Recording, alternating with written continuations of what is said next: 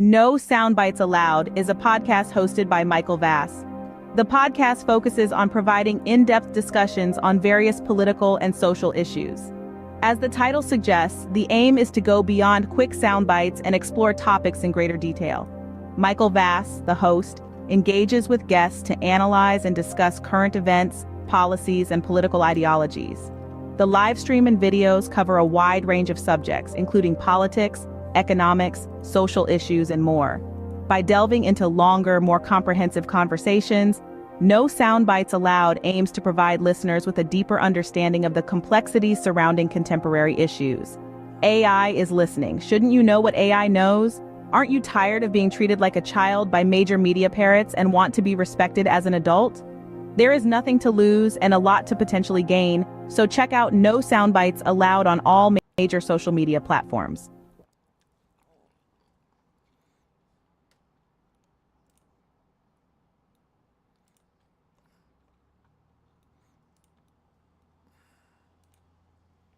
All right, everyone. Hello and thank you.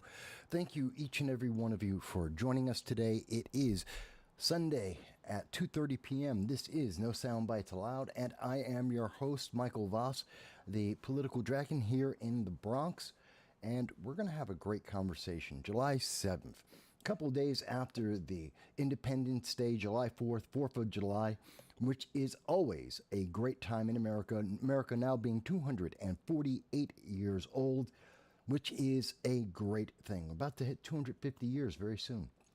I'm looking forward to that quarter of a millennia of America being in existence. I'm looking forward to that.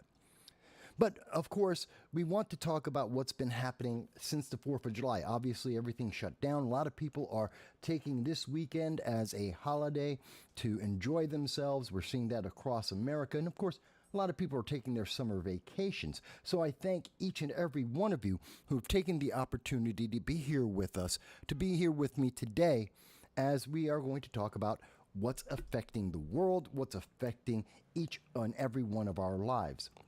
If you are new to the channel, we welcome you. We thank you for being part of our audience, no matter what your political beliefs may be. We thank you for being part of our audience and giving us some time to speak with you today. We believe in the First Amendment. We believe in your right by birth to be able to talk about the issues that affect each and every one of us, something that is unique in America and really not seen across the world. And because of that, we look forward to seeing your tweets, your chats, your super chats, your phone calls. Yes, you can call into the program at 929-715-8569 to give us your thoughts about whatever issue you think is important, whether you agree or disagree with any view or situation that we bring up on this channel to talk to you about. That's free speech. To talk about things even if you disagree. And we're more than willing to do that here with you today. Now, for those who are new to the channel, I know we've been getting a lot of new people who've been checking out our content, and I appreciate this across the world. We normally start off first with any breaking news that may be of interest to many of our viewers, to talk about that. We then go into the international, how America is affecting the world and how the changes in the world are affecting America. We then finish up with U.S. domestic, how the United States is dealing with internal issues and affecting itself. Now, one of the big themes or big issues that is happening right now across the world, even as we speak right this second, are elections. Not just the 2024 elections for the U.S. presidency, but also we're seeing right now people are voting in France to determine how far center-right we will see France become. We are seeing that there has just been a change in the government in the United Kingdom, where they have taken on the leftist. They've done exactly the opposite of Europe, the exact opposite of what we're seeing in France, and they elected a leftist government under Keir Starmer. And how is that going to affect the United States? And of course, what we're seeing now with Joe Biden, not just the debate, but since the debate, the conversation that's being had by Democrats publicly, the polling by the public about Joe Biden and his mental state, how that's affecting world leaders and world policy. And of course, Joe Biden and his most recent debate, or excuse me, interview with George Stephanopoulus of ABC News, a former DNC operative who went into the news media, who did a very friendly interview with Joe Biden. But how did that work out? We're going to be talking about all of those things. We'll also be talking about the situational disability that you have from playing video games. That's right, there's a new category of disability for those who play video games. We'll talk a little bit about that. We'll talk a little bit about what's happened, the election in Iran that just happened. How is that going to affect the ceasefire talks in Gaza? How is that going to affect the hostages held and tortured by Hamas? How is that going to affect the Middle East going forward?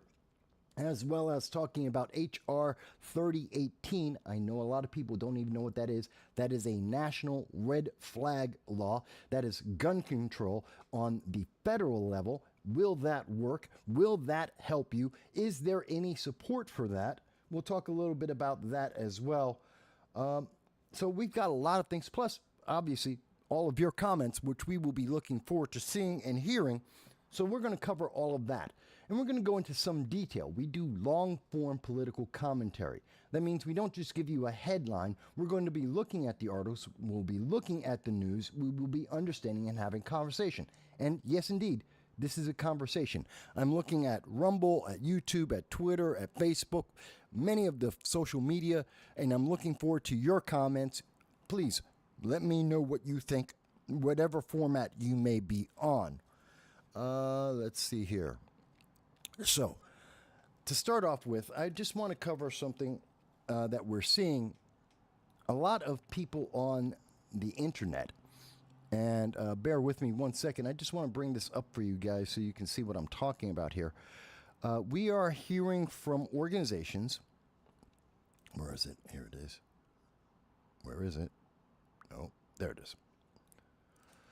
So I just want people to be aware of some of the gaslighting that is going on out there. Now, just before the show started, there's a channel on Twitter, or X, whichever you want to call it, that's called Biden Wins. And I want people to be aware that there is a lot of gaslighting happening on the Democratic side. We have this individual who goes, Biden wins. And he says, breaking news, new CNN poll shows 91% of Democrats are enthusiastic about supporting Joe Biden.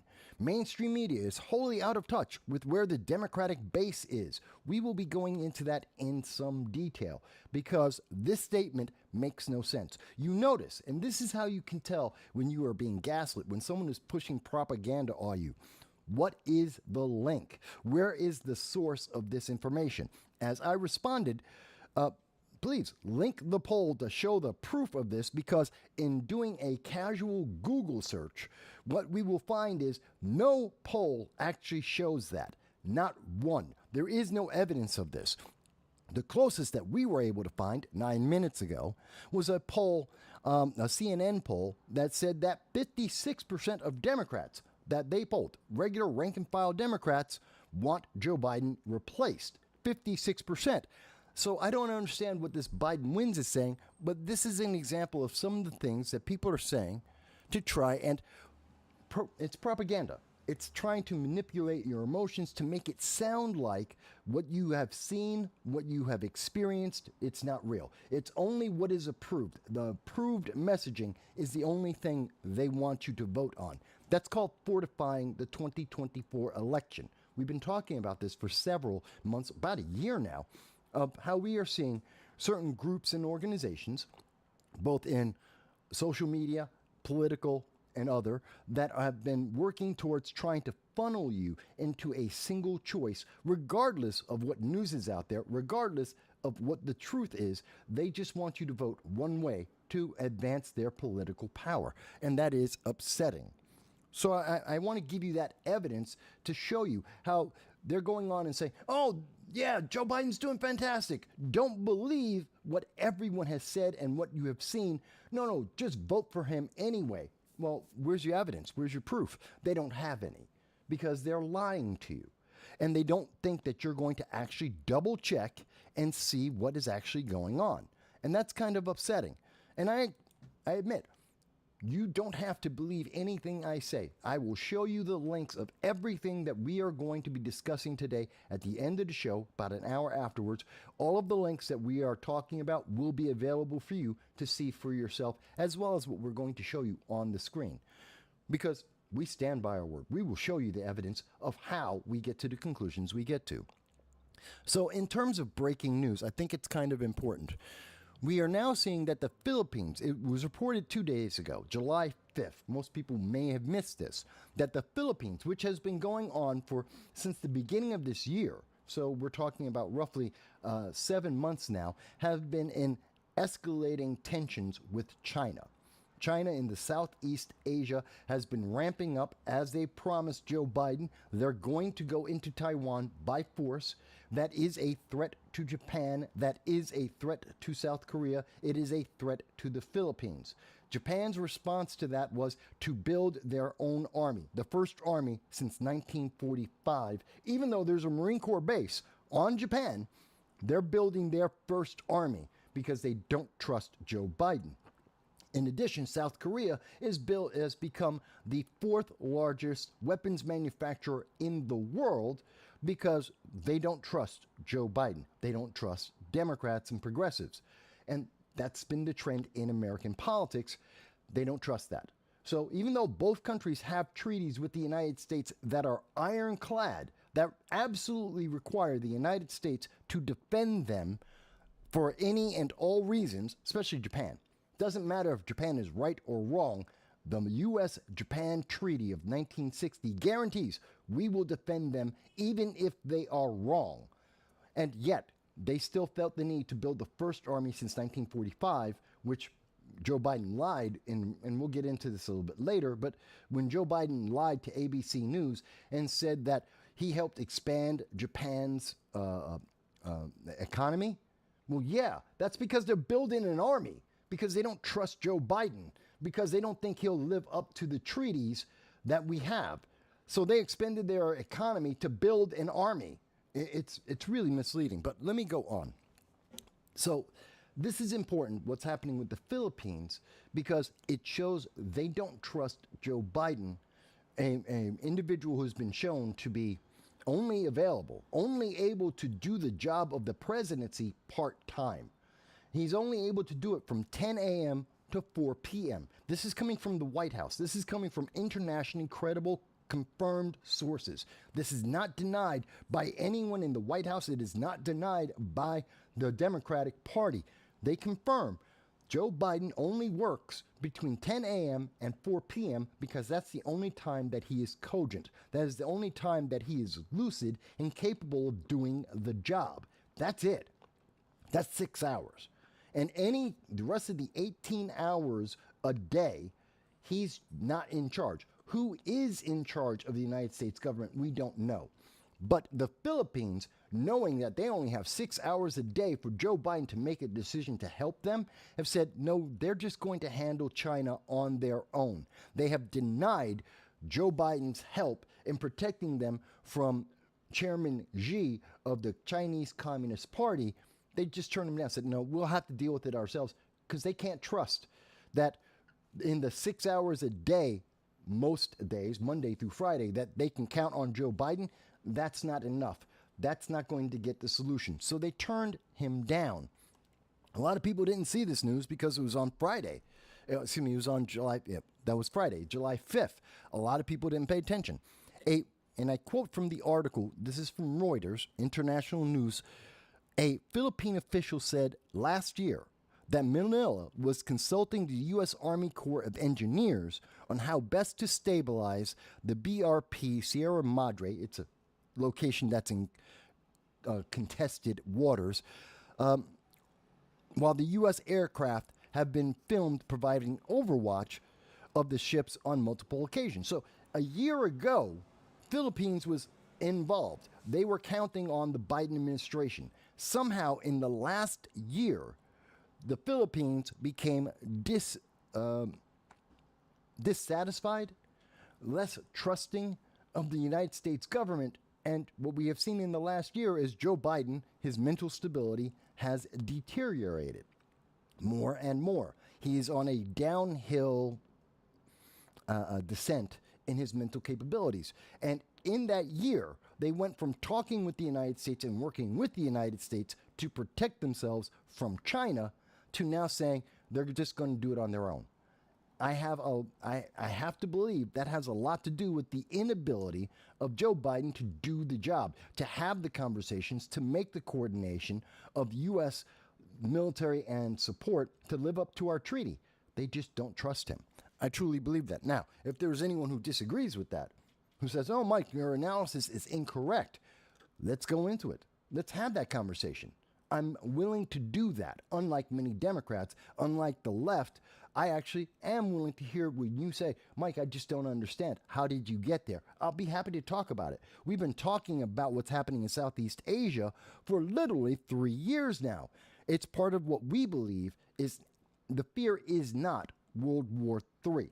When people tell you that, they are sensationalizing things. They are using fear. That is a tactic of fear-mongering to scare you into a political ideology, a political outcome, a fortifying of their political ideologies. They're taking advantage of you. The world is not facing World War III. What we are facing is 3 simultaneous regional wars. And that's in Europe, that's in the Middle East, that's in Southeast Asia. That's what we are facing. That is the true threat. And actually, it is worse than World War III. And to quickly sum that up for people, to make you understand, why do I say that? See, in World War II, even in World War I, there was a unifying ideology. There was a common thread amongst the various fighting nations. And everyone was aligned on those similar threads. And you could beat that thread, that similar ideology, and that led to the end of the war. As an example, very obviously in World War II, when we beat Germany, when we beat Adolf, then that was breaking the Axis powers. And we saw the war in Europe end.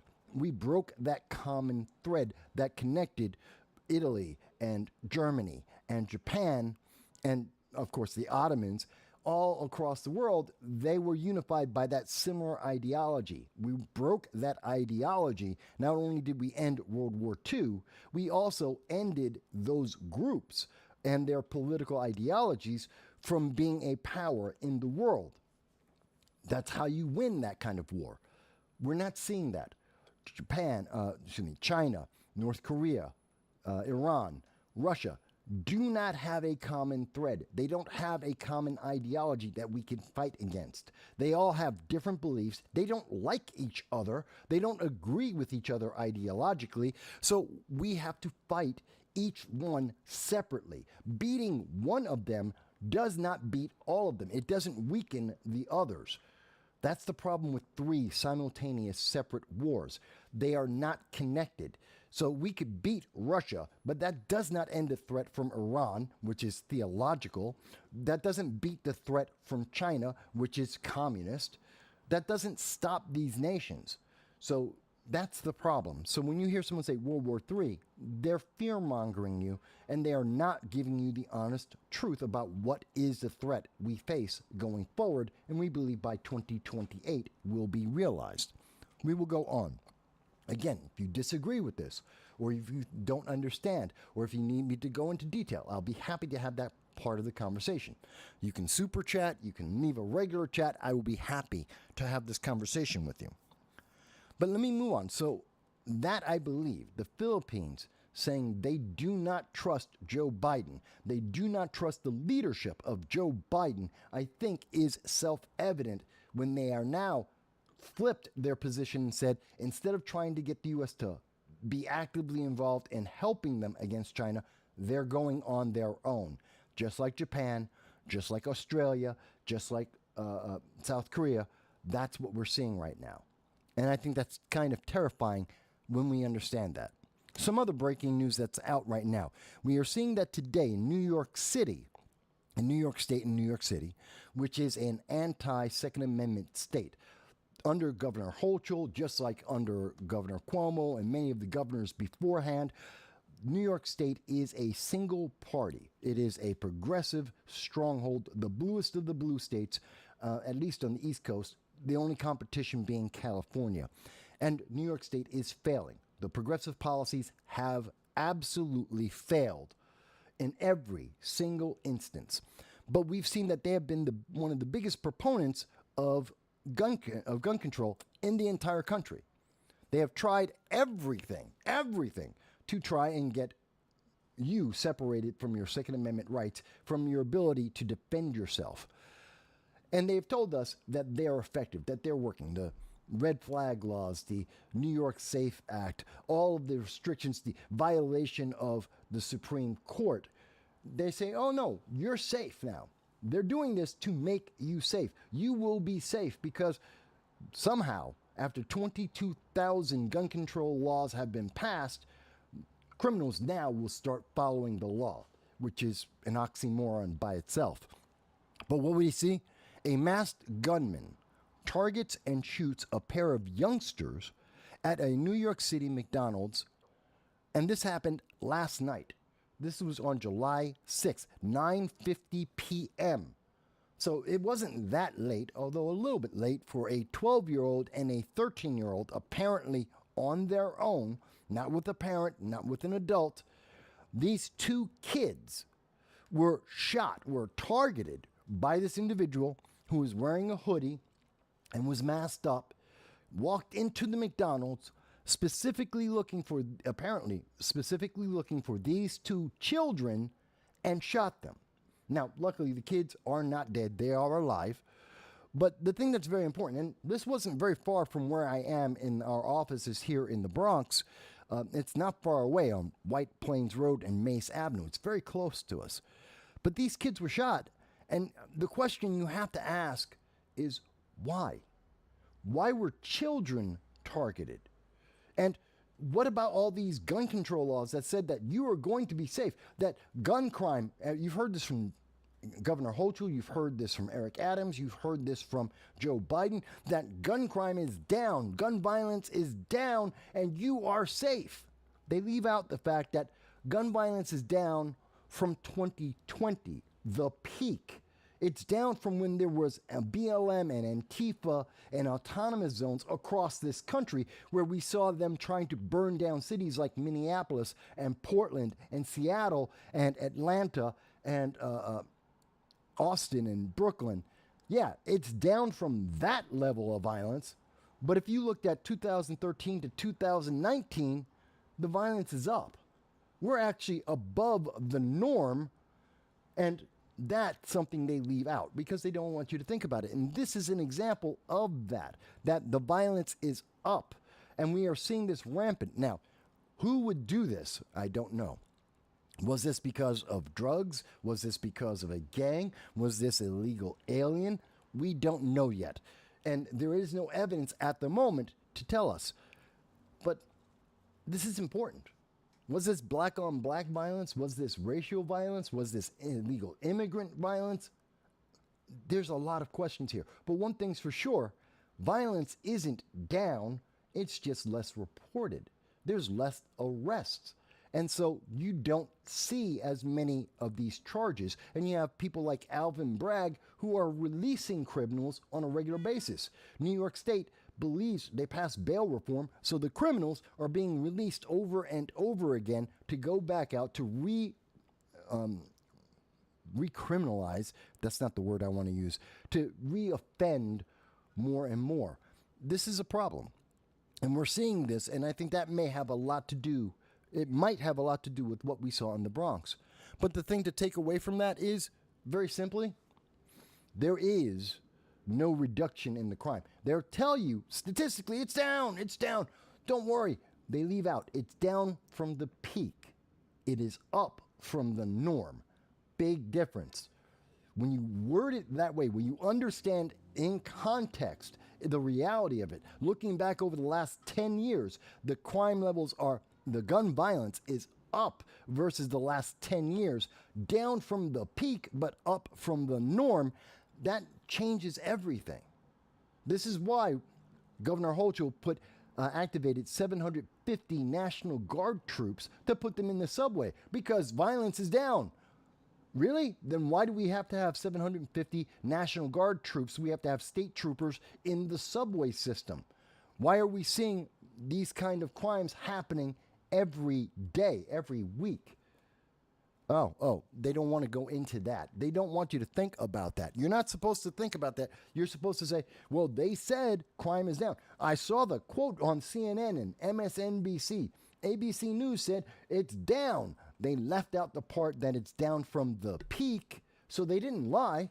They just obfuscated the truth. They just hid the part that's important from you, that it's above the norm but below the peak, which is not good for you. That is still an increase. That is still a problem that is not resolved. And their policies, whether it's red flag laws or whether it's gun control in all its forms, isn't working because punishing the literal 99.994% of lawful gun owners in America. 1 out of 2 people own a firearm. They own on average 2.5 firearms per person. If they were the problem, you would probably not be alive right now. That's not the reality. The reality is it's a very small segment of people who don't follow the law. And laws targeting the legal, lawful, non-criminal gun owners does not stop criminals, gangs, the mentally deranged, illegal aliens that have no belief in the law. So let's be honest about that. I mean, at least let's be honest about that. Okay, let me go on with some of the other breaking news that we see out here. I wanted to also, breaking news, we see that there have now been 2 radio hosts who are black, who target black audiences, that the White House has been planting questions with, that they have given them interviews, which is fantastic. This is, our federal government, this is the president reaching out to voters to tell them more about what his ideology is. I have no problem with that part. The problem I have is they are planting the questions. This is supposed to be a guy who's sharp as a tack, who's able to deal with any and every problem, that in the 6 hours that he works, he's able to do what other people would take 24 hours to deal with, that he can handle all the problems of the world and the United States in 6 hours. And to do that, he can't take questions off the cuff. He can't answer something that someone hasn't set up beforehand. We now see that this is the second. Earl Ingram was the second person who has revealed to the world that the Biden campaign, not the administration, the election campaign, are reaching out and saying, we will let you speak to Joe Biden. You can have an interview with the president. This is something that can make or break various personalities, whether you're on the internet or in mainstream news media. This can make or break your career by being able to interview the president of the United States. But there's a caveat, there's a catch. They have to push the propaganda line. This is like doing an interview with Disney, or if you want to be on the in crowd with Disney media. You want to review all the Disney shows. You want to get advanced copies of things like The Acolyte or Echo so that you can review these shows, that you can be invited down to Disney World and Disneyland and get the full guest media treatment. Well, you can get all of that and all the little goodie bags worth thousands and thousands of dollars. You can get all of that and be able to improve yourself versus the rest of the entertainment media. You just have to toe the line. You just have to push the agenda. You have to say that Disney is the greatest thing ever. Disney Star Wars is the best thing ever. The Acolyte is the bestest ever, until the next bestest ever show shows up. That they are phenomenal. They're doing the best, even though 14% of people actually think it's a decent show and everyone else thinks it's piss poor. Well, you have to protect your access, and that's what they call it, access media. You have to protect your access media status. You have to approve it. Disney doesn't say, oh, you have to say this. Disney says, if you don't say what we like, if you don't promote our garbage, well, then you lose all access. Same thing with mainstream media. Same thing in politics. It happens all the time. I've been doing this for 2 decades. 20 years, I have been talking with politicians and candidates at every level of government, local, state, and federal. I have interviewed members of Congress, candidates, I've interviewed mayors and members of assembly and state legislatures all across this country for 2 decades. And I often have heard from elected officials on the left and the right, and I've heard them say, they're afraid of the next election. So they go, well, I need to know what the questions are before I do the interview. No, you don't get to have the questions beforehand. If there's a specific topic, if I want to talk about a bill, say H.R. 3018, that they may have co-sponsored, which say Richie Torres, I'm going to interview Richie Torres. And if he wanted to know ahead of time, no, you don't get to know the questions. But I will tell you that I will ask a specific question on H.R. 3018, which you support. Okay, well, that's something that, in that example, now you know what the topic is. So when I ask you the question about, let's talk about H.R. 3018, a national red flag law that you support, well, now you can't say, I don't know what it is. You can't say, I'm not familiar with that. You were told ahead of time. You knew there would be a question about that. It's not a gotcha because you knew and you were told to be prepared. There would be a question, at least one, on that topic. See, that's a different thing. And many people in the news media will do that so that there isn't a gotcha, because it serves no advantage to anyone to ask a question of a candidate or an elected official and say, okay, we want to talk about this bill. And they go, I don't know that one. I don't know about it. I don't remember it. Well, then there's no point in talking about it, is there? Well, then you've just wasted time of the public. You've just wasted time of voters. You've served no purpose. That's both for the person asking, the interviewer, and the interviewee. It's a waste of time. It's useless. And people may do it because they want to go, gotcha, see, you're supposed to remember everything you do. No, I don't believe in that. You're supposed to know if I tell you, and that's the difference. So if Joe Ingram, if the news media were saying to the White House, I want to ask a question about Ukraine. I want to ask a question about the Americans being held hostage by Hamas. I want to ask a question about the Philippines and our support of the Philippines versus the CCP, Chinese Communist government. Or we want to talk about international trade with Taiwan and Japan. Okay, that's a topic. They can be prepared. That comes from the news media. That's not what happened here. Joe Biden is targeting black media with specific questions to prop up Joe Biden so that when black voters listen to him answer a question he knew was going to be asked, he had a prepared answer. It's a setup. It's worse than a bait and switch. It's not realistic, and they're basically buying the credibility of Ingram and other news media. They're buying their credibility and using that to advance a political agenda. They're railroading the black audiences, the black voters, to get to vote for Joe Biden. They're funneling you into a singular outcome. You have to vote for Joe Biden. Why? Because you're black. And since you're black, you must be a Democrat, or you at least have to vote Democrat. And look, you like Joe Ingram. You think Ingram is Earl Ingram. You like him. You think he's a good voice of the news. He covers it well. Fantastic. He is telling you that Joe Biden is fantastic because Joe Biden told him to say that, because Joe Biden made it part of the question. This is going from, and this is being reported by ABC News. So you can't tell me, oh, that's just right-wing conservative. Mike, you're just right-wing. You're conservative. You're making this up. This is coming from ABC News. This is the left-leaning media exposing itself. So Ingram says, yes, I was given some questions.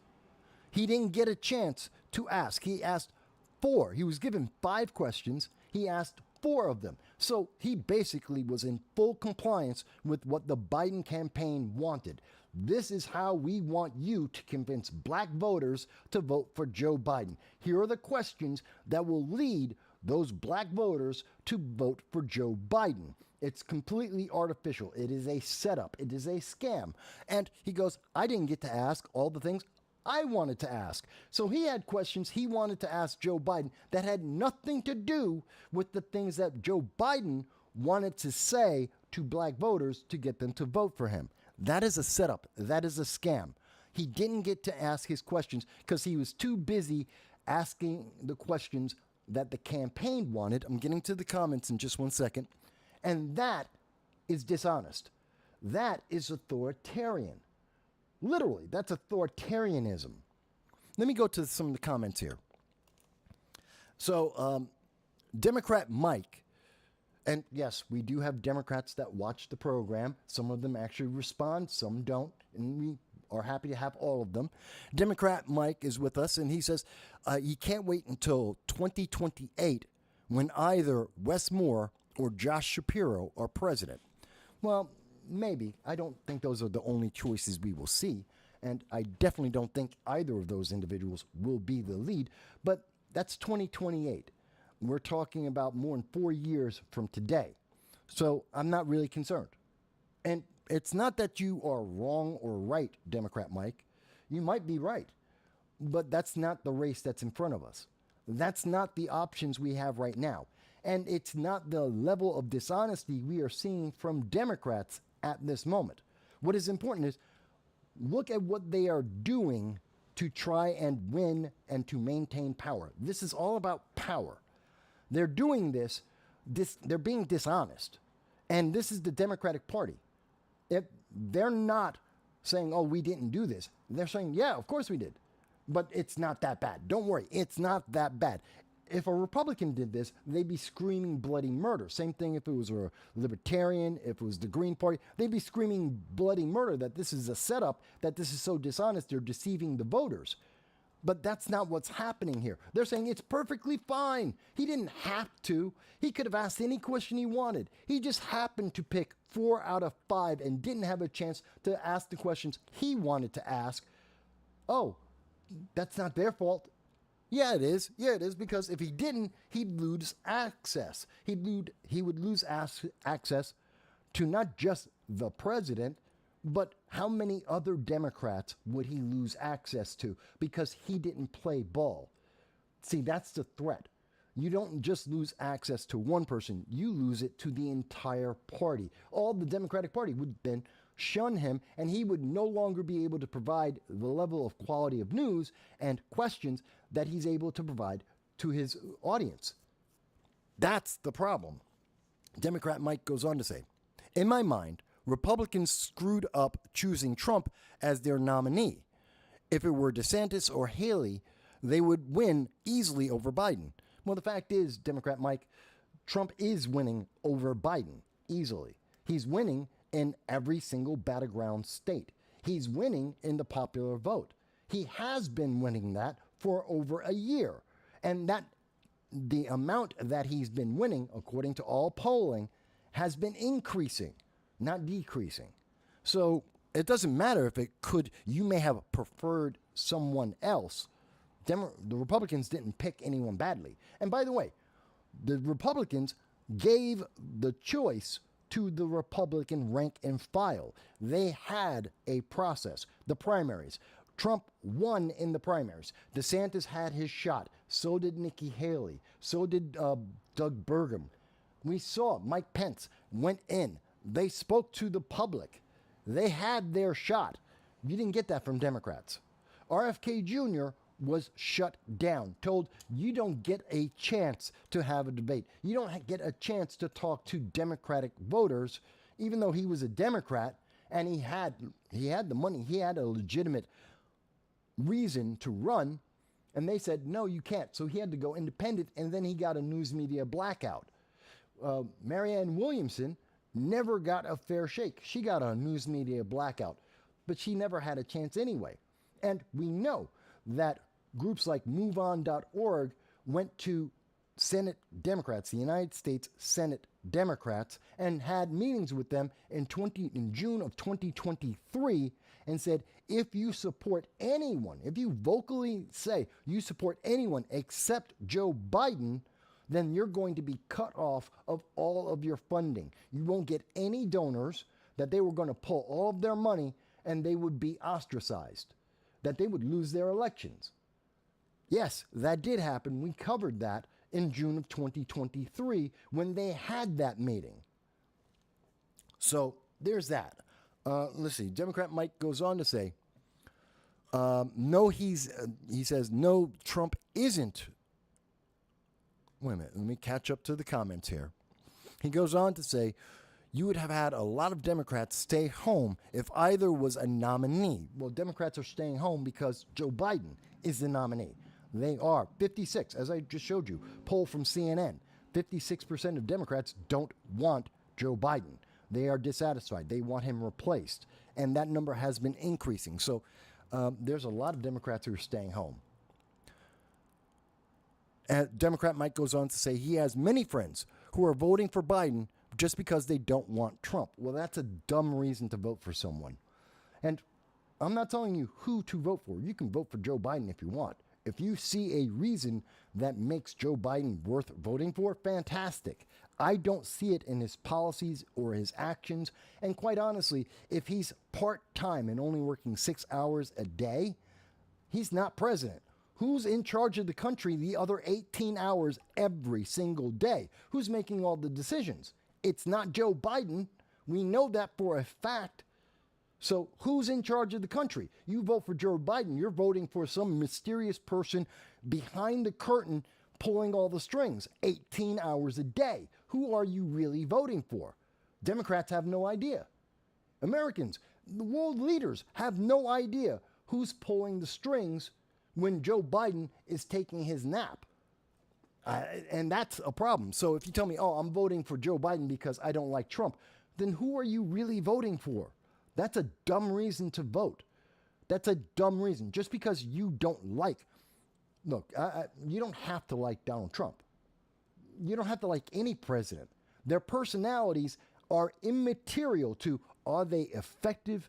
Are they efficient? That is the only reason to vote for anyone in any elected office. I don't care which office you're talking about.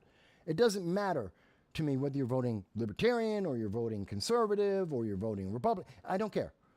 Is the candidate effective and efficient, or at least that you believe that they are effective and efficient?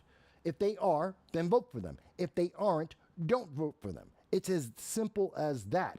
We know Trump was effective and efficient. You don't have to like him. You don't have to like what he says. You don't have to like his tweets. You can think he's a horrible human being. Doesn't matter.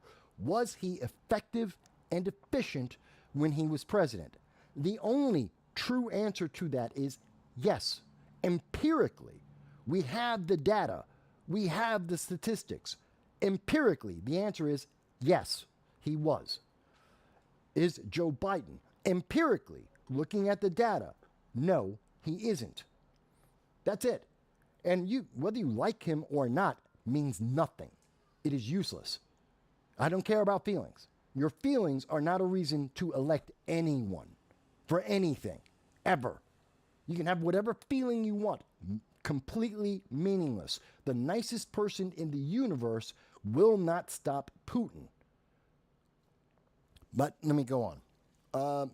Democrat Mike goes on to say, he says that Trump he's not leading, but it's close. That is not correct.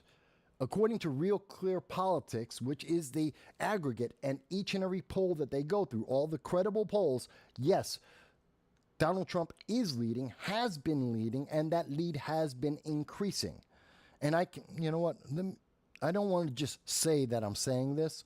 Let me show you the evidence of that, okay? So that you can see this for yourself. Because I hear this a lot. We've heard this online. I showed you what Biden wins is trying to say. Here's the truth. Now, Real Clear Politics is an independent organization. It's not leaning left or right. All they do is they take the data from all the sources, all the credible news sources, all of their polls, and they put it in front of you and say, here's what the average is. So as an example, looking at all the polls for Arizona as of July 7th, Trump is 47.8, Joe Biden is 42.4. That is a 5.4 lead for Donald Trump. That's looking at each and every one of the polls in that state to date. If you're looking at all the top battlegrounds, that's Arizona, Nevada, Wisconsin, Michigan, Pennsylvania, North Carolina, Georgia, as of today, Donald Trump wins in every single one of them with an average of 3.8. He's up 3.8 points. Now, is that slim? Yes. Is it a lead? Yes. And what you can see is, and this goes back to November 5th, that they have this aggregate tracking all. This is just the battleground states. And you can see there has never been a moment where Joe Biden has been in the lead. Not once. That's just one example. But just to be more clear, and again, I want people to understand the truth versus the feeling. So 2024 election, general election, looking at polls from the New York Times, Wall Street Journal, CBS, Reuters, Yahoo, Harvard-Harris, CNN, Morning Consult, Survey USA, Forbes. These are all names you know. These are all credible, internationally recognized polls. You see all except one, only Reuters, on July 1st, their poll was a tie. Every other poll is for Donald Trump with a net overall average of 3.3% lead. Not a lot, but it's a lead. And if you look at this consistently, one, look at the gap that has happened since the debate. It's been enormous. It has grown to one of the highest, one of the largest leads for Donald Trump since, this goes all the way back to, this is a year. Over the last year, we haven't seen so much of a lead for Donald Trump. And he has been consistently leading Joe Biden overall. So, and when we look at poll after poll after poll, not to say that, yeah, there was a Morning Consult poll on the morning of July 28th. Yeah, it had Biden up by 1. There was one by TIPP that had Joe Biden up by 2. There was a tie back on the 21st of June. Yeah, I'm not saying that Joe Biden has lost every single poll, but look at the trend. And the trend tells you what you're seeing. That, yeah, so you are factually wrong. Factually wrong. You can feel whatever you want to feel. You are factually wrong. I don't look at one poll on one day. I look at all of the polls averaged out. I look at the trend over time. And the answer is, yes, Donald Trump is leading. He has been leading, and his lead has been increasing. That is factually correct. So some of the recent battleground states show Biden leading now. No, they don't. No, they don't. But I can understand why you would want to believe that. That's not correct. So Democrat Mike, I know you have a lot of opinions here, and I'm not going to, this isn't a debate between me and you. And I'm not discounting. Obviously, I've spent a good amount of time talking with you directly. I, of course, always advise you, call in. 929-715-8569. And I can go through and we can debunk and go through the data as it exists, not feelings, but the data. I understand you feel. And Democrat Mike, I respect that you are a hardcore Democrat. You believe in the Democrat ideology. Fantastic. You're wrong. And again, I'm showing you the evidence of that. But you're also somewhat detracting from something that I was trying to talk about previously. And I want to get back to that. And I want to be very clear about that. That Democrats are gaming the system. They're gaming voters.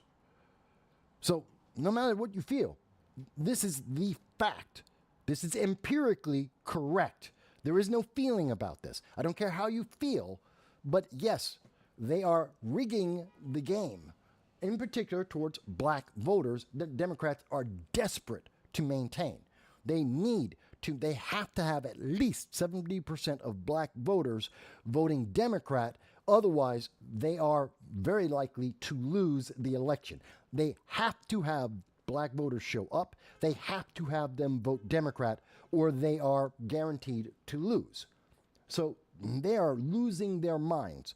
and they are targeting black voters by setting them up, which is the example that we see with Earl Ingram. There is no way around that. There is no excuse for that. And the world is watching this. And as much as you're seeing this, this is breaking news today. And we know that this is something that's been happening for a while. Besides the fact that this has happened at 2 different black radio hosts targeting black audiences, this isn't new. Because we know going back to February 2nd of 2021, the Biden press office told journalists, told the news media that they had to put their questions in advance so that Joe Biden could pick and choose which answers he would give, which interviews he would do. This isn't new. They've been gaming the system since February of 2021. This is just a continuation of that they are isolating and they are fortifying themselves, putting up a brick wall saying, oh, that's a question that may not help Joe Biden win the election. They won't answer that. And that is a problem. You want access to the president, which will give you more money. You'll have more people watching your live stream. They'll be listening to your program because you have an exclusive interview. Fantastic. You want that money. You want that recognition. Then you are set up. You have to push the agenda. That is dishonest. And I guarantee you that Earl Ingram did not go onto his program saying, oh, the Biden campaign gave me 5 questions. I'm asking you 4 of those questions, and I don't have time to ask anything else. He didn't tell his audience that they were being set up. He didn't say that this was the approved questions that he was essentially told to provide. And again, he wasn't the only one, because Andrea Lawful Saunders, who is the host of The Source, she had the same situation, where she had a list of 8 questions she was told, here's the 8 questions you should ask Joe Biden. And she asked 4 of them. Now, that just tells you it's a setup. They are setting up black voters. But they weren't at least honest enough to tell you that. And we know that they have been doing this since February of 2021. We have the evidence. This isn't something that is new. I mean, this is the breaking news. And we should, as Americans, and the rest of the world is looking at it going, yeah, but that happens all the time. It may happen all the time in Bolivia. It may be something that's absolutely normal in Angola. This may be what people expect in Thailand. That's not the American way. That's not American politics. This is deceptive. This is authoritarian. This is cruel. I don't see how anyone can take it any other way. Yes, I agree with you, Democrat Mike. The American voters are smarter than the news media, the mainstream news media gives them credit for, but they need the evidence ahead of time.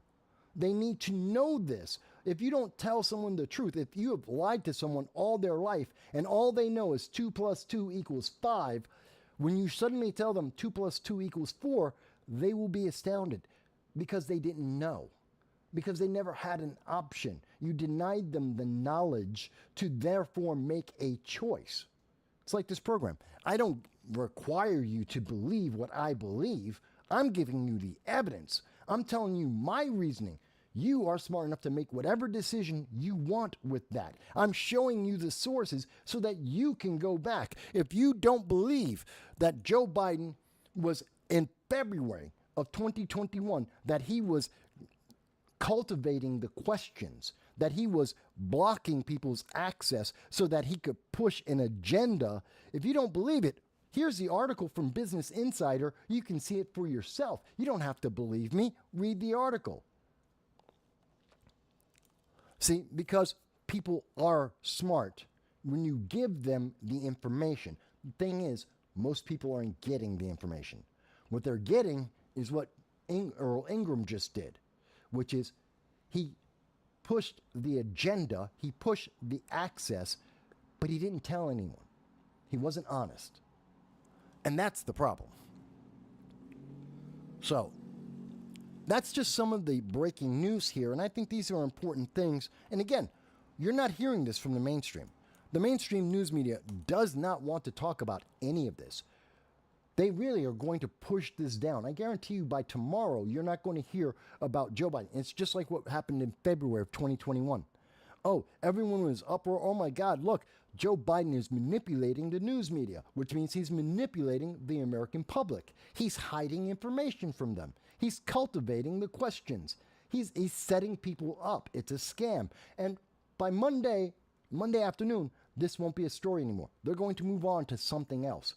They're not going to keep talking about this. They're going to talk about the donations that Joe Biden had. They're going to talk about whether or not donors are going to stand behind Joe Biden or if he's going to be replaced. And who's he going to be replaced by? They're not going to mention that Democrats are more than happy to set up voters just because they want to push an agenda, because they want power. That's the important thing to take from that. Don't worry, Democrat Mike. I'm going to get to the French in a moment. I'm getting there. So, still with something I should mention is we did put out a poll earlier. People may have noticed it, where we put out a poll a day ago. Not a lot of people have taken it here, but we do have it on YouTube. We do have it on Twitter. And what we asked is, based on the interview with George Stephanopoulus of ABC News, for the people who watched that interview and also watched the news that unemployment is now at 4.1%. Unemployment is up for the third month in a row, and it is increasing under the Bidenomics, the Biden administration's economic policies. So with that understood, we asked, okay, do you believe that Biden has completely recovered, that he's back to normal? Is he delusional about his prospects of winning the 2024 election? Have your opinions remained unchanged since the debate, when people got to see the unfiltered, honest reality of what Joe Biden is right now, his status, his mental status right now? Or Biden is doing better, but you still think he's going to lose? Which one of those? And as you can see on the screen, most people believe that Joe Biden is delusional, at least so far who have answered it, have said Joe Biden is delusional to think that he is going to win and that he has as much support as he said in the George Stephanopoulos interview. Looking at Twitter, which had fewer results, more people viewed it, but fewer results, we see a similar thing, that most people overwhelmingly are unchanged. Their opinion about Joe Biden, about the 2024 election, has not changed, even though they were able to see the George Stephanopoulos interview, the very friendly interview, and listen to Joe Biden's answers. They were not changed. No one believes that Joe Biden is fine, that his mental stability is fine. It was just a one-off. There is no, this was just an accident. Based on all evidence that has come out so far, we know for a fact it's not a one-off. This is the norm.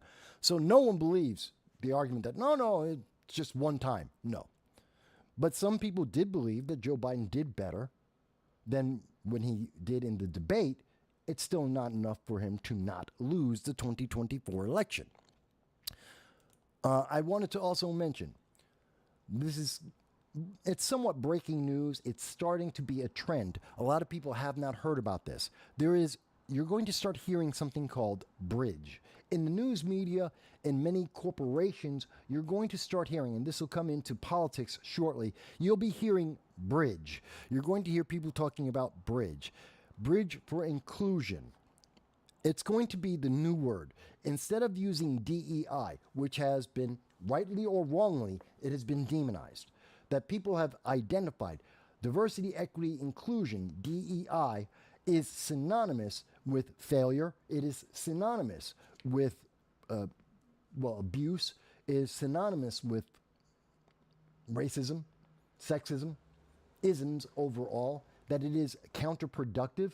They've changed that because the left has seen people do not react to that well. And it's the same reason why people no longer like to go around saying they're liberals anymore. Now they are progressives. They don't want to go by socialists. They go by progressives. They don't want to go and say they're communists. They say they're progressive. See, that's the words. They're changing the words because the word previously associated was negative. It's kind of like why Obama never, not just Obama, but the Democrats, they stopped mentioning shovel-ready jobs. They won't say that. What was the other thing that Obama said at the time about his economy? I'm losing the word right now. But there's several words that once they're identified with being, stimulus. Obama will never say stimulus. You don't hear Democrats talking about stimulus anymore. It was a big term in 2009, 2010, 2011. It completely failed. The economy failed. Under the Obama administration during that time, they stopped using those words. We have yet to hear Democrats pick them back up. Now you're going to see that they're going to stop using the words DEI.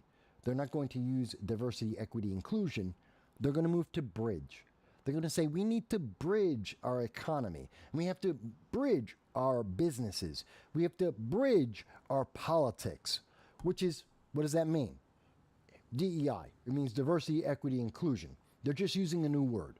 It's just a new word to use it so that it's not associated with the negatives of bridge, of DEI.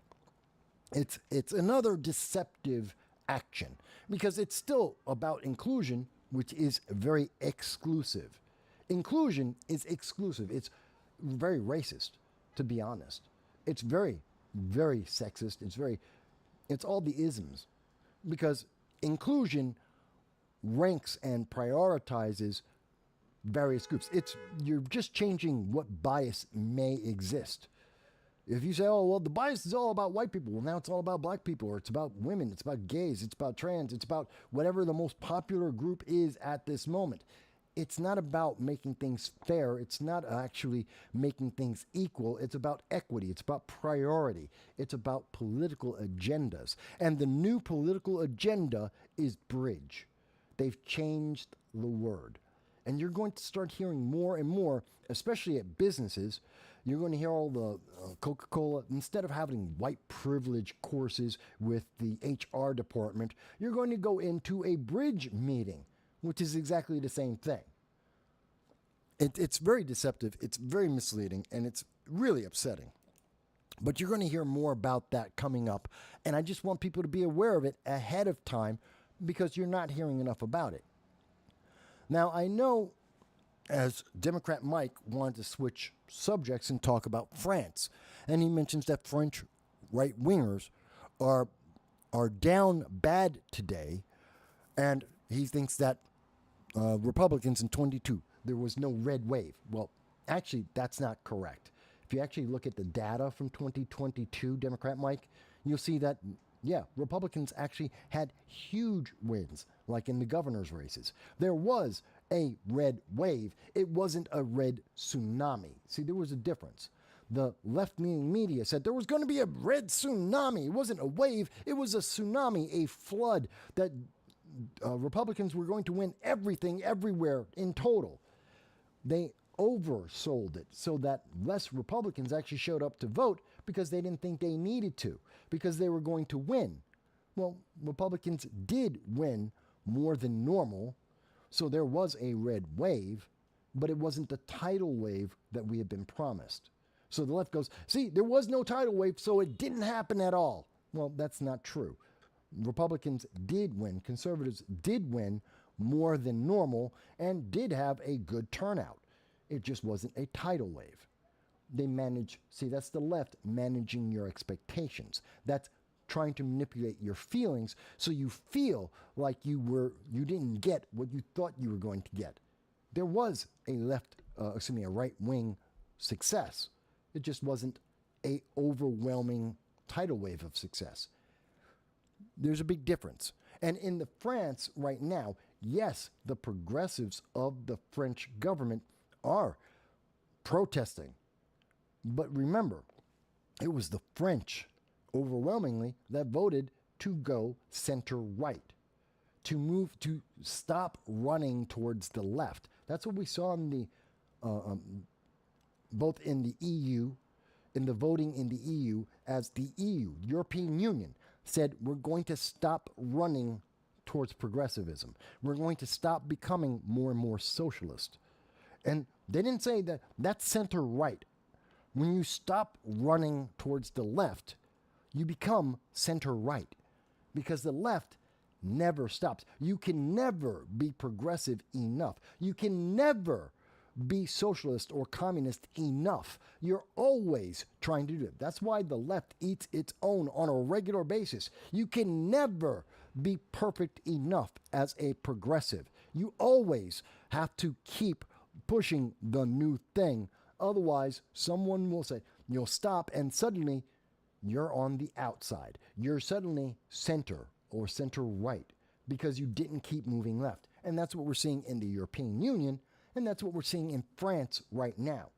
They just want to stop running left because running left, becoming more socialist, more progressive, is not positive. It has not worked. We know this. This is a fact. We've seen it in the elections. That's why France is going through this. And the left are panicking because if France stops constantly trying to be more progressive, well, that means that people are going to lose their free rides. They're going to have expectations of, I don't know, working throughout the summer. They're going to not get all their government subsidies. Illegal aliens will be kicked out of the country. So those are people that they will no longer be able to manipulate and abuse. You will see a change, and people will have to work harder for the things they want. It won't be just government subsidized to them. And those people, realizing that they will have to work and earn and actually justify their lives, yeah, they're protesting. And we see that here in the United States as well. So I'm not surprised, Democrat Mike. I'm not surprised at all. And we see this. So where did I want to go with this? So the French are going to the center. England, by the way, has taken a different tack. And imagine that we have Trump in.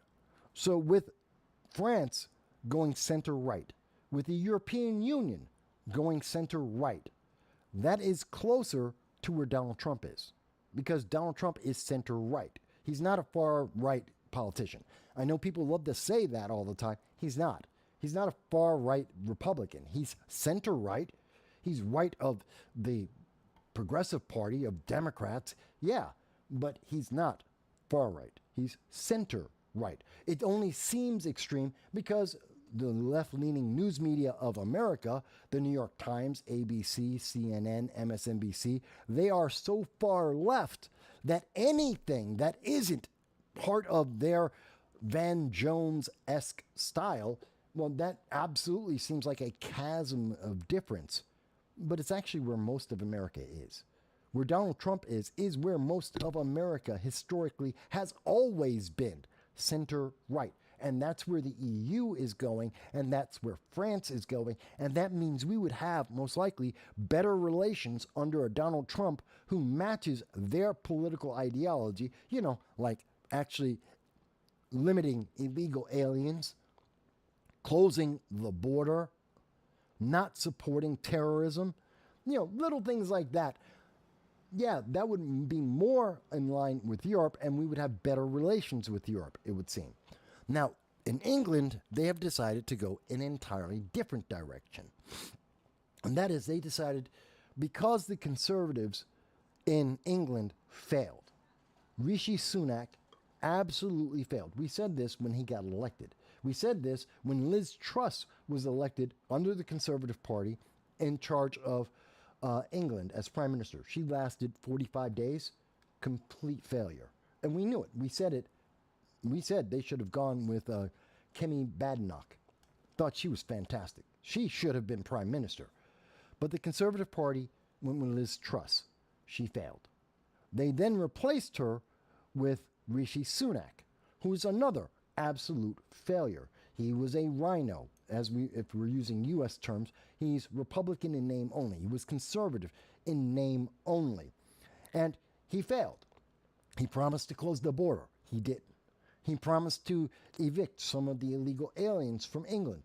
He didn't. He said he would get the economy under control. He didn't. He didn't he didn't get the hostages, the British hostages, taken by Hamas, 9 of them. 9 individuals were taken hostage by Hamas. 17 people were killed by Hamas on October 7th, 2023. 9 British citizens were taken hostage by Hamas. They have been tortured. They have been sexually abused, as stated by the United Nations. And Rishi Sunak didn't get them home. He didn't protect those people. Now, he did do better than the United States in terms of Sudan. He did go into the Sudan and he got more British citizens out of the Sudan than the United States by over 500%. It's the same thing what happened in Afghanistan. When Joe Biden ran away from Afghanistan, abandoning 5,000 Americans and just walking away, leaving weapons and money and ammunition behind, yes, the British government under Rishi Sunak was able to get more British citizens home than the United States did, absolutely, but it wasn't enough. And so the British people said, well, if the Conservatives can't do it, no matter which person we're putting in as prime minister, then they said, okay, we need a new person. And so they went to the left. They said, well, let's go with the progressives. Let's start running left again. And who did they get? Keir Starmer is this guy's name. He's the new prime minister of England, and he is a wreck. He is a mess. He is basically AOC, essentially. He's basically Cory Bush, Anna Presley. He's the Squad, the British version. He's a far leftist. And he's already said, and I believe I highlighted it, if not in this article, it's in this one, where he's already said he's going to stop deporting illegal aliens. Imagine that, because that's kind of what we're seeing now, where Joe Biden isn't trying to deport the illegal aliens. 300,000 illegal aliens that weren't supposed to be in America, he just forgot about them, said, that's all right, they're here. Leave them. Doesn't matter. And then, of course, illegal aliens are killing more and more women at college campuses across America and under bridges, even though they're underage girls. This is insane. But this is what they're now getting. Keir Starmer said, okay, fantastic. The left of England said, okay, they will not allow illegal aliens to be deported from their country. And so they were supposed to be sent to Rwanda. But instead, they kept them. And now he said, we're not even going to pretend like we're going to deport those illegal aliens. We're just going to keep them. Who's paying for that? See, that's something that's important. He hasn't said who's going to pay for all this. In fact, he says, I'm going to fix, the far left in England has said, we're going to fix illegal immigration. Except they have no plan. And they have never told anyone what their plan is. They said they will fix this, but they won't tell you how they will fix this. All they will tell you is, but we're not going to get rid of the illegal aliens that are here. We're going to fix illegal immigration, but we're going to keep the illegal aliens. Well, that doesn't sound like a very successful plan. And that's bad, because America's closest ally, England, is now going down a road we're trying to stop going down. They're going to become more like the Biden administration, as America is trying to go in the exact opposite direction because it doesn't work. Because Europe said it doesn't work, and they all went in a different direction. This is going to be a very confusing time. Very confusing. But a lot of people aren't talking to you about that. But these elections matter, because England is our closest ally. They are critical to the United States and to world stability. Absolutely critical to us. And if we got one guy who's trying to be AOC and we have another one who's saying the exact opposite, we're going to have problems.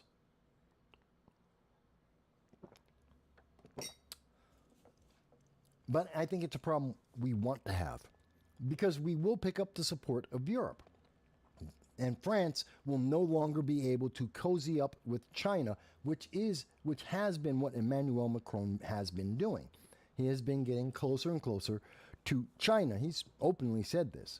We've covered it before, where he said he wants to be friends and he wants to work with China. He wants to get closer to China and communism than America, even under Biden. I think it's a stupid idea, but, that's where he was, and that's why he's getting kicked out of France right now. That being said, the elections around the world are having an impact, including with the United States. The 2024 election is having a massive impact on the rest of the world.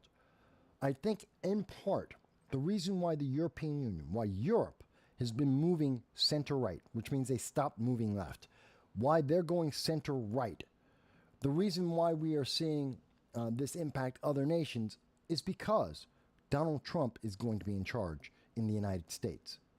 Joe Biden, world leaders they were laughing, the G7, the G20 were laughing at Joe Biden already.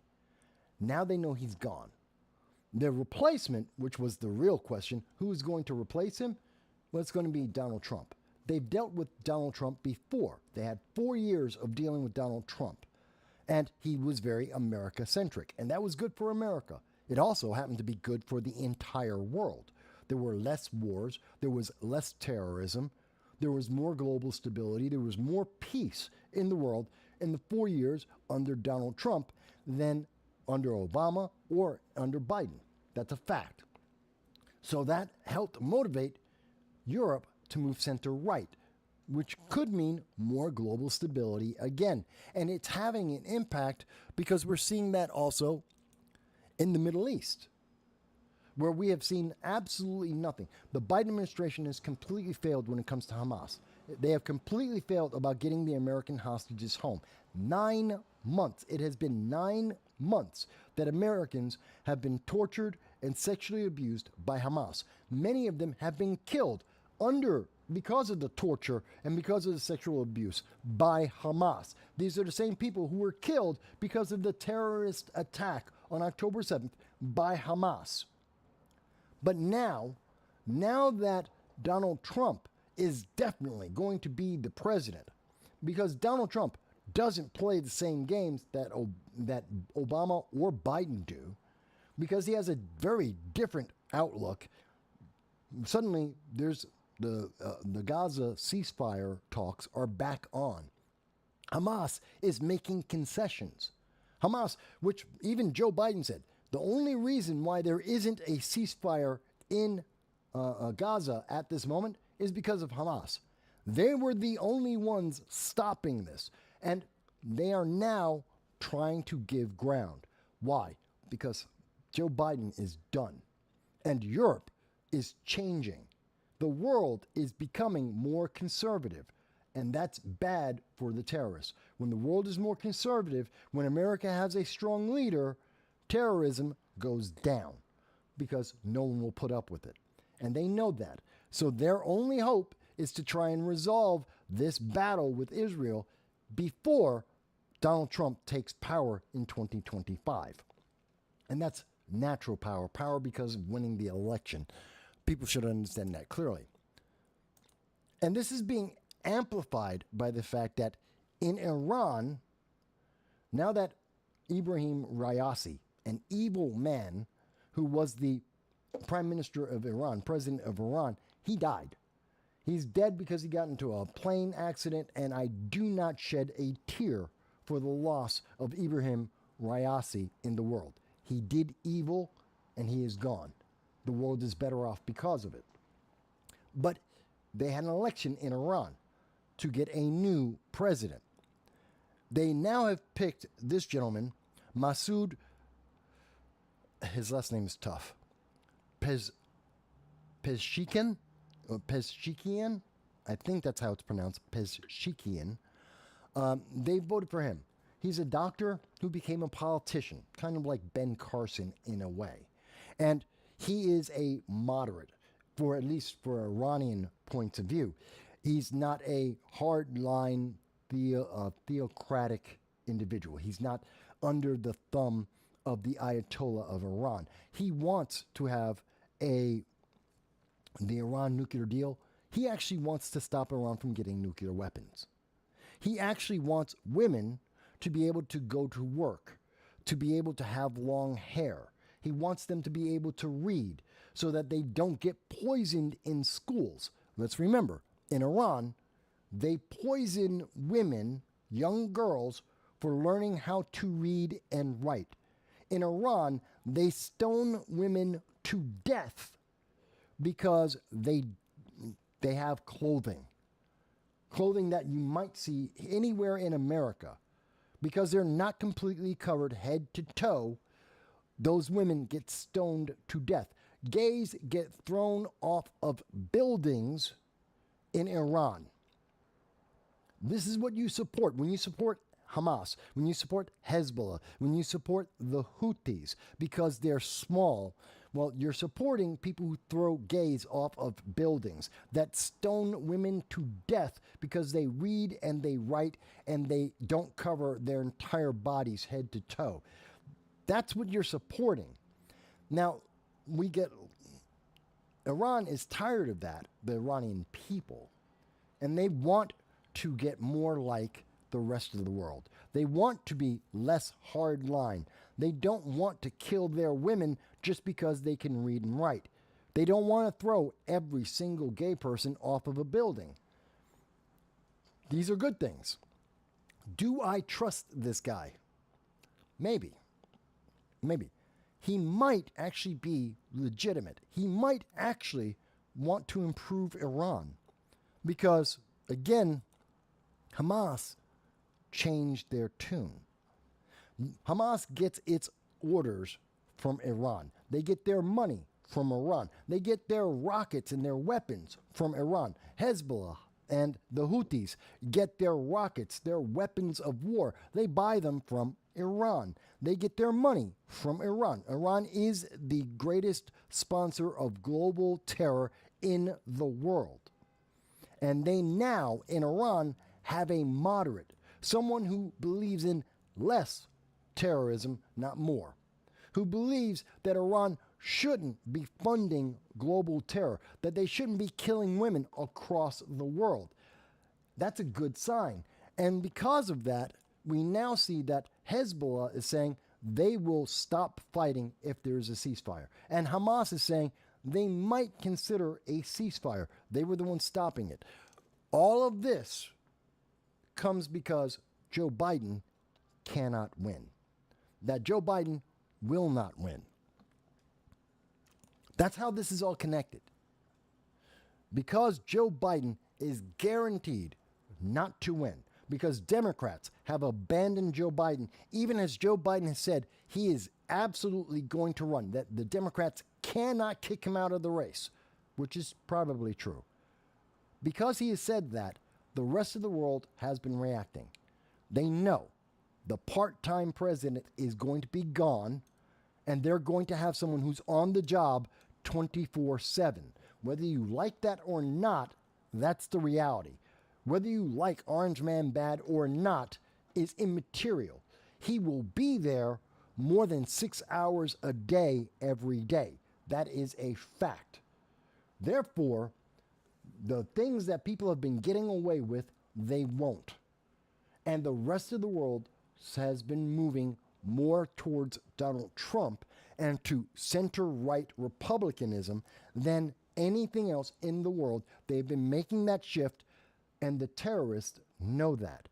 And that's why the terrorists are now talking about ceasefire. They're looking to end their wars. They're looking to get peace, to basically hold out until the next Democrat, the next weak president, is available for them to rise up again.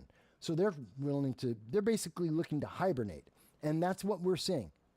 And we're seeing that in Putin too. He's talking about, again, Putin.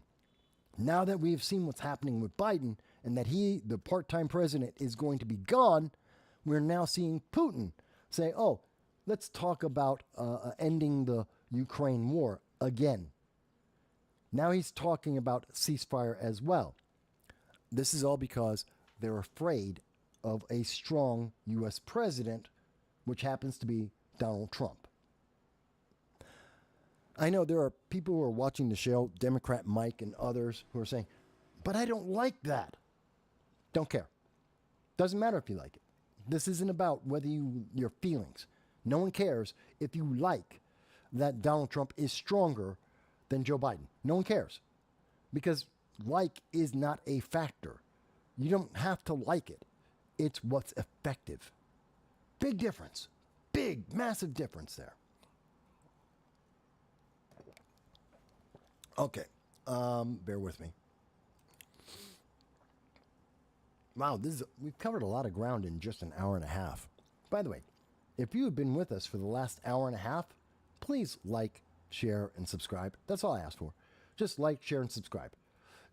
Like Democrat Mike, please like and share this.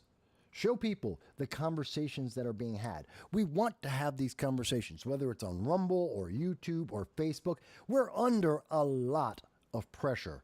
YouTube, Google love to suppress this. They don't want you to have this conversation. Whether you agree or not isn't the question. I'm not telling you you have to agree, but they don't want you to have any conversation.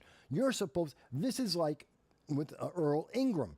You're supposed to only have one answer, and that answer is support whatever they approve of. And I don't agree with that. And that's when you like, when you share, when you subscribe, you're fighting against that. You're saying, no, I'm not programmed. Yes, you believe in free speech. You believe in the ability for me to have this conversation with you, to have the conversation with Democrat Mike, to say, Mike, I don't agree with you. We have a difference of opinion. Why do you think that? What do you think is going to happen? To have that conversation is only possible when you like, share, and subscribe. And by the way, it's your support and the support of those who are with us on Patreon, those who are members, and the super chats. That's the reason why on Tuesday I will be going to Las Vegas. I will be covering Freedom Fest 2024 in person. I will be out there with Larry Sharpe and the Sharpe Way. I will be covering the event with him, and then I want to thank Larry Sharpe and the Sharpe Way, the libertarians that are helping me to go to Las Vegas, to be able to be at a member of press, recognized member of the press at their event, at their convention, that I'm going to be there and going to try to have interviews and cover the events as much as possible, much of it being live. That's all because of you guys. It's because of your support. And so we do thank you for that. And all we ask for is like, share, subscribe. If you can afford an extra $1.50 a month, fantastic. Become one of our members in Patreon. We would appreciate that. But if you can't afford $1.50 a month, not a problem. It's free. Like, share, subscribe. Okay. Let me continue. So for an hour and a half, we've covered a lot of ground. So I'm trying to make it clear how Donald Trump has triggered the rest of the world, but not in the way that the left-leaning media would make you think. They want you to believe it's going to be World War III, but that's exactly what they said in 2016. Now, a lot of the complaints that we're hearing from the major news media is basically them parroting and quoting what they said in 2016, and it didn't happen. We were told Donald Trump would lead to World War III. Didn't happen. We were told that the U.S. economy would collapse under Donald Trump. Didn't happen. We were told that Donald Trump was evil and that women would lose all their rights. Didn't happen. We were told that blacks would be in chains again and we would go back to the days of slavery, or at least the 1950s. Didn't happen. Everything that they fearmonger, and the same things they're saying today about the 2024 election, are exactly the things they said in 2016 and the same things they said in 2020. It's the exact same things.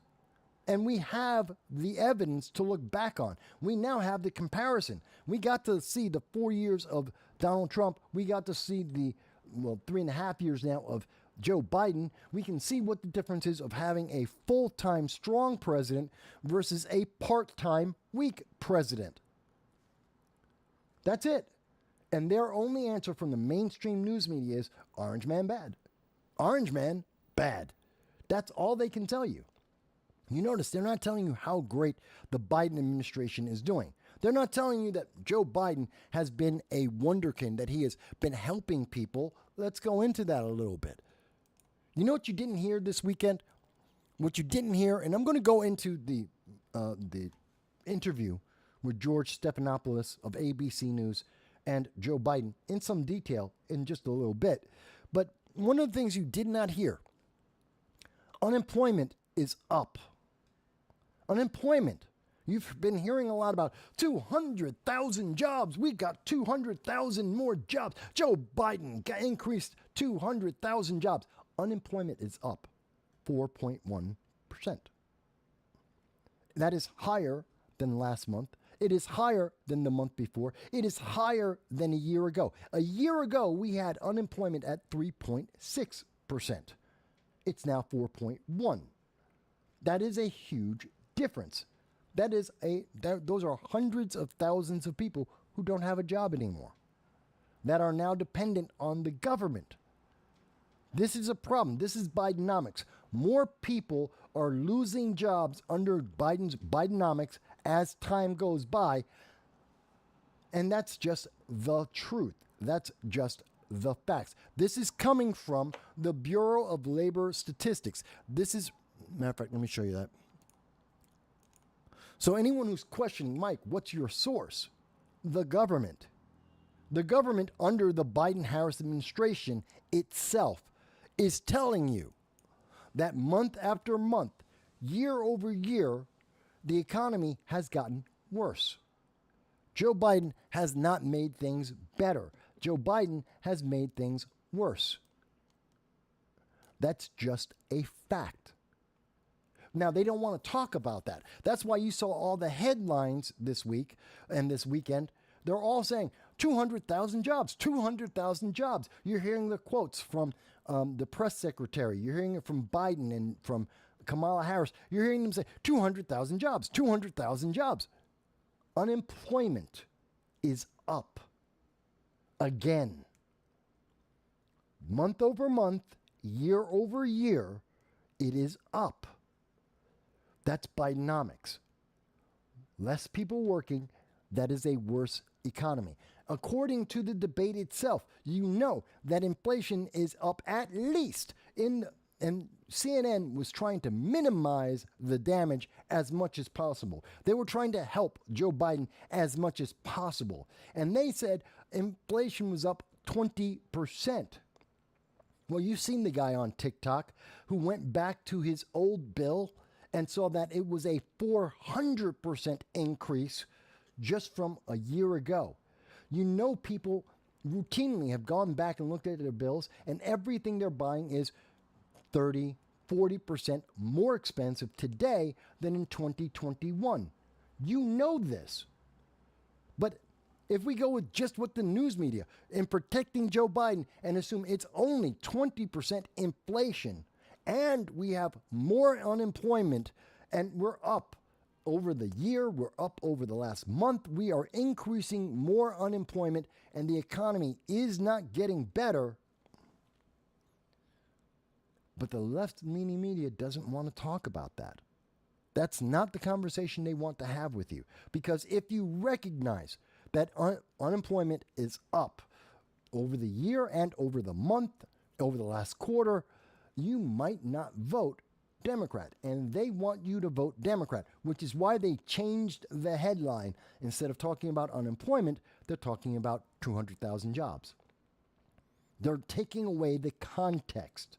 They're taking away the details that matter because they know voters are smart. And if you told voters unemployment has increased over the last year, unemployment has increased each and every month for the last 3 months, they would say, well, Bidenomics doesn't work. If you told them the truth and said inflation isn't up just 20%, but 40%, then they would say Bidenomics doesn't work. Why would you want to re-elect someone to continue a plan that doesn't work, that isn't good, that is hurting poor people, that is creating more poor people than ever before? Same reason why Gavin Newsom is not going to get the nomination. 10,000 people in the last month, 10,000 people have lost their job in California because of Gavin Newsom, because of minimum wage. It's exactly what we always told you. You increase the minimum wage, $15, $20, $25, call it a living wage or a minimum wage, doesn't matter. And every single study, every bit of evidence tells you that what that does is create more poor people, it will create more inflation, it will create more unemployment, and it's going to hurt overall. No one's going to be better. You're going to close more businesses. These are the things that happen when you artificially increase and double the minimum wage and make it $20, $25. You can make it $50. Barbara Lee, who's running for the Senate in California, she said $50. We'll do a $50 minimum wage, a living wage. Fantastic. And how many tens of thousands of people are you going to put out of work? How many businesses are you going to shut down? Thousands of businesses. There are 2,000 Walgreens that are closing right now because of Bidenomics. And you want to increase that number? It doesn't make any sense. It just doesn't make sense. Again, this is the evidence that is out in the world. The difference is the mainstream media doesn't want to talk about it, and they don't want you to talk about it. Because if you stop and instead of just going left, straight down the line, Democrat, just vote D all the way down. Like, what was it Nancy Pelosi said about the AOC's congressional district, the New York 14th district, that if a glass of water had a D behind its name, that Democrats would vote for that too. That was Nancy Pelosi saying that. Well, don't do that. And they know that if you stop and you don't just vote D straight down the line, and if you actually have a conversation, you're not voting that way. So they can't let you. They can't let you understand unemployment is up. They can't let you think about how bad inflation is. They can't let you think about Americans have been held hostage for 9 months and have been tortured for 9 months. At least we believe up to half of them, maybe all of them, have been killed by the torture and sexual abuse over the last 9 months. They don't want to talk about that. They don't want you to think about that. They don't want you to realize that Joe Biden, his part-time work was so inept that Haiti, which is 700 miles away from America, a 3-hour flight away from America, 40,000 Americans live in Haiti, 3 hours away from the mainland. And instead of trying to help those 40,000 Americans, rather than trying to protect those 40,000 Americans in our backyard, Joe Biden stopped talking about it, walked away, and the UN had to get police officers from Kenya to go to Haiti to try and help Haiti in America's backyard. That Joe Biden could resolve this, literally, all he has to do is give a speech, fly a couple of F-14s over Haiti. It doesn't take much. We could have a couple of ships just steam past it in the Caribbean and just run past there. And the gangs, we're not even talking about governments. We're not talking about political organizations. Just groups of gangs would suddenly shut down. They would calm down. They would stop. They can't fight the American military.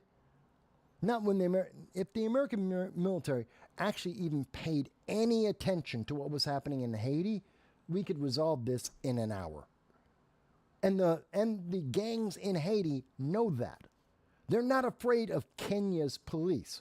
Hell, the police in Kenya can't stop riots in Kenya, and they're supposed to stop a war in Haiti? I don't think so. That's not going to happen. And they know no one cares, and it's not serious. Because if they were serious, America would be sending troops or making the presence known in Haiti. Instead, Joe Biden ran away. Joe Biden ran away. Same thing he did in Sudan. Same thing he did in Ukraine. Same thing he did in Afghanistan. He ran away. That's what Joe Biden does. He runs away. He stops talking about it. Probably because it would take more than 6 hours a day to actually deal with the problem.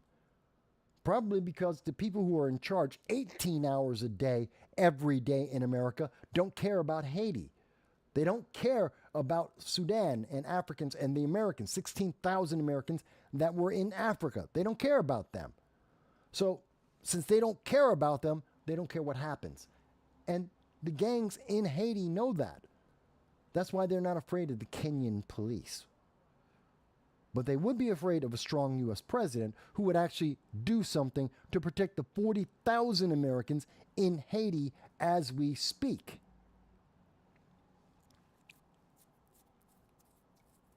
I know, it's something that a lot of people don't think about. They don't think about the consequences of all this. How this catches on. What happens in America is affecting the rest of the world. Global peace happens when we have strong American presidents. And I know that the rest of the world likes to go, American cowboys, American cowboys. They love and hate American cowboys. American cowboys means the world's going to be peaceful because everyone's terrified of the American cowboys. They were afraid, terrified of Reagan and Bush, both of them. Now, you can tell me that, well, both the Bushes and Reagan, they were bad presidents. You can say that. You can say they had bad policies. You can say that. And the world was peaceful. The world calmed down. You can tell me, well, I don't like Trump. Trump's an orange man, bad. Don't like him. Okay. But the world got peaceful quickly. Because we didn't have the red lines of the Obama constantly making, here's a red line in the sand, red line in the sand. We're going to make another line in the sand.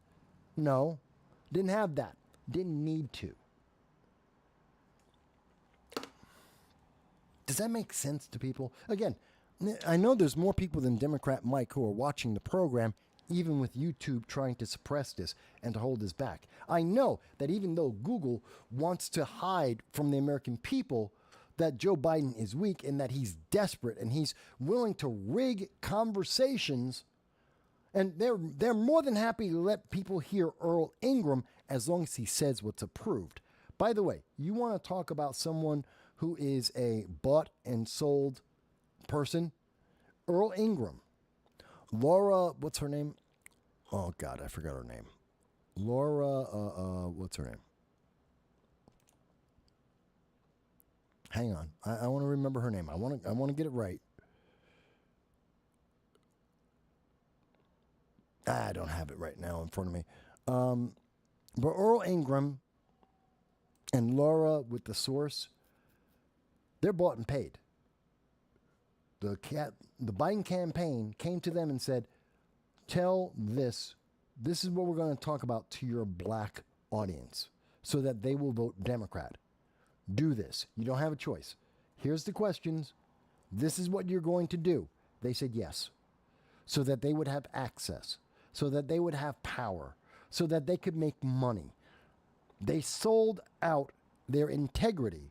They sold out their, in my opinion, they sold out their credibility and said, yes, we will ask your questions, not their questions. Again, I showed you, Earl Ingram said he didn't get to ask his questions. And we know the same thing for Laura from the source. She didn't get to ask her questions because they were asking campaign questions, questions that were set up, pre-planned, pre-programmed, already knew the answers. This was a setup. That is a scam. And they bought into it. They said, no problem. They didn't tell their audience, hey, this is a setup. They didn't tell their audience, this was pre-arranged. They know, they came. It's not that they knew the question. It's their question. This is the question they want to tell you so they can tell you the answer they already know, that this is all set up. They weren't honest. That's someone who sold out. That is selling out by definition. But the news media says you're not supposed to talk about that. Oh, well, Mike, you're being racist. Why? Why am I being racist? First of all, I'm black. And according to the very same people that tell me I'm racist, they also say black people can't be racist. Well, I'm black. Unless you're going by Joe Biden's definition, where a rich old white man says, I can't be black because I didn't vote for him. Isn't that supposed to be against the rules, the leftist rules, that old rich white men can't deny my racial ethnicity, my existence? They can't rewrite that. Isn't that supposed to be a truism of the left, of the progressives? Oh, but that doesn't count because I'm a conservative. So there's another set of rules in there. They're being dishonest. And to say, oh, Mike, but you're the bad guy because I'm not accepting the mainstream questions. I'm not buying in for they're trying to say, well, if you just buy in, you'll have access and you'll have money and fame and support. No, I'd rather be independent. Oh, well, then we're going to punish you. Well, now you're a racist, you're a sexist, you're an ist, you're an ism, you're a phobe. You've got to be everything evil and bad because we can't buy you. They can't buy this program. And because they can't buy this program, because they can't buy my opinion, I'm the bad guy. You're the bad guy because you aren't being bought. You aren't being led like mice by a piece of cheese. And that makes you the bad guy. I just want you to think about that. Isn't that amazing? Isn't that evil? Because I think it's evil. I think it's absolutely evil. Now, the dam has, as much as I want you to understand that, yes, Google, YouTube, Facebook, the social media giants, they have been suppressing any and every single conversation that isn't supporting Democrats and Joe Biden. They've been doing that for 3 years now.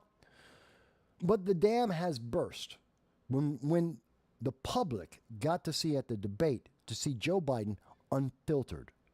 When they could no longer say, well, it's just tricks of editing, or that's a snapshot. That's just a lie. Just because you saw him fall on a flat surface, you didn't zoom in and see that there was a sandbag 2 feet behind Joe Biden. That's what caused him to fall down. Oh, you only have 5 seconds of a full minute of Joe Biden being escorted across a stage. Of Joe Biden, you only have 20 minutes of footage showing Joe Biden being lost on a stage, not knowing whether he's supposed to go left or right, talking to people who are dead as if they were alive and in the audience. Yeah, but we're the bad guys. But now that the dam has burst, now that everyone sees that, oh, you have been telling the truth, that this is in context, that this really did happen, and that the mainstream have just been covering up and trying to give Joe Biden every advantage possible. And they have been lying flat out, lying to the public. It is indisputable, lying to the public. They cannot hide this, and now you're starting to see articles like this. You're starting to see articles like this that came out February. This is from February 20th. 70% of New York voters say Biden not fit to serve another term. Imagine, if that was in February, where do you think they are now? Where do you think those voters are? If 70% of people in New York in February, when Joe Biden was getting the benefit of doubt that the news media were covering up everything, if he was getting 70% of voters said he was unfit then, what's going on now? And the reality is, now, less than 70% say he's unfit. That's right. The number has dropped. Don't know. I don't understand it. I don't understand it. I don't understand the left, how with more proof, they are less likely to get rid of Joe Biden. I don't get it. I don't get it. You would think 90, 100% of people in looking at him, and because the news media won't answer this one very simple question. that I keep asking. Who's in charge? We know, it has been confirmed, repeatedly, internationally confirmed, Joe Biden is only in charge of the United States from 10 a.m. until 4 p.m. Who the hell is in charge the rest of the time? Hunter Biden? A former coke addict who lies about having guns that he illegally disposes of in garbage cans behind elementary schools? A guy who has repeatedly lied to the public, who has embezzled, well, seems like he may have embezzled money, at least was very fugazi about the money that he did receive. He was trading on and selling influence to his father around the world. He's the guy who's in charge? Jill Biden, who is just taking advantage of the political spotlight and the opportunities that it provides. Jill Biden's the one who's in charge. Who's in charge? Who's the one in charge? Who's the one who's saying to Hamas, saying, give back the American hostages? Who's actually having that conversation? It's not Joe Biden. Who is having that conversation? Who is? We have at least, according to CNN, at least 20% inflation. The average person is able to find 40% inflation on most of the things they buy. Who's in charge? But I'm the bad guy because I'm asking that question. I'm the bad guy saying, how long has someone else besides Joe Biden been in charge of America? I would say it's been since day one, since 2021. But who knows? We don't know. Because the news media who knew this aren't telling you.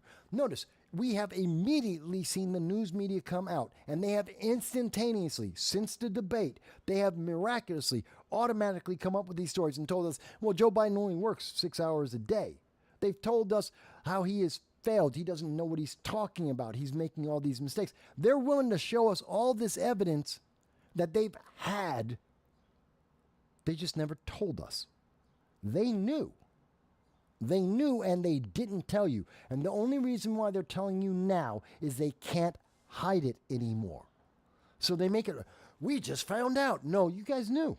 That's your job. ABC, CBS, New York Times, Huffington Post. You guys have thousands, tens of thousands of employees. You make tens of millions of dollars per company. And you mean to tell me, with your thousands of employees per company, in your millions upon millions of dollars of just for doing the news, nobody knew? Nobody has asked this question in the last 3.5 years, not once. Nobody, until last week, not one member of the news media said, hey, Joe Biden only works 6 hours a day. Not one news. You mean to tell me, in all of the major news media, no one figured out that Joe Biden's only working 6 hours a day? That none of them knew that? That when Lester Holt or CBS or Jake Tapper or all the rest of them, when they want to do interviews with Joe Biden, when they want to cover Joe Biden, not one of them noticed, hey, his schedule never goes past 6 o'clock. No one noticed that? Then you're not journalists. I don't know what you are, but you're not journalists. You're not doing your job. Am I the bad guy for saying that? According to Google, yes, I am. According to Google algorithms, yes, I'm the bad guy, and so they have to suppress me. They already came out. They said this. They said this earlier this year. They're not going to allow unapproved messages. They're going to try and hide the unapproved messages from you because I'm going to say, why didn't the news media tell you this? They knew. They've always known. Members of Congress, Chuck Schumer, Nancy Pelosi, Hakeem Jeffries, these are the leaders of the Democratic Party. They didn't know that Joe Biden only works 6 hours a day. They're like, we're surprised. I have no idea. Joe Biden was always a strong... Nancy, Chuck Schumer, you mean you guys have never called Joe Biden at 8 o'clock at night? You've never gone over to the White House at 8 or 9 o'clock at night as there was various bills in Congress, as you're trying to pass the budget.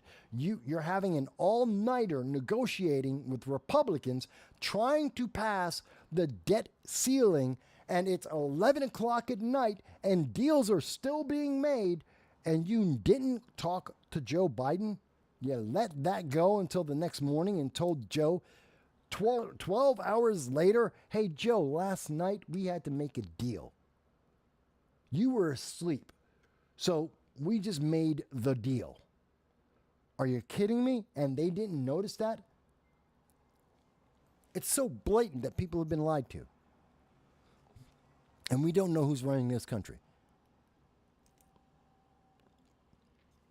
You know what really got me? The thing that really tipped it over the edge for me? Joe Biden came out after the debate, before he had his interview with George Stephanopoulos, or at least we believe before he had his interview with George Stephanopoulos. He went out, had an interview, and told the world that Joe Biden is transracial, Joe Biden is transsexual. I want to be clear on that. Let me mention this again.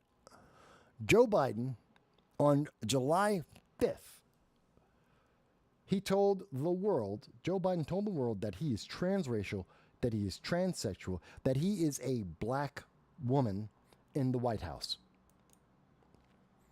You don't have to believe me.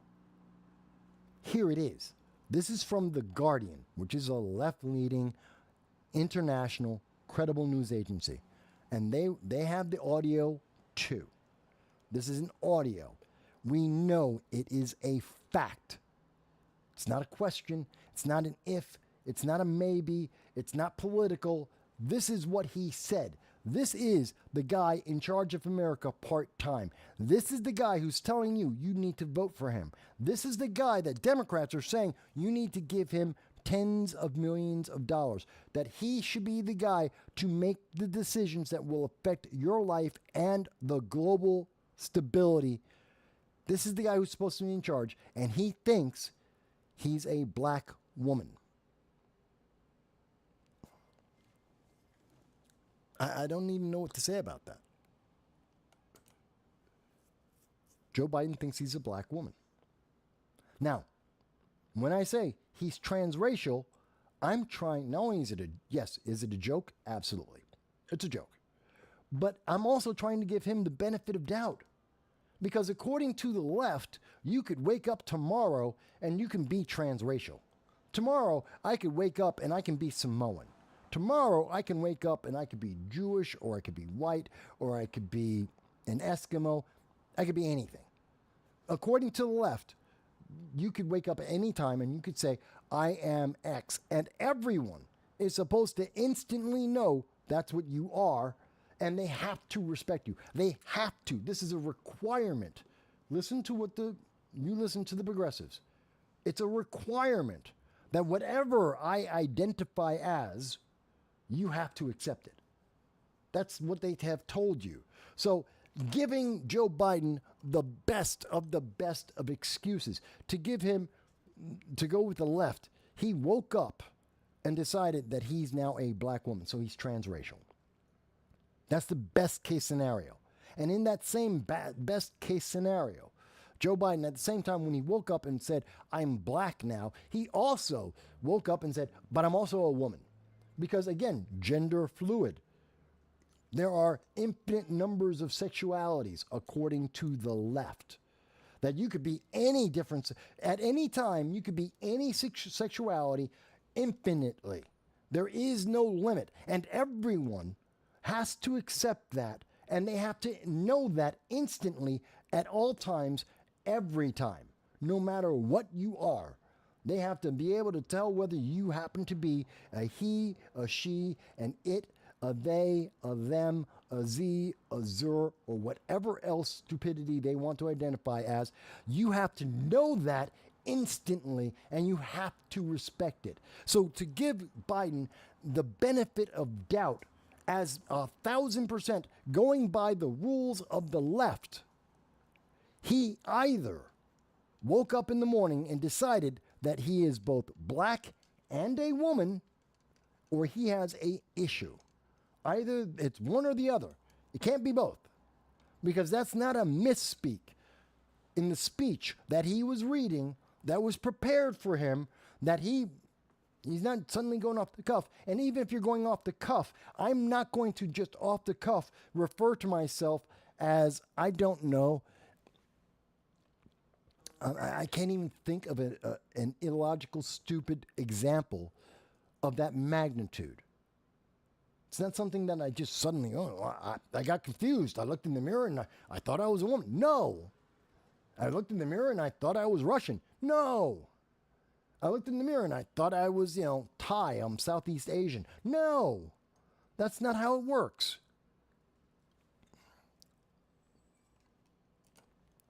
But I'm the bad guy. You're the bad guy for even thinking that those are the only two things.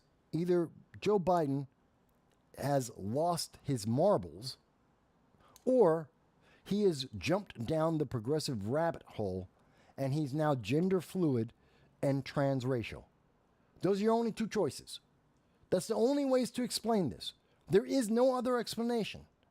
He's either lost his mind or he's going down the progressive rabbit hole, which, again, in my opinion, means he lost his mind. So he's lost his mind, no matter what. But one of them has an excuse, or at least an attempt at an excuse, because that means he's progressive. But he's lost his mind no matter what. Is there anyone who disagrees with me on this? Is there anyone who's, and I don't just mean Democrat Mike, is there anyone who's looking at this information and saying, gee, Mike, that doesn't make sense. I don't understand that source. I don't see how you get to this conclusion. Is there anyone? Yeah. The average person does get it, because the average person in America is smarter than what the mainstream media thinks you are, which is why they don't want to have this conversation with you, which is why they don't want you to think about this. You're not supposed to have this conversation because you are smart, because you are capable of making decisions for yourself, because you, in hearing this, will say, there's no reason in the world why you should want to vote for Joe Biden. And in fact, you should be asking for an investigation, a criminal investigation, to find out who has been running this country when Joe Biden's taking his nap. Who's the one who's saying yes and no to all the policies that are affecting your life? How do we know that it wasn't whomever's in charge the 18 hours every day that Joe Biden is not around? That's the reason why inflation's at 30%. How do we know that that's the reason that that person or people who are in charge when Joe Biden is nappy time, well, they're the ones who have led to the global instability. They're the reason why Putin is in Ukraine. They're the reason why Hezbollah and the Houthis and Hamas are attacking America and the rest of the world. They're the reason why China is going to invade Taiwan. How do you know that's not the case? That's a crime. That is a crime. Why aren't we investigating that? Why isn't the New York Times saying we need to investigate who is in charge and hold them accountable for the crime that they are committing? This isn't hard to do. This isn't hard to figure out. The New York Times should be the first ones saying this, but they won't. And in fact, they will tell you that I'm a bad guy. I'm MAGA, which must equal Nazi somehow, because make America great is just like the Nazi principles, right? There's such a connection between the two. Making America great is just like trying to put Jews into concentration camps. I mean, you can just see, isn't it apparent to you? Don't you see the logical connection of the two things? I don't. They want you to assume that they must be connected, that somehow they are naturally the same thing. There is no natural connection between these things, but they want you to feel that way because then you stop asking questions so that then they have control. Now you're afraid of being called MAGA because they've convinced you that MAGA must equal Nazi. And therefore, you don't want to be called a Nazi, right? But they have nothing to do with each other. They're not connected. That makes no sense. It's just a way to suppress you, to silence you, to kill your First Amendment, and to deny you the ability to make a logical decision. It's manipulation. It's authoritarian. It's evil. Does anyone disagree with that? I don't know. I'm asking the question, honestly. Does anyone disagree with that? Because I don't think you do. I don't think most reasonable Americans disagree with that. Okay, let me move on. Let's see. Oh, wow, 2 hours.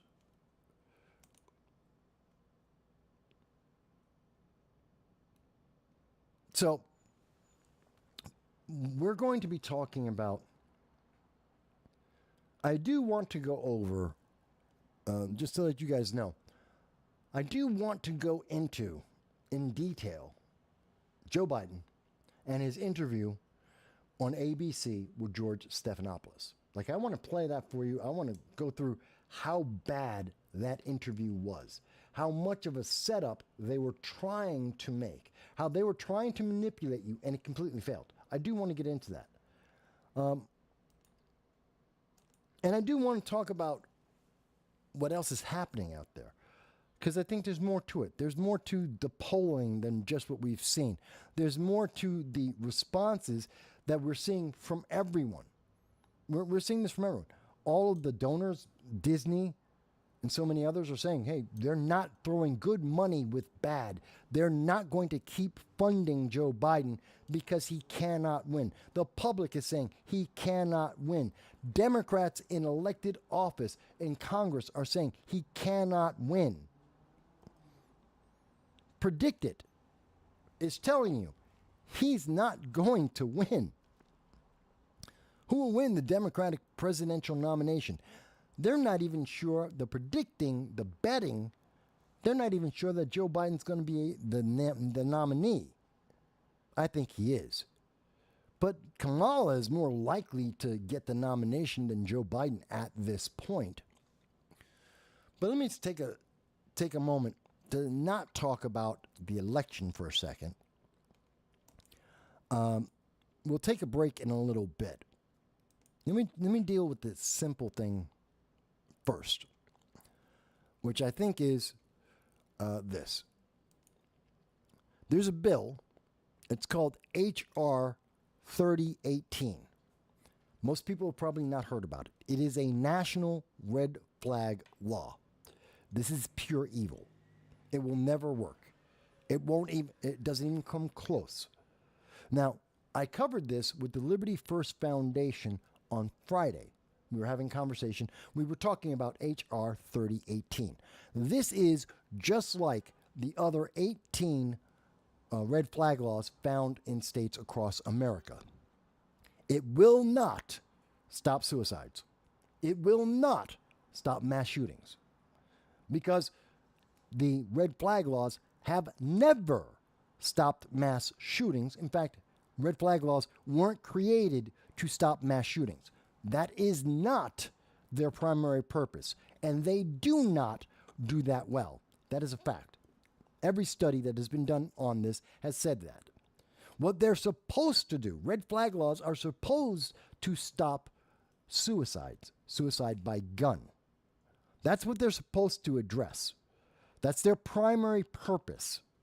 And in all studies except one study, they have said it doesn't work, that this doesn't stop suicide. In the one study, there's only one study that says it might have some impact on about 4% of suicides. That's it. In the best case scenario, red flag laws might stop 4% of suicides. That's it. Maybe. That's what red flag laws actually accomplish. They might stop 4% of suicides. That's it. They don't make you safer. They don't stop crime. They don't stop mass shootings. They don't stop school shootings. And most people agree they don't stop suicide. They're useless. What they are good at, the second thing that red flag, and I think the primary thing that red flag laws do, take away your Second Amendment rights. They take away your freedom. They say you are dangerous. You're so dangerous that your children must be taken away, that your property must be taken away. Mind you, you didn't commit a crime. At no point is there a crime. The National Red Flag Law under H.R. 3018, just like all 18 red flag laws across the country, including in New York State, including in Illinois, including in Connecticut, Indiana, and California, not one requires you to have committed a crime. There is no crime. This is like the Minority Report. This is pre-crime. They're going to punish you with the full weight of the government, the full power of the government, and take away your God-given rights because they think you might, at some point in the future, possibly hurt somebody. Maybe. Maybe. And that's good enough for them to destroy your life, to take away your children, because what's not mentioned when the people talk about red flag laws, and we have covered this since 2018, we have been covering this deeply. One of the best coverages, I think, in the nation, top 100 people covering red flag laws. And I can tell you what they don't publish, but every single lawyer for all of the major states. If you go to the state of Connecticut, you go to the state of New York, you go to the state of Indiana, you go to California, they will all tell you that they do take children from families where a red flag law was activated. Because in every single state, Child Protective Services, if your home is so dangerous, if you are a danger to yourself and the public, then you're a danger to the children. And the state, the government, is required to protect those children. Therefore, they will take those children out of that house. It is a requirement by law. Yeah. It's a requirement by law. So they have to. But they don't tell you that. They don't tell you that even though you've committed no crime, even though there's nothing wrong, they're going to take away your kids. And if they did tell you that, most people would say, I don't support that. Most people would not say that. It will cost you at least, according to every lawyer I've talked to, and I've talked to over a dozen lawyers since 2018 about every single red flag law that has been put in place, including these national ones, and they've told me it costs over $27,000 to try and fight the state, whichever state you may be in, to try and get your children back. It will take you at least a year, $27,000. How many people in America have $27,000 sitting on the sideline just to fight the government? That says nothing about the fact that your name's going to be all over every local newspaper saying that the government just came in and took your property, took your kids, that you're a danger, because that's what the red flag law says. You're a danger.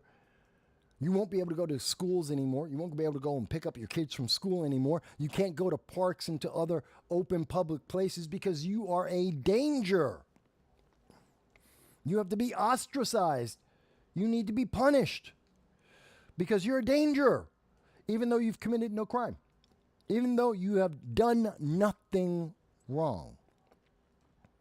And this bill does the same thing. In fact, it makes it even easier. In this bill, one of the people who can say to start this red flag against you, not only is it part-time teachers, Not only is it anybody who works in the government, not only is it your ex-wife after a divorce, it can be if you dated someone.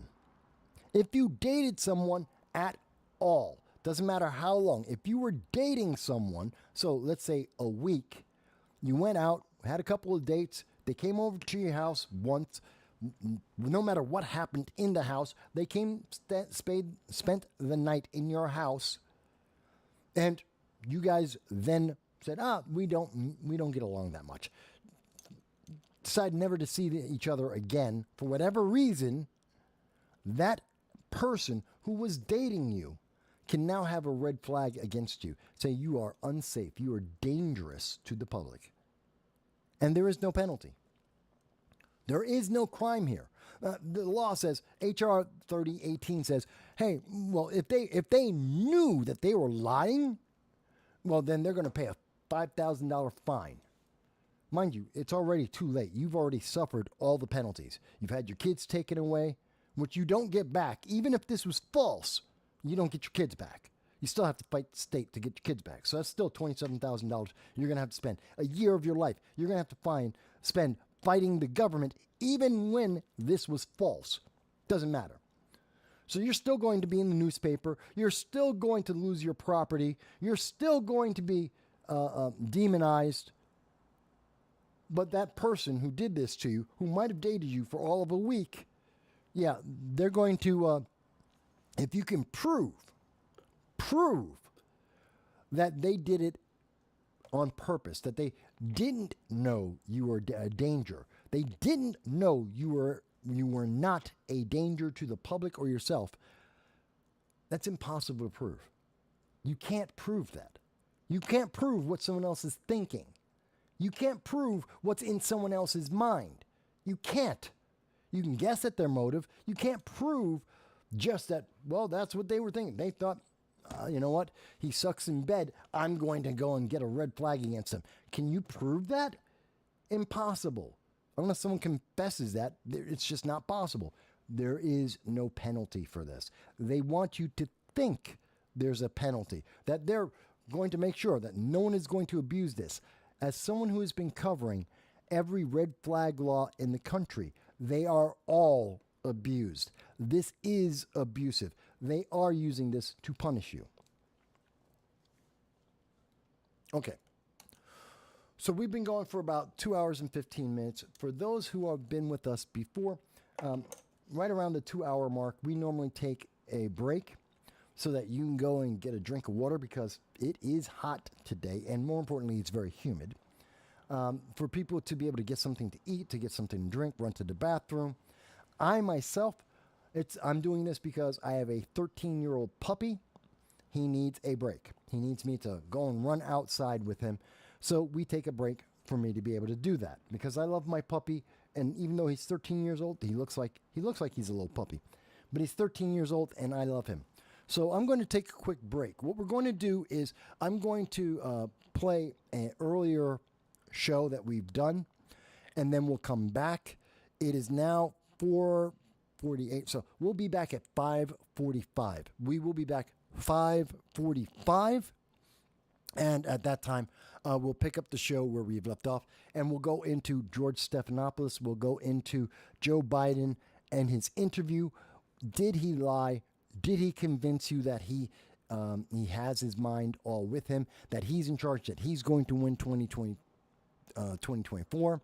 We'll go into the situational disability, which is now a thing that's in video games, that's going to be in everything.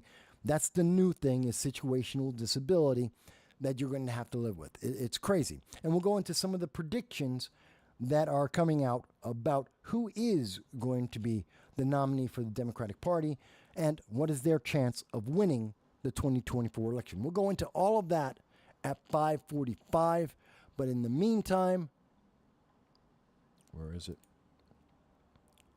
Hello, and thank you for joining us. This is No Soundbites Allowed, and I am your host, Michael Voss, Dragon of the Southern Tier. I'm happy to be here with you today as we talk about a very important issue, a court case that has just been decided and will have a massive impact on your life. Now, this isn't the news that you're being told about at this time. In fact, the news media is busy trying to distract you from this important case. You may recall that right now you're hearing about the Omicron variant, which is milder and is affecting those who are vaccinated, as we're hearing from South Africa, and as we have seen in the first case in the United States in California. And the news media is very happy to tell you that you have to be prepared for this, that potentially we need more lockdowns for this milder form of the pandemic. But that's not the news story we want to mention. We're talking about court cases, and I don't mean the court case like the Ghislaine Maxwell case, which is important. It's about sex slavery in the United States that has been enabled, and the various politicians and members of Hollywood that were involved and allowed this to go on for well over a decade. While that case is important, it is also something that is restricted from the public. There is no media access to this, unlike the Kyle Rittenhouse case, because a federal court judge has denied the ability for there to be any news media covering this directly. And we want to make sure it's not about the case of Alec Baldwin, another story that's very big in the news media that the social media want you to focus on.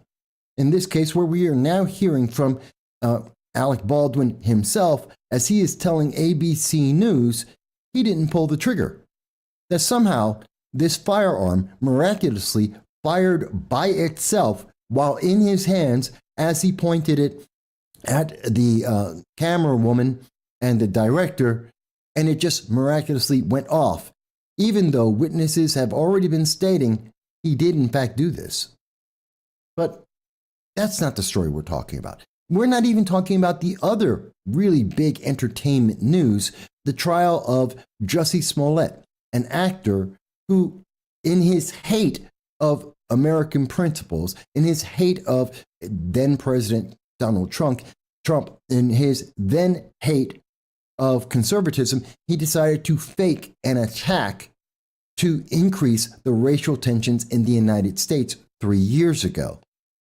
And now his lawyers are claiming that he is a victim, not the perpetrator of a hoax, but the victim of his own hoax.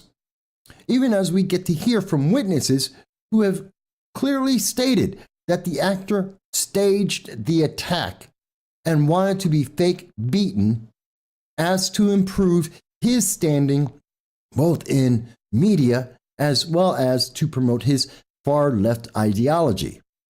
All of these cases are important, but perhaps not even as important as what is now going on and has flooded the social media. The internet overlords have made it very important for people to be following the abortion issue, a hot button issue in the United States for many decades, with the nation being almost essentially evenly divided on this ability to kill babies in the womb after 15 weeks of being in the womb. And we now see that even Justice Sotomayor, a Supreme Court justice, has now introduced politics into the discussion, something that is verboten for a Supreme Court justice. The Supreme Court is supposed to be apolitical. That's why they are the third branch of the United States government. And yet we see that the far left is inflaming the emotions of half the nation by making this a political discussion and not a legal one. These are all very important issues, and they all need to be discussed. And yes, some of them are far more important than others, but that's what you are being told about. And that's a big deal, because we were speaking with one of our associates, a friend of ours, who's in the political arena, and they didn't even realize that there was an announcement yesterday, December 1st, that came out from the Ninth Circuit Court in California that is going to affect millions of lives, and news media doesn't want you to notice it. They want you to forget about it. But we want to discuss it with you because it will impact your life. Now, before we go forward, we do want to mention, if this is the first time that you are seeing our channel, we want to welcome you and we thank you for joining us. In addition, we want you to know that we do long-form political commentary. And every Sunday at 2:30 p.m. Eastern Standard Time, we do a live stream with you. We reach out on YouTube, Facebook, Twitter, DLive, essentially all the social media that we can access to be able to hear your voices in your tweets, in your chats, and even your phone calls from anywhere in the world. And we do that because we believe in the First Amendment right of everyone in the world.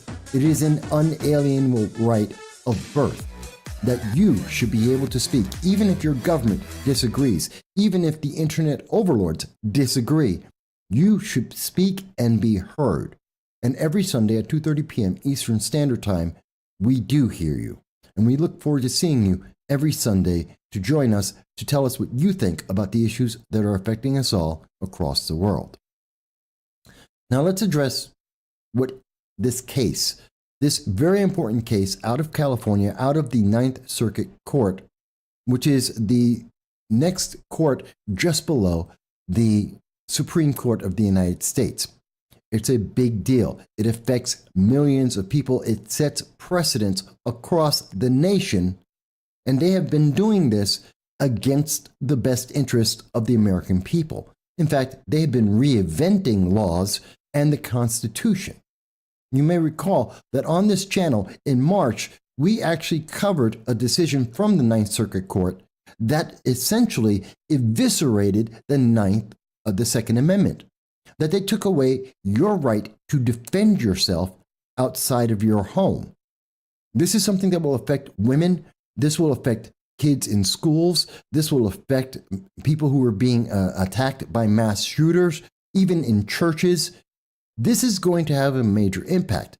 And on March 2021, four judges dissented against this obscene way of looking at the Second Amendment, saying that you do not have a right to be able to defend yourself as soon as you leave your home. And the dissent was very, very clear in what they wanted to make sure the American people heard. And on page 128 of the decision, it was O'Scanlan, the circuit judge, who dissented along with Callahan, Ikuta, and R. Nelson, circuit judges. And in that decision, O'Scanlan, I know I got his name wrong, I apologize. He says, the Second Amendment to the United States Constitution guarantees the right of the people to keep and bear arms. Today, a majority of our court has decided that the Second Amendment does not mean what it says. Instead, the majority holds that while Second Amendment may guarantee the right to keep a firearm for self-defense within one's home, it provides no right whatsoever to bear, in other words, carry that same firearm for self-defense in any other place.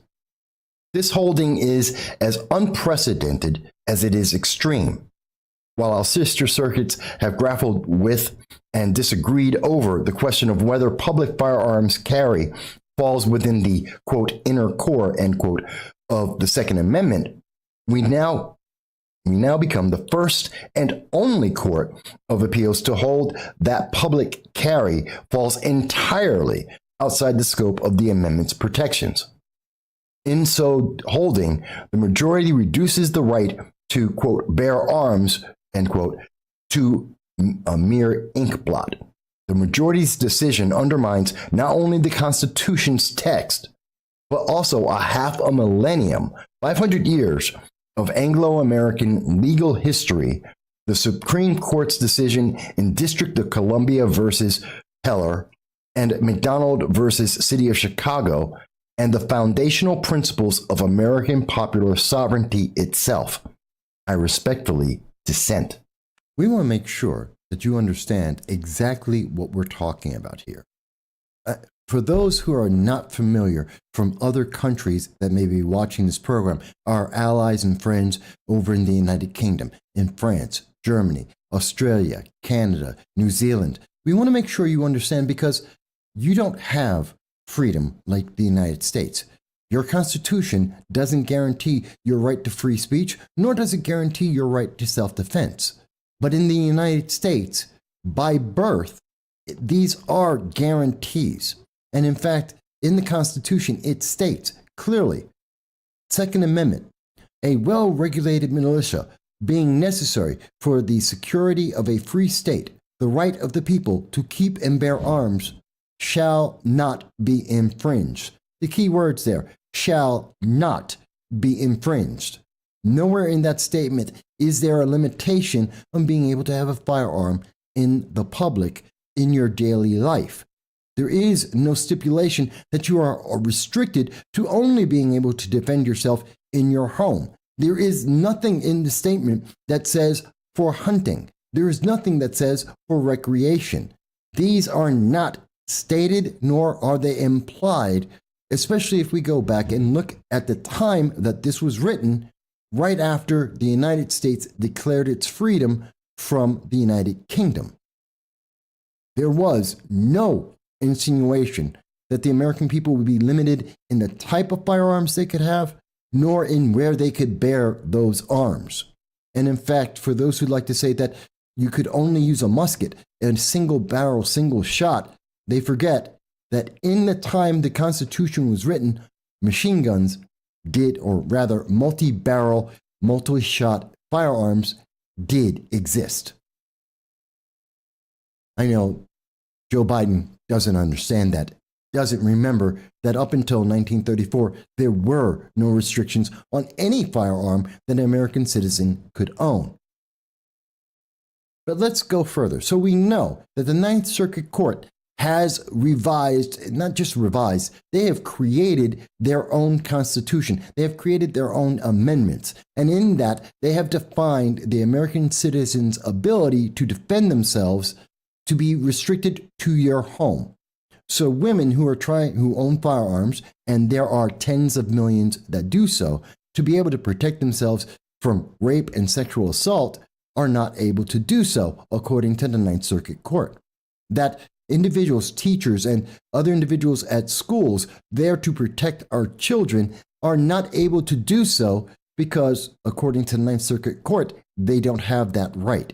That individuals who are going to churches or another public venues do not have a right to defend themselves from mass shooters, according to the Ninth Circuit Court, and their new rendition of the Second Amendment, ignoring shall not be infringed. But it doesn't end there. I wish that were the worst of all of it. But in fact, it has gotten even worse. Because just yesterday, December 1st, we see that the Ninth Circuit Court came out and they have decided a case that will have a huge impact across this country. And this case will now be going to the Supreme Court. What happened is that California has now taken the position, like New York State, that you are limited in the number of bullets that you are able to have, that you are limited to a magazine a size of 10 rounds or less, that you are limited in your capacity to be able to defend yourself to just 10 rounds. Now, this is important and this is critical. And you may say to yourself, but why? Why would that be important? Well, understand, criminals who violate the law on a regular basis, that's why they are considered criminals, don't care. They will use as many rounds as they possibly can. But you do not have the right to defend yourself to the fullest ability possible. The Ninth Circuit Court does not recognize that. In fact, the Ninth Circuit Court has now created a new statute of law that if you have up to 10 rounds, you are a law-abiding citizen, and on the 11th round, even in self-defense, you are now a criminal. I want that to sink in. They have now made the decision that that you could have 9 rounds in trying to defend yourself from, say, someone trying to rape a woman or trying to, shoot a school.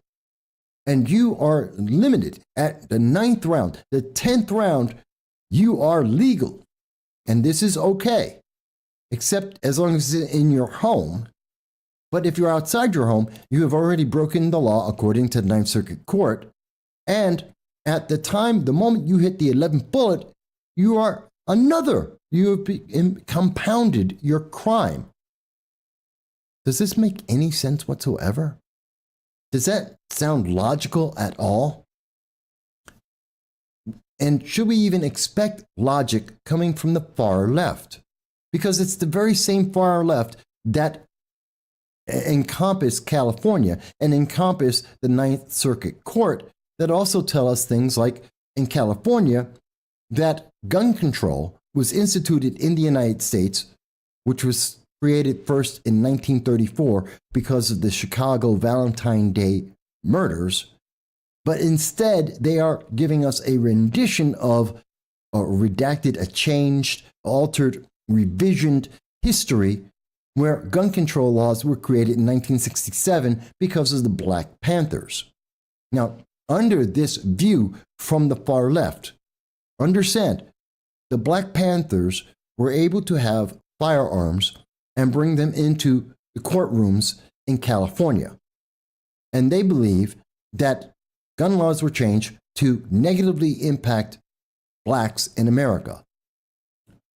But yet, that very same left-leaning viewpoint does not believe that blacks should have firearms, nor do they support blacks having firearms in excess of 20 rounds. Instead, they want to totally disarm the American blacks. Even though they blame this on the right, they say this is racist, that these gun control laws were created as a form of racism, and yet they are willing to support that racism, as they allege, to deny black people the ability to defend themselves outside of their home with anything more than 10 bullets. Isn't that more racism on top of the racism they are alleging, which isn't historically accurate? Well, it gets a little more confusing than that. Because what exactly did the Ninth Circuit Court say in California on December 1st? Something that you're not being told across the major news media. Why are they avoiding this subject just as they did in March? Well, according to the Associated Press, we see that the 7-judge majority of the Ninth Circuit Court stated, and I quote, "The California statute outlaws no weapon, but only limits the size of the magazine that may be used with firearms, and therefore it is not in violation of the Second Amendment." Further, they write, quote, "The record demonstrates that the limitation interferes only minimally with the core right of self-defense, as there is no evidence that anyone has ever been unable to defend his or her home and family due to the lack of large capacity magazine, and that limitation saves lives." Well, the first question I would ask about this is, has anyone actually checked that? Is there any data that has been done to check whether or not people were using large capacity magazines and how many times they fired? Because to my knowledge, there isn't. But that being left aside for a moment, and I want to come back to this question they're saying about there is no limit on the type of weapon, the gun bans. That's coming up soon. But let's look at this statement they're making about the limitation, that the limitation they are supporting, the limitation interferes only minimally with the core right of self-defense. In fact, let's go from the San Franciscoist and look at a more recognized major news media outlet, the LA Times. The LA Times quotes, and they state that the California large capacity magazine ban, approved by voters in 2016, limits possession to magazines that hold 10 or fewer rounds of ammunition. A district judge and a divided 3-judge Ninth Circuit panel struck down the law, which Tuesday was revived.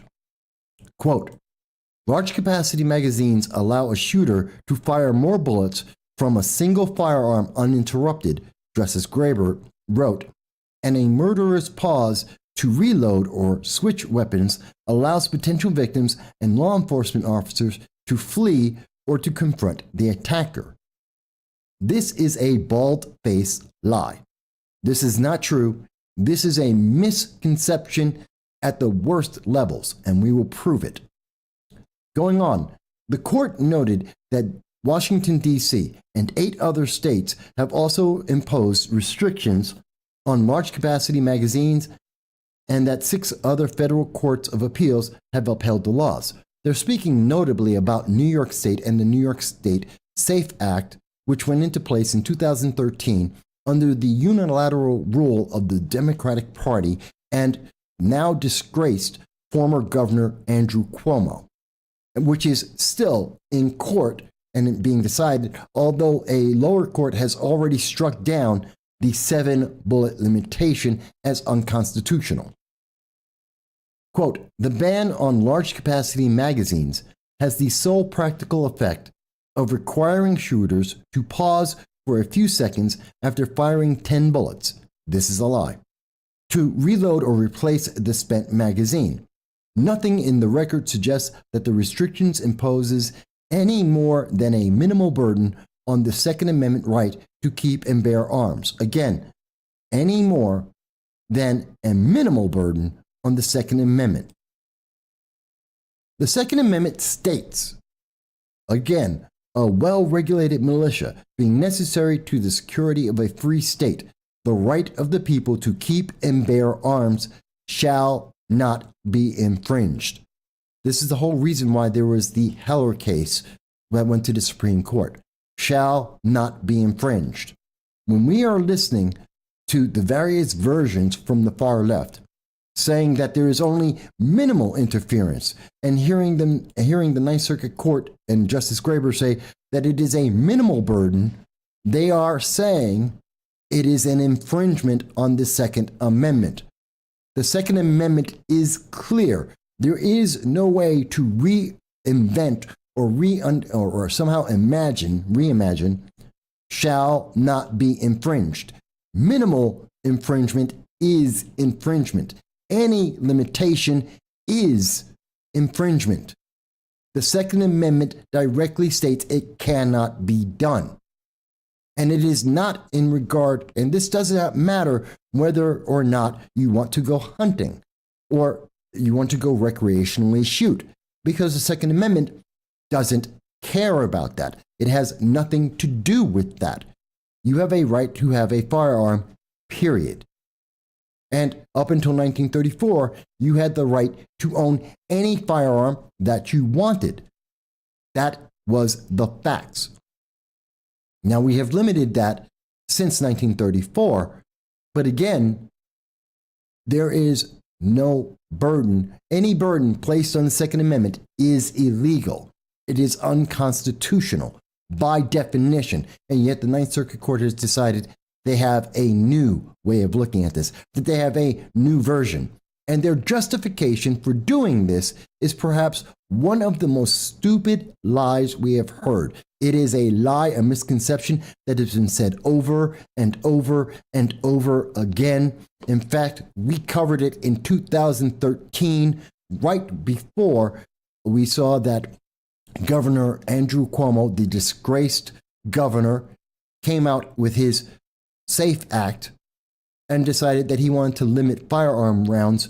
We had individuals like the former mayor of Binghamton, New York, in the southern tier of New York State, when we interviewed him as he was speaking to the Binghamton City Council in 2013, trying to advocate to remove the rights of the Second Amendment from American citizens in his city. And he stated, as you can hear, strong lobby, and there are many people in America very strong, to the extreme in some cases, right, on the Second Amendment. Some of those, in looking over the website for the Mayors Against Illegal Guns, there is the argument that would be said. If everything was passed, would that stop an event, say, like the Binghamton shootings, which I know you personally did everything you could about, and we spoke about it at that time, right, or the San Antonio shootings, or 80% of other firearm shootings? Well, I do believe that, the big thing here is that, yes, some of these people have gotten their guns legally, but one of the provisions is, do they need such big magazine clips? Intervening in there's been some very heroic people without guns have prevented more carnage by, going after a perpetrator.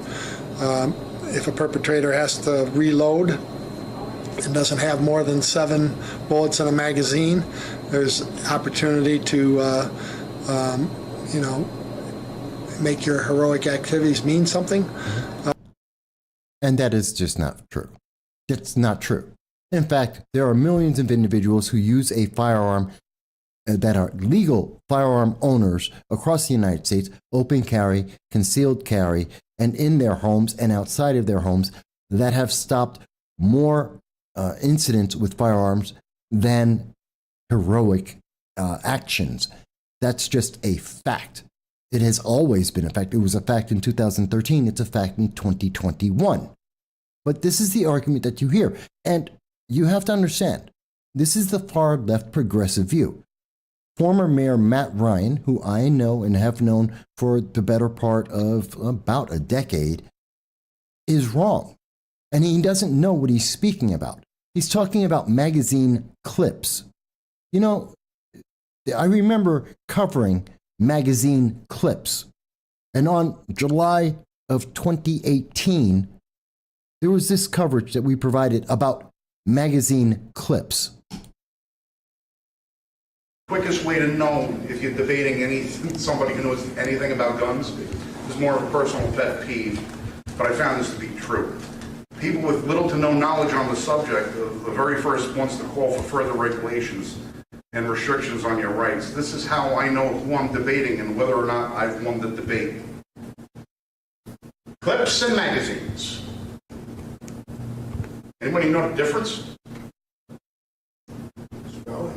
Okay. Anybody ever heard of the guy had a high capacity clip? No. Michael's heard of it. This is a magazine. Your bullets go in this. This goes up inside your gun. That's what this is. It's a magazine. That's a clip, that's a clip, and that's a clip. That's right. When somebody talks to you about all your high capacity clips, you know you're not talking to somebody who knows what they're talking about. They don't. A clip only holds bullets for transport and loading purposes. You put the clip over your gun, you press down on the bullets, it comes out of the clip, you take the clip, you throw it away. The magazine is the part that holds the bullets in it. So, just a personal pet peeve, but whenever you say, we got to outlaw high capacity clips, go ahead. I don't care, go. Okay. Because once they use up, they're no good no more. Go, take them, I don't care. Take them and have at it, have at it. No, I actually don't. I don't want you banning anything. I don't want you banning a damn thing. I think the point has been made, and I think it's very clear. Mayor Matt Ryan, former Mayor Matt Ryan, 2013, no idea what he is talking about. Because as you heard him say, he wants to ban high-capacity magazine clips, which is the only purpose of a clip is to load a magazine. It is a simple strip of metal. He has no idea what he's talking about. Yet he wants to impose his will, his lack of knowledge, to restrict the Second Amendment rights of individuals in the city of Binghamton. And we see that the Ninth Circuit Court is using that same kind of logic, the lack of knowledge of firearms, to try and decide to reinvent the Second Amendment. Because they are infringing on the Second Amendment by definition. But this is their progressive ideology speaking, not any knowledge, not any facts, not any legal standing. They just want it to be that way. And that's got to be very upsetting. It should be very upsetting for everyone when they hear this. And when we hear them say that they are redefining this. Again, they want you to understand your 9th, your 10th bullet, that's legal. The 11th bullet, you've now committed a crime. Why? Why is that a crime if you're trying to defend yourself? Whether that's in your home or out on the street. Why is a woman on the 11th bullet now some kind of criminal? It's very upsetting. But it doesn't end there. You see, in New York State, we saw that New York State said, well, you can't have 7 rounds. As reported by the Buffalo News, the appeals court upholds the SAFE Act, but ruled against the 7-bullet limit. This was in 2015. In 2015, judges rightly looked at this and said a 7-round limit, which was one of the key components of the disgraced, former governor Andrew Cuomo, this was his big deal, that you could only have 7 rounds. And we said, this case validates a simple fundamental truth about gun control, that it is possible to have strong laws that keep our community safe, while at the same time respecting the rights of law-abiding gun owners. This is what was being said by Andrew Cuomo, the now disgraced sexual assault. He was guilty of 11 sexual assaults, as well as killing 16,000 people because of his executive orders and his overreach of government. That's interesting, because I want you to understand, and I want to go back over this. The Ninth Circuit Court says that the whole idea is that large capacity magazines allow for more bullets to be fired and that people will be safer without them because of these dangerous, horrible assault rifles, which is non-existent. You mean semi-automatic rifles. And that this is going to make you safer. Except that's a lie. In 2013, New York State said you can't have more than, well, initially they said 7 rounds, and then they amended it after they lost in court to 10 rounds. California, since 2016, has said you can't have more than 10 rounds. This is the law. And when we reviewed this back in October of 2017, and we did an in-depth look at firearms and mass shootings across this nation using all data that was available, and in particular looking at the FBI's data, we found that the difference in the firearm murders in California, as an example, from 2014 to 2016, they increased, even as they put in the new laws.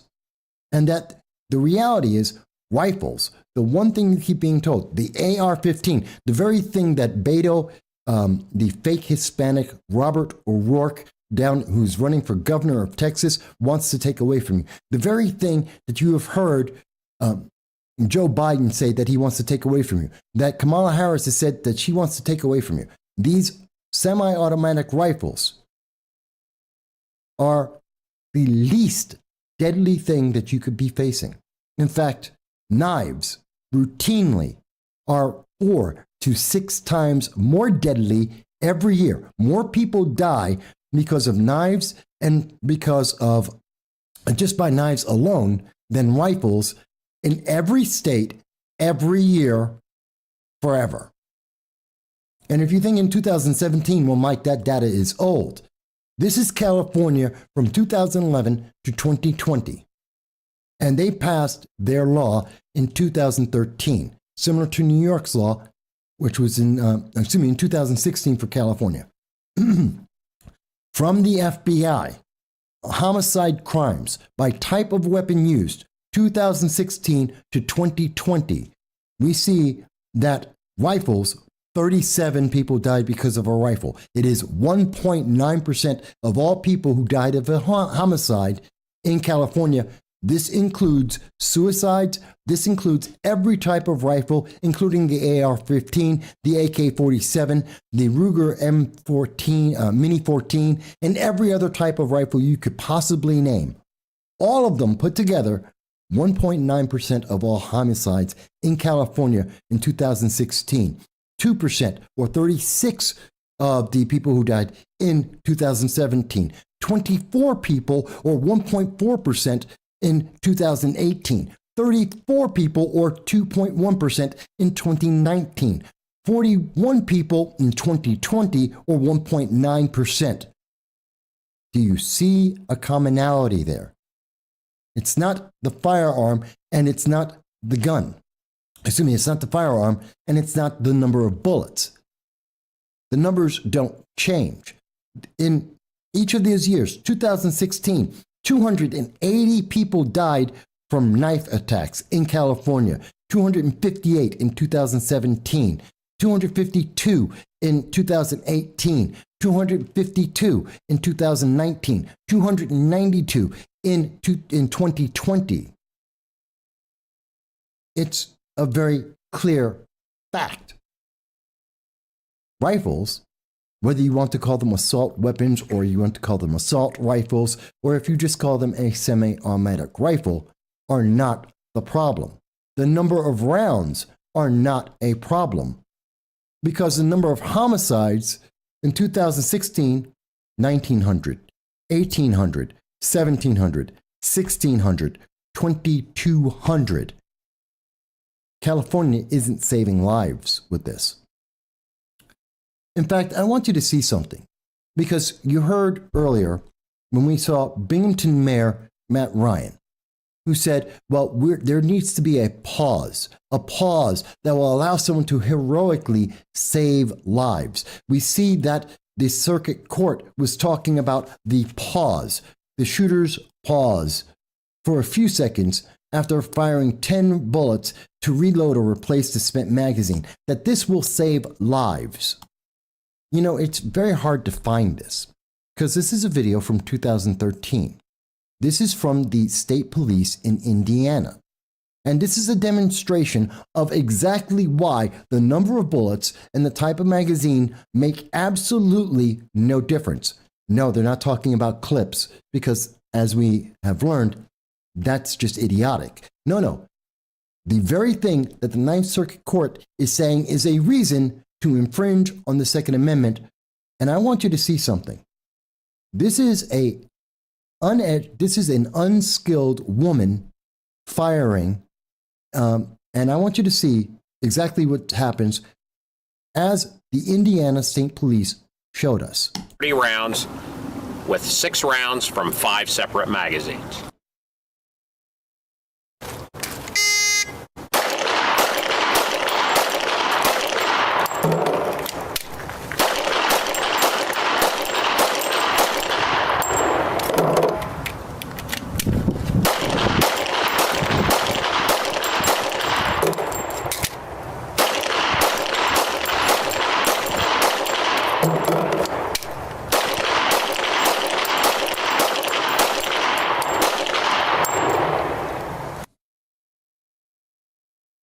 Christie's time was 26.93 seconds to 26.93 seconds, 5 magazines with 6 rounds each. Less than 30 seconds for 30 shots. That's less than a second per shot.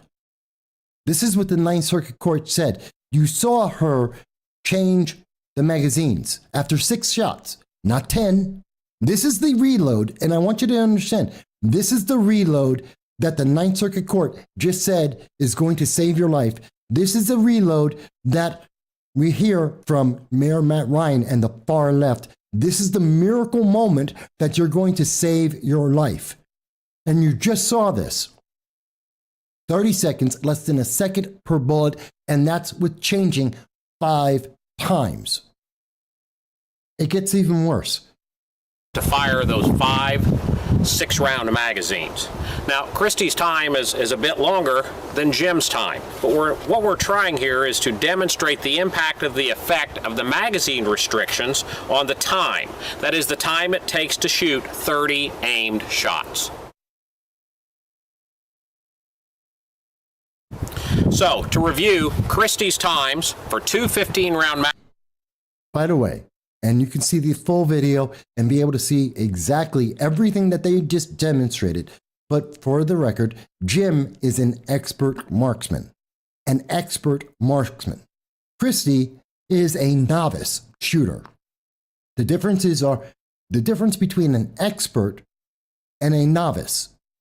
These are the times in seconds for 30 rounds from an expert. And these are now Christie's numbers as someone who is inexperienced. Magazines was 22.9 seconds. The 3 10-round magazines was 25.51 seconds. And the 5 6-round magazines was 26.93 seconds. On average, about 5 seconds difference from an expert to a novice. But it gets even more importantly, I want you to see another part of this, because I want to completely disavow of this false message, this false image that is being stated by the far left. Individuals like former Mayor Matt Ryan, a progressive, individuals like the progressive-leaning Ninth Circuit Court out of California that want you to believe that you will have this miracle moment to be able to save lives, whether your own or others, to stop a shooter, a mass shooter, a criminal on a rampage, a criminal that is firing and fires 10 rounds. By the way, criminals aren't limited to 10 rounds. Criminals can fire more than 10 rounds. But assuming a criminal, for some reason, decided to follow the restrictions of the government and only fired 10 rounds in one magazine, then would you have a chance to actually stop them? Here's the answer. One of the reasons that the magazine restrictions are being proposed is the perception that if the active shooter has fewer bullets in magazines, he will have to reload sooner, and this will create an opportunity for someone to tackle him during the reload. During our demonstration, our runner will start when he perceives the reload and stop when the next shot is fired. Our distance is approximately 25 feet.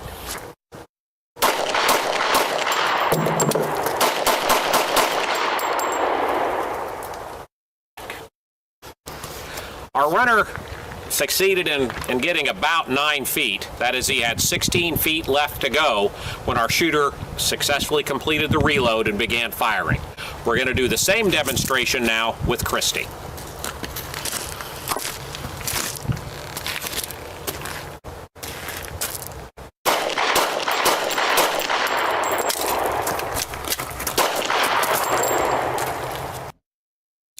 Yeah.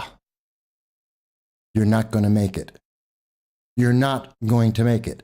Even with an inexperienced shooter, you're not going to make it in time, more often than not. You're hiding from a mass shooter, and you're trying to take this miracle moment, and you won't make it. In fact, we saw that in Michigan just a couple days ago. The fact is, it's not a reality. And when the far left tells you that there is this miracle moment and that they're only doing this to save your life, they're lying to you because they don't know what they're talking about. They're talking about magazine clips. They have no idea what they're speaking about. Many of these people have never fired a firearm in their lives. They don't know anything about what they're speaking, but they're more than willing to affect your life. They're more than willing to take away your rights. They're more than willing to leave you defenseless to promote their political agenda.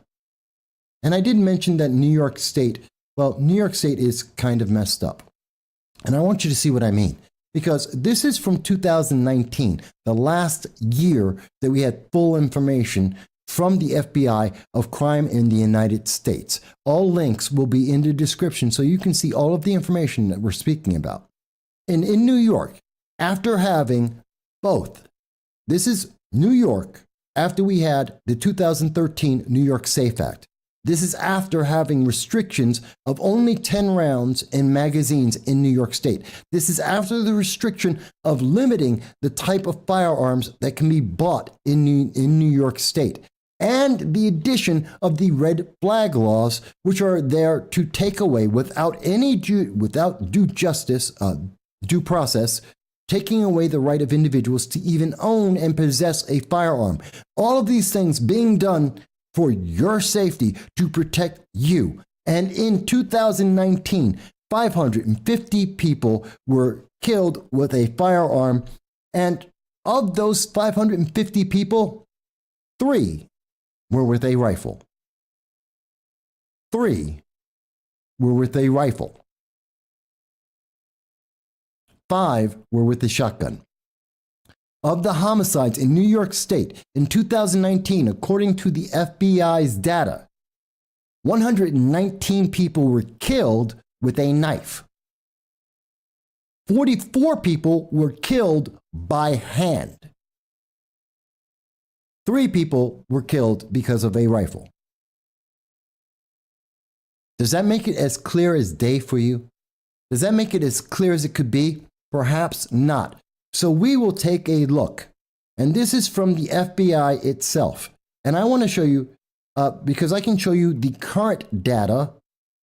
And this is in the year of 2013 to 2020, according to the FBI data, looking at, and I want you to see the number of murders by weapon, and knives are 21% of all people who were killed. Rifles are 1%. That's at the same, they're actually below. More people were strangled in New York State from 2013 to 2020 than were killed with a rifle, which is what the New York SAFE Act, which is what the red flag laws were designed to protect you from. That is what the Ninth Circuit Court on December 1st of 2021 is trying to protect you from. More people died because of strangulation than rifles in New York State in 7 years. How about fire? It's shotguns, blunt objects, hammers, and baseball bats killed 4%. 3 times as many people died because of baseball bats than rifles in New York State. More people were killed by someone's hands and feet, 6%. And I know what you might say. Well, Mike, those are percentages. What kind of numbers were they actually? Really easy. 1,000 people were killed with knives over the 7 years from 2013 to 2020. 28 people have been killed in the 7 years from 2013 to 2020. You haven't been made safer. In fact, if we look at the entire United States from 2010 to 2020 from the FBI, and we look at looking at the percentages, and this is for, again, the entire United States from 2013 to 2020. Since we saw the New York SAFE Act and California input a limitation on the number of bullets and magazines and the red flag laws, we see rifles are 2% of all people in the United States have died from rifles. 11% of people who were killed in the United States over that same 7-year period died because of knives.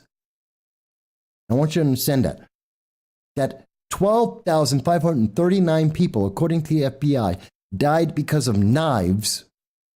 2,520 died from rifles, and that includes suicides.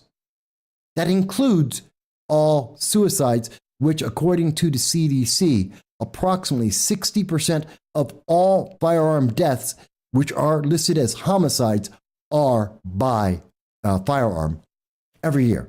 60% of all the people who die of a homicide is because of suicide, and it's usually with a firearm. And even with that, knives are, it's over 6 times deadlier. People who have been killed by someone's hands and their feet. 5,429 people were killed over the 7 years from 2013 to 2020 in the United States, all 50 states, versus 2,000, more than double the number of people who died because of rifles, including suicides. More people died because of baseball bats and hammers, 3,501 versus rifles. I don't know how to make it more clear for the American people. The Ninth Circuit Court isn't making you safer. They're telling you a lie. They're selling you on this hope and this idea that does not exist. It is not a reality. The most ignorant and uninformed individuals, when it comes to firearms, are trying to decide how to redefine the Second Amendment as so as to make sure that you will not be able to defend yourself in your home or outside of it. And you should be speaking about this. You should be aware. This is the data. No giving you the Soundbites Allowed is a podcast hosted by Michael Vass. The podcast focuses on providing in-depth discussions on various political and social issues. As the title suggests, the aim is to go beyond quick sound bites and explore topics in greater detail. Michael Vass, the host, engages with guests to analyze and discuss current events, policies, and political ideologies. The live stream and videos cover a wide range of subjects, including politics, economics, social issues, and more. By delving into longer, more comprehensive conversations, No Soundbites Allowed aims to provide listeners with a deeper understanding of the complexities surrounding contemporary issues. AI is listening. Shouldn't you know what AI knows? Aren't you tired of being treated like a child by major media parrots and want to be respected as an adult? There is nothing to lose and a lot to potentially gain, so check out No Soundbites Allowed on all major social media platforms.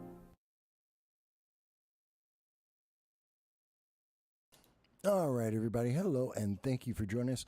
This is No Soundbites Allowed. I am your host, Michael Voss, the political dragon here in the Bronx. It is July 7th. It is currently 5:41. Oh, we're a little bit early. My apologies on that. I know we were going to come back at 5:45, but we're a little bit early. I did want to cover something that is breaking news. The results are now out from the French election. The French have rejected the far right, or what Europe considers to be the far right. That's after weeks of rioting and a lot of hand-wringing amongst the left. And what we can see is, and this is according to the BBC, the fact is that everybody on the left came together, not because they agree, but because they wanted to maintain power. Because they were afraid of losing power to the center right and to the right. And because of that, and that alone is the reason, because people wanted free stuff. They wanted to have the government coddle them and micromanage their lives. Because that was the intent, the fear amongst the French, that they would have to take responsibility for themselves. They instead decided to all go together and to support anything and everyone except the right. And we can see this in the reporting here. They note that the disparate parties of the left all suddenly forgot their differences, all of their differences, to form a new anti-right coalition, and then that the Macronites and the left forgot their differences too. Everybody came together, and I think this is very important. This other paragraph, nonetheless, the fact remains. Most people do not want the far right, either because they oppose the ideas, but here's the important part, or because they fear the unrest that would inevitably attend its coming to power.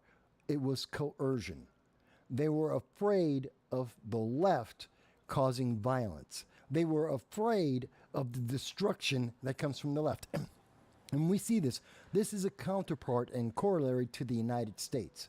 It is the left that is violent. It is the left that is destructive. It is the left that forces its will onto others. We see that with BLM. We see that with Antifa. We see that with the progressives. Every time they come together, we see violence. They attempt to burn down. Arson is commonplace, whether it's trying to burn down a courthouse or burn down a police station or a firehouse. They're burning down buildings. They're breaking windows. They're destroying the public property because they don't care, because they want to cause fear. And when people are afraid, people comply. And that is all they truly care about, is that compliance. They want people to bend to their will. That's something that we see in the United States, but it's not just something that happens here. It is international. We see that here in France. People are afraid of the left lashing out violently, and therefore they decided to capitulate, to comply, to bend the knee and be silent. That is not a good thing. And that's the big problem is there is no agreement in France. Nobody has any idea who's in charge. Nobody likes each other. Nobody wants to work with each other. They just don't want to lose the power that they have. That's it. So the powers that be tried to save their power base, to protect their ideology, to protect their positions. And in doing that, they have put France into a quagmire where no one knows who's in charge. Nobody likes anybody. Nobody wants to work together. They're all busy trying to cover their own asses, CYA. That's all they're doing. They're covering their asses, keeping their jobs, keeping their power and the status quo as much as they can, even as that spells doom politically for France, that weakens France. It just doesn't make sense. Now, the good news is there will still be a strong right-wing, center-right movement in France, and that will still work well with Europe, which has gone center-right. That will work well with the United States under a Trump administration, which will be center-right. So, and that will put pressure on illegal aliens. That will put pressure on terrorism. That will put pressure on rogue nations like China, North Korea, Iran, and Russia in their actions going forward. It will still lead to more stability in the world going from 2025 to 2029, but will it be enough? I don't know. Does China's probably the happiest person right now. Not the European Union, not England, not the United States. No, the one country that actually is the most happy about the French election right now is China. Because that means China gets to maintain its power in France. That's under Emmanuel Macron, the president, and his left-leaning progressive government. They will continue to try and keep ties with and lean towards and try and move towards the Communist Party of China. They're the only winners in this. It's not the French people. But that's my opinion on that. And others may disagree, and that'll be fine. But that's how I see that election turning out. Let's see. User Has Been Banned has joined us in the chat. Hello, User Has Been Banned. I know there's more people who usually are chatting. I'm surprised so few today. But User Has Been Banned says, the left is showing terrorism works. Well, that's kind of what happened in France. Have riots, burn down buildings, attack people, force them to comply, and you win an election. That is a horrible precedent. And I truly don't believe that's only going to be present in France. Just like in 2016, we saw an hour after the election was called for Donald Trump, the left was out protesting, and it was miraculous. Suddenly, they were prepared with signs. They were prepared in locations. They had targets across the country. Everywhere there was left-leaning pockets, progressive pockets in the nation, they suddenly all coordinated at the same time. Within 1 hour, they were all out. They were all marching. They were all trying to burn down buildings, screaming and stopping people from traveling, blocking the roadways to punish people for not voting for Hillary Clinton. It's amazing how that happened all at the same time within 1 hour, and that's because it was coordinated. This wasn't a surprise, and we know, and if you haven't thought about it, please keep in mind, it's going to happen in November. When Joe Biden, or whomever the Democrats pick, and it'll be Joe Biden, when they lose, then you're going to see within an hour of that notification that the Democrats have lost, you will see the far left come out in America. You will see the Democratic Socialists of America, who are happy to support terrorism with Hamas. They will come out. You will see the other progressive organizations. You will see Democrats come out en masse, and they will destroy buildings. They will set fires. They will attack people. They will block off the streets, stopping people from being able to go to work or live their lives so that they can scream, moan, and punish everyone else for not doing what they wanted, for not having the same feeling as the far left. That's going to happen. That is a prediction. And does anyone think I am wrong on that? I doubt it.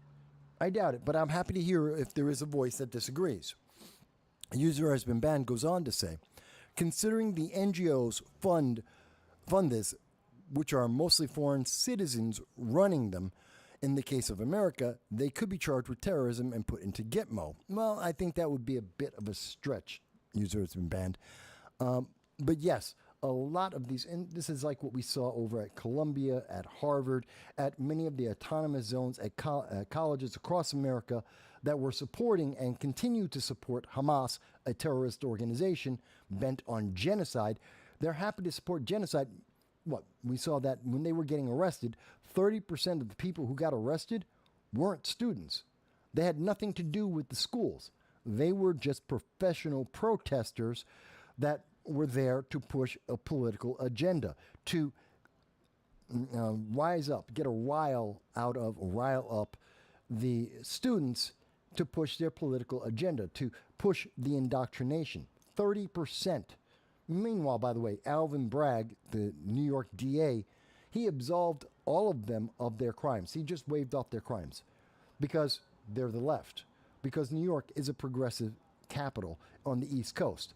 Because if you commit crimes and you have the right political ideology, you don't get punished. Not in progressive states, you don't.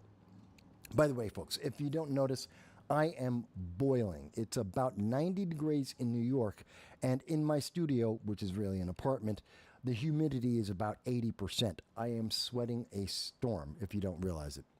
Okay. User has been banned goes on to say, I do like how Trudeau, also sometimes confused with Castro, and Macron seem to use the socialist embrace. Well, yeah, that's because they're socialists. And we've heard from both Canada's Prime Minister Trudeau as well as Emmanuel Macron, they are sympathetic to and want to align with and work with China, the Communist Party. I don't know why they think that they would be able to survive. Whenever there's a communist socialist revolution in a country, the very first people who get put into gulags, the very first people who get killed are the teachers and the politicians. Every time. Every time across the face of the earth, in every country, every time. When there is a coup and the left takes over, you see the left go out and kill the teachers and the politicians that put the left into power. Every single time. Happened in Russia, happened in China, North Korea, Venezuela, Cuba. Name the socialist country, you've seen the exact same thing. So I don't understand why Macron or Canada's Trudeau think that they would be absolved of that punishment. They would be rounded up just like everyone else and put through the same gulag treatment just like everyone else on the left. It happens every time. But they always think that they will be the exception, that they are protected. Yeah, a lot of people think they're protected. And then after that violent revolution, you see the same thing. But again, this is something that we see a lot from the left. But I wanted to catch up. That is the breaking news. That is important because that is going to affect America. Both it is an example of what we're going to see happen here in America in November, if not during the Democratic National Committee, the DNC convention that's going to be happening in August. You will see that the far left is going to be rioting. You're going to see violence coming from the far left, Antifa, the Democratic Socialists of America, the progressive wing of the Democratic Party, which is only about 7% of the Democratic Party. They are a minor faction, but they are hyper violent and they are hyper loud. And so you will see them coercing the rest of the Democrats to try and get their choice onto the 2024 ballot. But it's not going to work. In part because several states, you cannot. It is already too late. I think Wisconsin is one of them, where it's too late. Joe Biden will be on the ballot even if Joe Biden is not running, even if he is replaced by the Democratic Party, he will still be the guy on the ticket. It could be it could be Gavin Newsom, it could be Kamala Harris, it could be J.B. Pritzker out of Illinois, but it will be Joe Biden on the ticket. And there's several states that have that problem And Democrats know this. And the money that has been raised for Joe Biden to win the election cannot be applied to anyone else. So if you get Kamala Harris, she won't be able to use that money. If you get Gavin Newsom, he won't be able to use that money. They have to raise brand new money. They need millions, hundreds of millions of dollars that they would have to raise virtually overnight for this new candidate, because all the money that has been donated to Joe Biden's campaign does not transfer. At the very best case, the money will be refunded to the Democratic donors. The worst case, Joe Biden gets to keep it.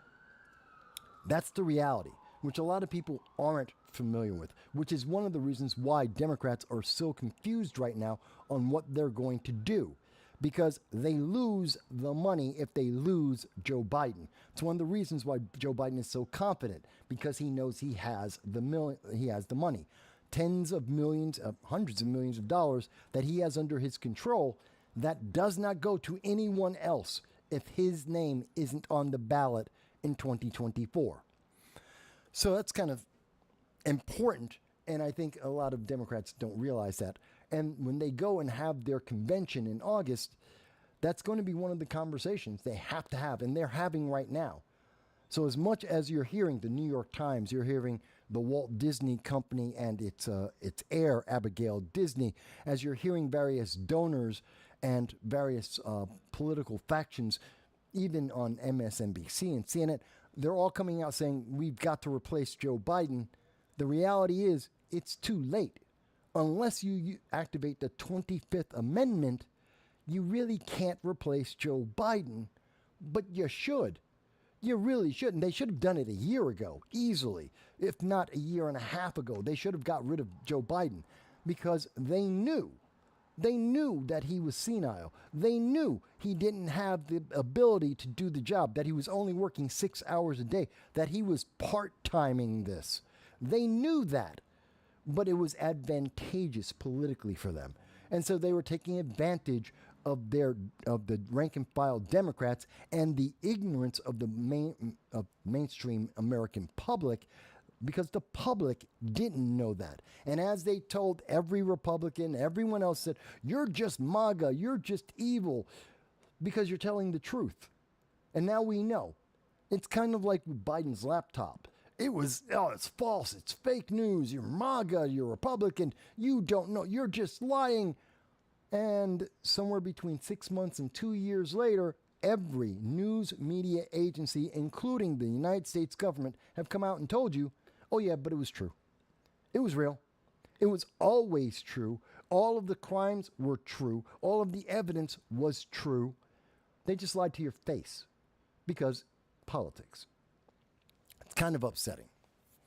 And please understand, I'm not kidding when I say we are hearing this is from The Observer, American media heavyweights tell Joe Biden, time to quit.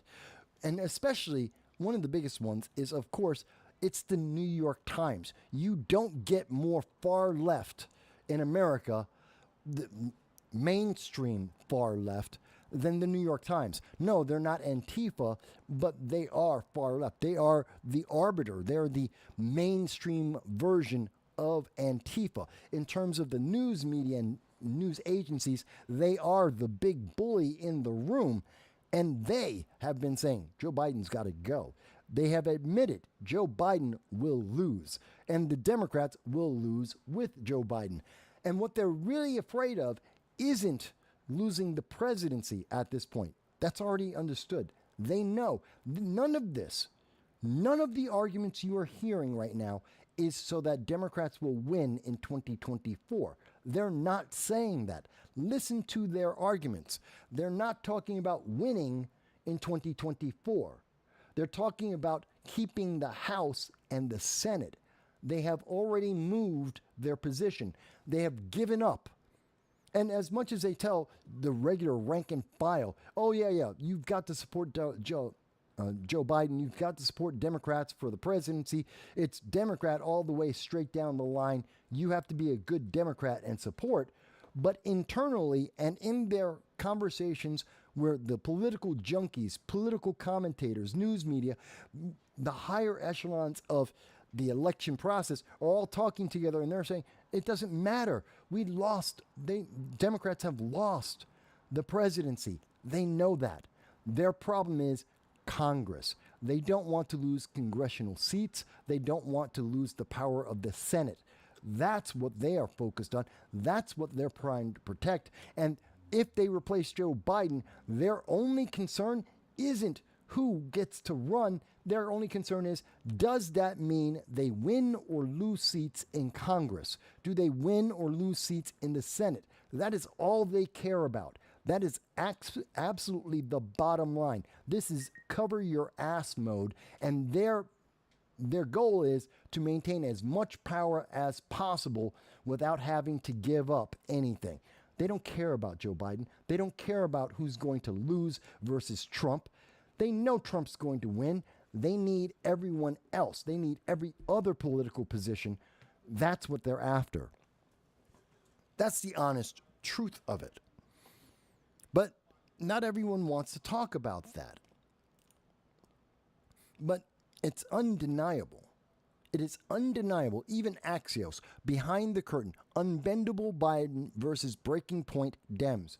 Biden refuses to acknowledge his mental condition, the lack of confidence of the American people. Forget Democrats. The American people and the world have lost confidence in the guy sitting in the White House right now. And he doesn't see it. But that's because he's protected by a small bubble of individuals. That's it. And Axios even mentions it here. Outside Biden's protective bubble, they admit there is a small enclave of people that Joe Biden talks to and no one else. He has been isolated from the world, both world leaders and politicians in the United States. He is sealed off. So he's in his own little fantasy world about whether or not America likes Joe Biden, whether or not America agrees with Joe Biden. So when he comes out and says he thinks Bidenomics is doing great, it is for the people in his bubble, in his political power base, but no one else. He doesn't talk to the rest of the people. He doesn't get to hear what the rest of America is saying. He's not following it in the news. A fast-growing number of Democrats are praying and plotting for intervention. Everyone from the Obamas, that's right, Barack Obama, as much as he is publicly saying, oh, I support Democrat, I support Joe Biden, it's fantastic. And as soon as the camera is off, as soon as he's not talking in front of a reporter that's going to record this publicly, he says it's over, that they have a problem. Obama's talking to other elected Democrats. He's talking to the donors, and he goes, yeah, I know we're going to lose. And Joe Biden's the problem. You know what's really upsetting about that? The Democratic Party is admitting to the American people that they are deceptive, that they will mislead the public, they will lie, they will cover up evidence, they will obfuscate the truth to maintain power. That their only concern is their ambition. They don't care about you. They're being as transparent as can be. They're saying to each other, we wish we could replace Joe Biden because he's failed. Because the public now sees what they have always seen. The public now is aware of what they have always been aware of. And now they're trying to find, well, can't use Joe Biden. What else can we do to maintain power? That's why Obama is saying one thing to the voter, and he's saying something completely different to the power base, to the elected officials. He has an entirely different conversation. That's duplicitous. That is taking advantage of people. That is assuming that he can do whatever he wants to Democrats because they're going to fall for it every time. It's very insulting. I feel bad for Democrats right now. You guys are being abused by your own party to your face. To your face, they are telling you you are useless and that you are just a pawn. You are a minion. That is what Obama is saying to you. That is what you are hearing right now. that they will do whatever they want, and they expect you to just say yes. And I am sad that many in the Democratic Party will do that. It's incredible to me. It's incredible. I don't understand it. But we do know that what is happening is that the public has been made aware. This is probably the biggest gap between Joe Biden and Donald Trump that we have ever seen. We're seeing we have seen that Donald Trump is winning every single battleground state. And as much as people want to say, well, there's this one poll by this unknown organization that no one's ever heard of before that talked to 5 people and Joe Biden is winning in that poll. The reality is the majority of credible news polls, the majority of credible organizations all see and say the same thing. Now that the veil has been lifted, everyone is voting for Donald Trump. And even when you consider that this is a 5-way race, there is the third parties. Now, the Libertarians, they've got about 1%. Chase Oliver he's making no difference whatsoever. The Libertarians went with the far left. They decided to push for virtue signaling. That's Chase Oliver. And they've lost basically all their credibility. They're out. No one's paying attention to them. In fact, more people are paying attention to Jill Stein, who's with the Green Party, and they have no hope whatsoever. But more people are paying attention to her than they are to Chase Oliver with the Libertarian Party. That's kind of sad. You've got the independent Kennedy, RFK Jr. He has now, this resurrected his campaign. He was falling down at about 6% in polling. He was waning in the polls. People were forgetting that he even existed. He was going nowhere because his vice presidential pick was considered to be too corporate, too owned by the major news media. Her husband, Nicole Shanahan, her husband was part of Google. So there's a lot of people who are very iffy about her ties to big business. But that's the reason why RFK is still in the race, because of her money. Not because of other donations, it's because of her money is getting him to November. But even he got a boost from 6% to now roughly around 10%. Big boost because people who are desperate, especially Democrats who are desperate to find somebody else, their only real choice, they're saying, is RFK Jr., and RFK is gaining in the polls because of that. But Trump still wins in every one of the scenarios. Every single one. That's the reality that we find ourselves in. So the question is, what are we going to do about that? Because even when we look at the predictions, and I was showing you this a little bit earlier, when we look at the predictions, you can see that right now, who will win the 2024 Democratic presidential nomination? At the moment, yeah, Joe Biden is still in charge, but not really, because he's now, and that's the average. This is the average. But overall, we have seen that Joe Biden went from being a 68% lock to have the Democratic nomination. He's now down to 40%. He's lost 28% of his support.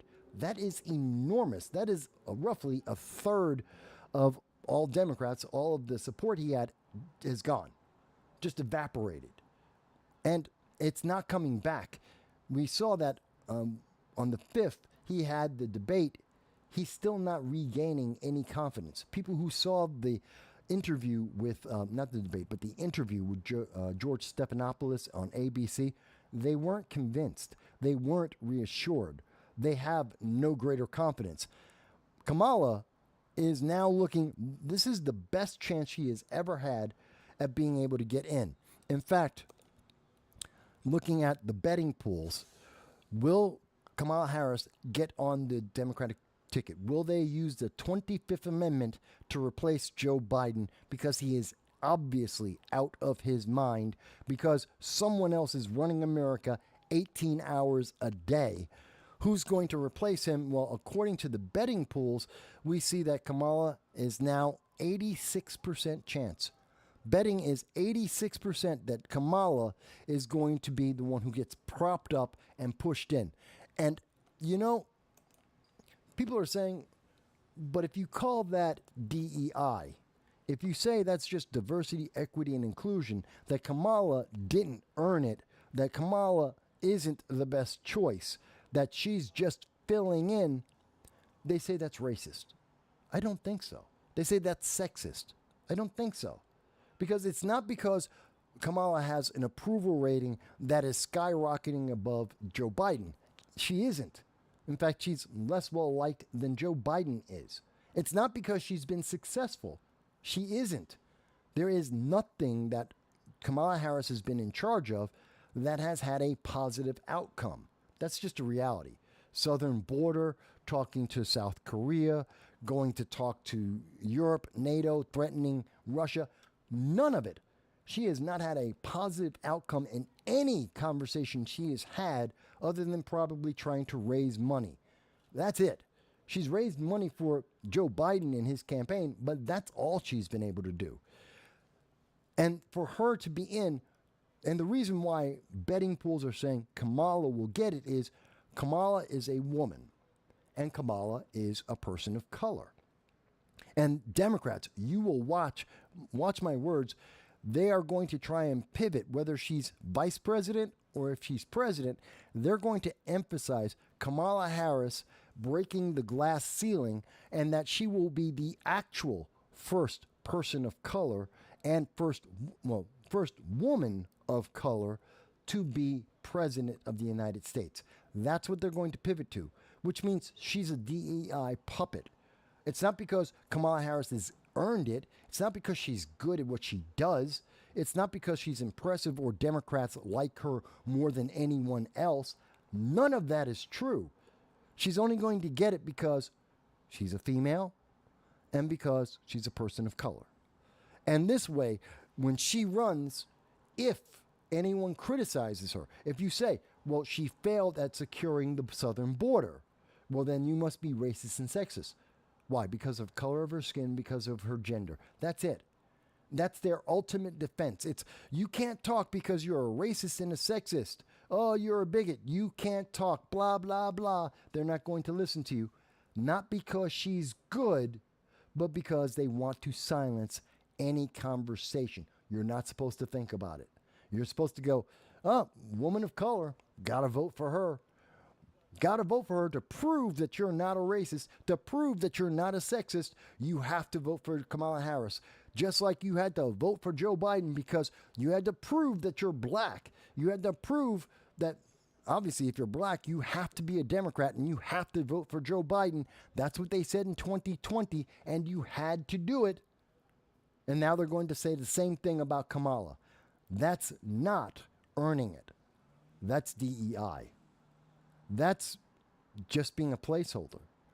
It's actually kind of sad and embarrassing and disappointing for Kamala Harris that that's the best that they have. That's her, really, her only saving grace is, well, yeah, she's got the right check boxes to run. That's it. No one wants her. No one likes her. No one thinks she's good at what she does. She's just got the right check boxes.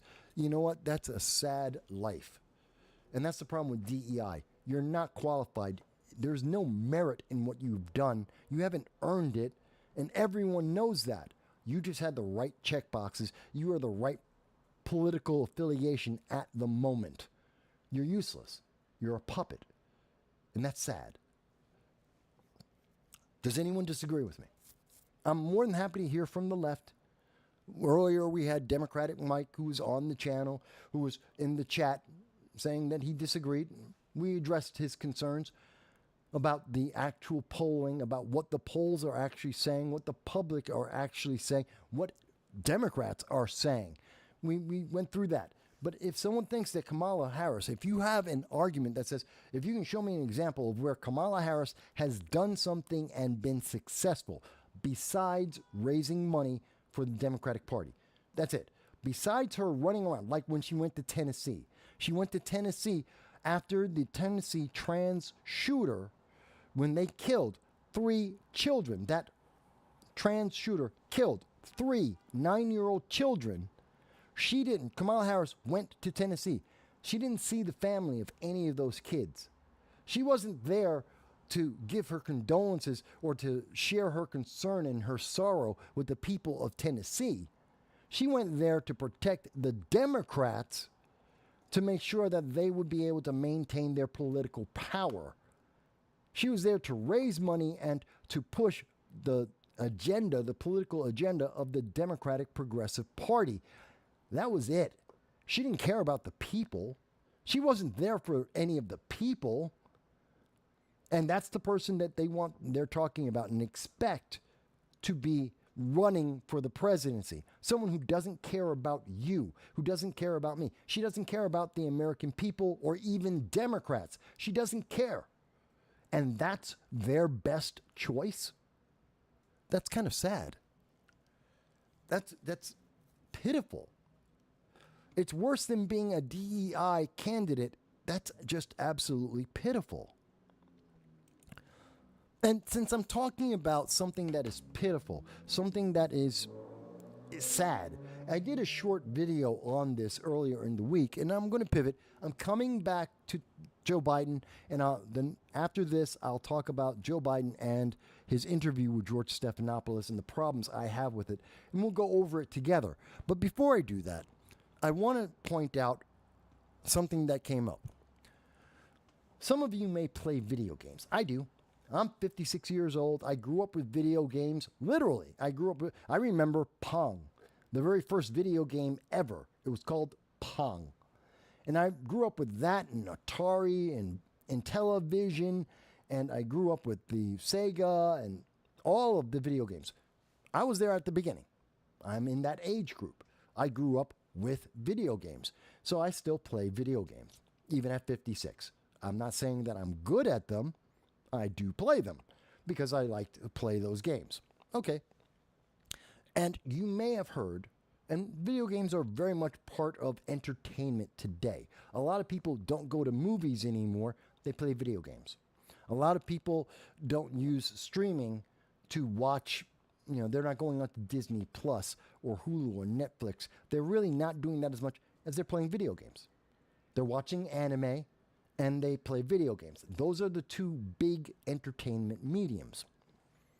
Now, one of the problems in video games is DEI, diversity, equity, inclusion. We've heard about groups like Sweet Baby Inc. If you follow video games, you've heard about this, which is basically a company that forces DEI into video games. That's why you've been seeing in video games all of the female characters are ugly. They used to be very attractive. Now they're just fat and ugly. And that's because of DEI, because of representation. I don't know why they do it. It's not beneficial. It doesn't make people go, oh, look, I could play as this fat, ugly woman. Well, that's really attractive. That's great. I'm into playing that character. No one wants that. No one wants a superhero who is big and fat. In fact, the Blob from the X-Men comic books, the Blob is someone who's big and fat, and guess what? He's a villain. It's just not attractive.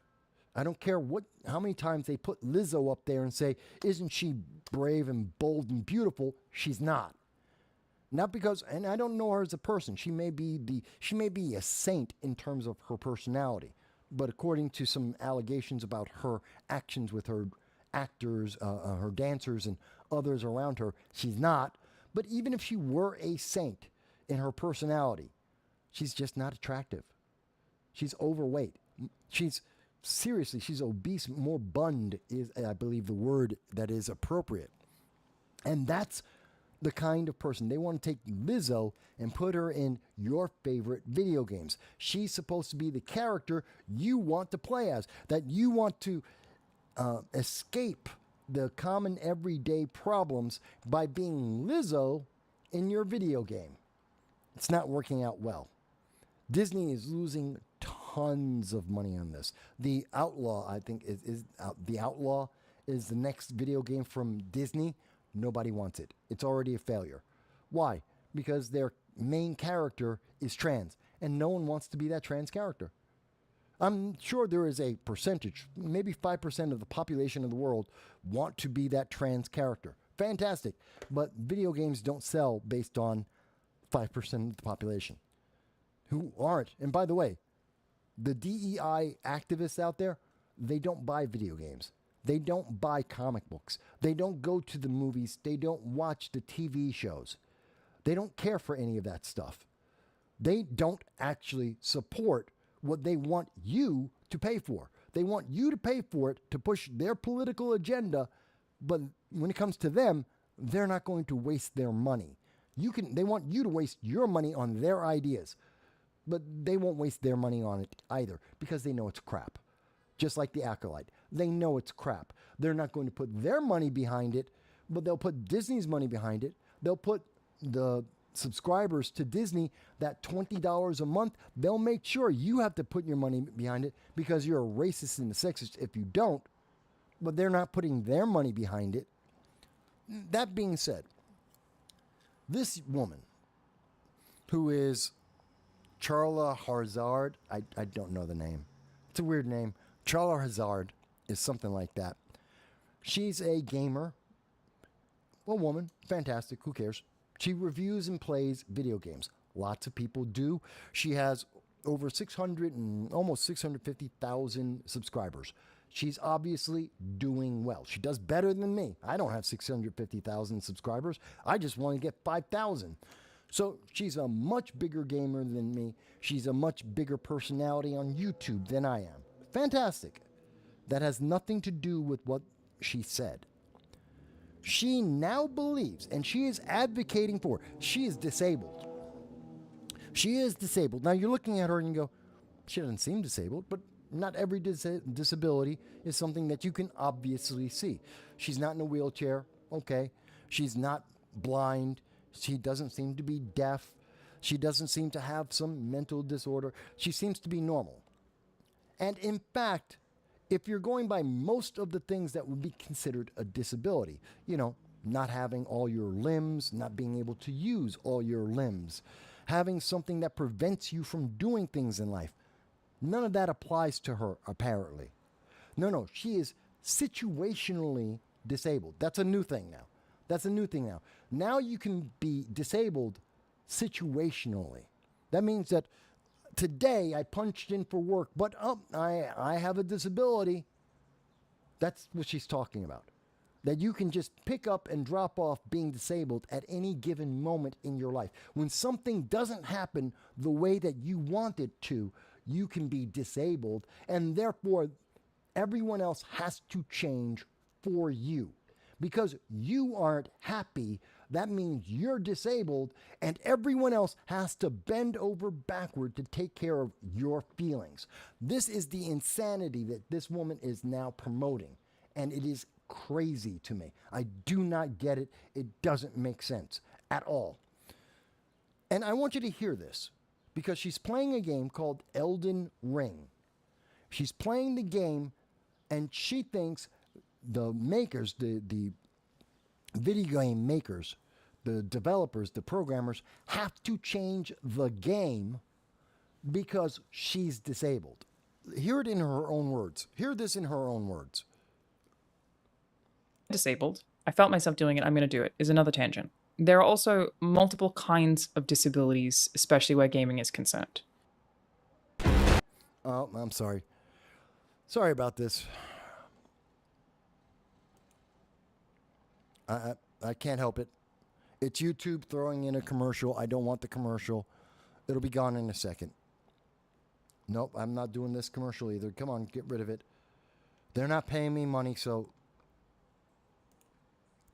they don't get to have their commercial. So let me try that again. Gaming is concerned. There are long-term disabilities. There are No, I missed it. Let me go back.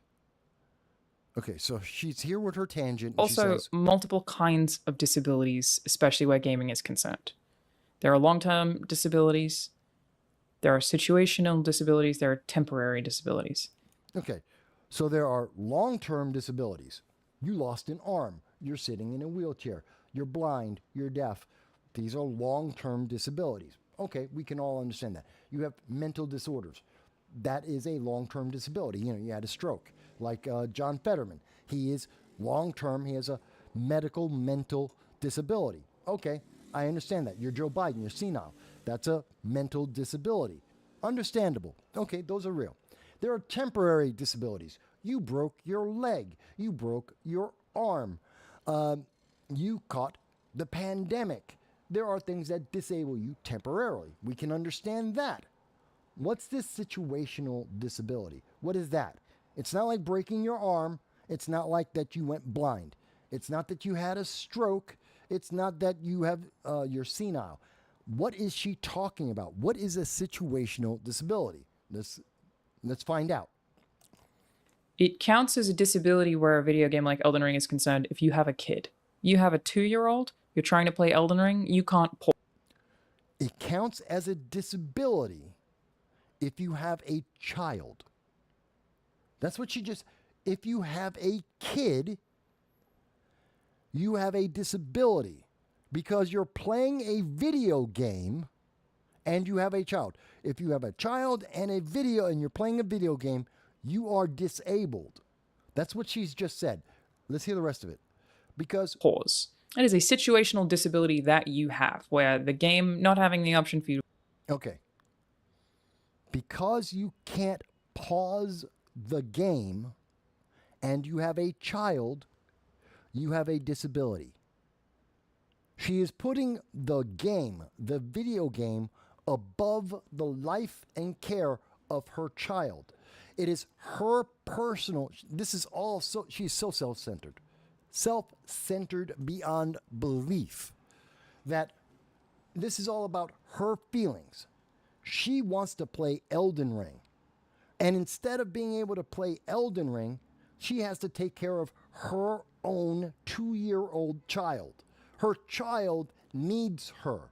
And because her child, her responsibility, her offspring, because she has to take care of that child, and the video game doesn't have a pause, she is suffering. We now have to change our lives. We have to change the video game and the way people play and enjoy that entertainment. Everybody has to change because she has a feeling. And her feeling isn't about her child, it's about her comfort. This is the left. This is what France is talking about. This is what France is supporting. This is what the Democratic Socialists of America, this is what DEI is all about. Her feelings supersede the life of her child. It supersedes her own, the world itself, to support her feelings. This is incredibly selfish. This is incredibly stupid. This is so entitled. And I think someone should take her kid. So CPS, Child Protective Services, should be at her doorstep going, hang on, we heard that you are more concerned about your video game than your child when the child is in need. We need to investigate. Someone should be calling CPS on her. And I don't normally say that. I think parents should pretty much do whatever they do to take care of their kids. I really, really hands off on that. It's your child, your life. But when you're telling me that a video game, playing a video game, is more important than taking care of your kid, something is fundamentally wrong there. I don't know why someone decided to have her spread her gene pool. I don't know why anyone wanted to share genes with her when this is her mindset. She's not pretty enough for that. In fact, when she says things like this, she's downright ugly to me. You may disagree, but I find this repulsive. This is repugnant. Maybe I'm wrong. Let me go back to the comments because I see Democrat Mike had something to say. And so Democrat Mike says, what will you say? Talking to me, he says, what will I say if and or when former President Trump loses in November? I'll say that I'm shocked. If Donald Trump were to lose, considering that every poll in America, from every organization in America, has said consistently for a year, actually a year and a half, that Donald Trump is going to win. To see that Democrats don't want Joe Biden, to see the money that has come in to support Donald Trump, to have we've had many pundits, left-leaning pundits have all agreed and said on MSNBC and CNN, on the various talk shows, they've said Donald Trump wins. And if Joe Biden, somebody in that environment where the entire country has said Joe Biden is senile, where 70% of Democrats are saying he's not qualified to do the job because he's working part-time, and if somehow in that environment with that reality, Donald Trump doesn't win, I'm sorry, you're saying Joe Biden wins? I don't see it. Are you saying that RFK Jr. is going to win?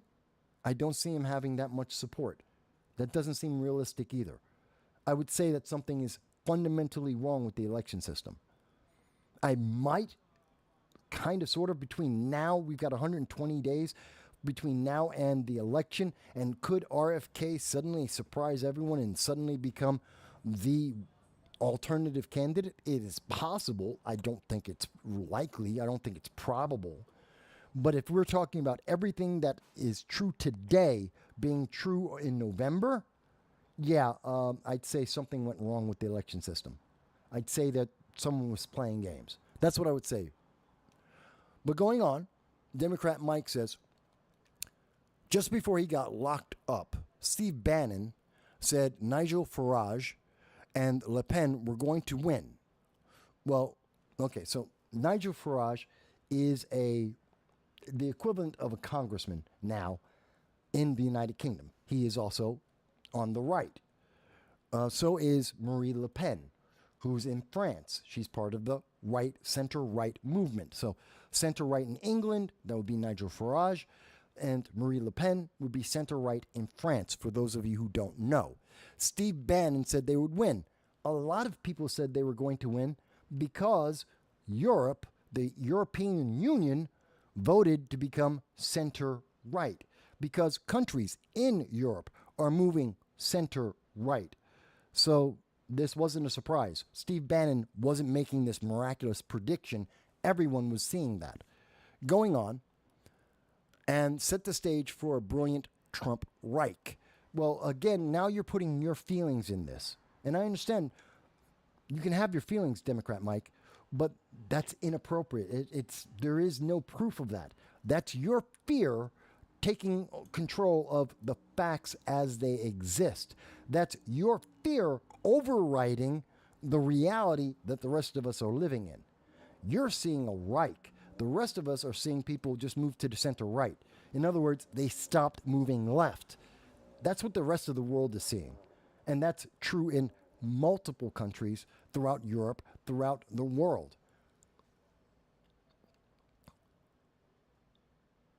Mike says, every poll, really? No, I said the overwhelming majority of polls. Not every poll, the overwhelming majority of polls. Out of every 10 polls, one poll will show Joe Biden up about 1 point, and one poll will show a tie out of 10.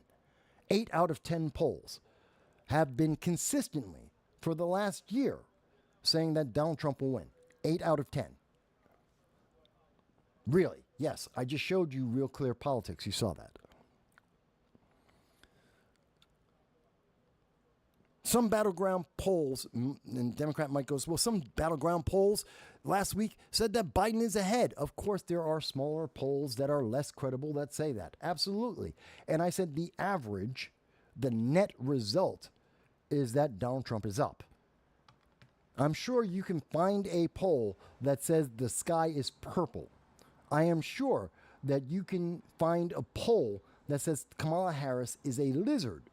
They're not accurate. Doesn't mean that the poll doesn't exist. It just means it's not credible.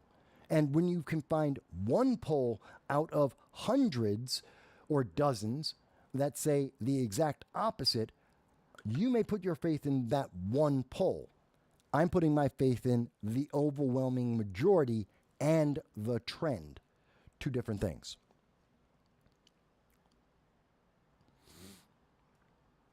And if I said, and I can tell you, and Mike's going, but no, you said every poll, I generalized. Okay, I said every poll. I was wrong.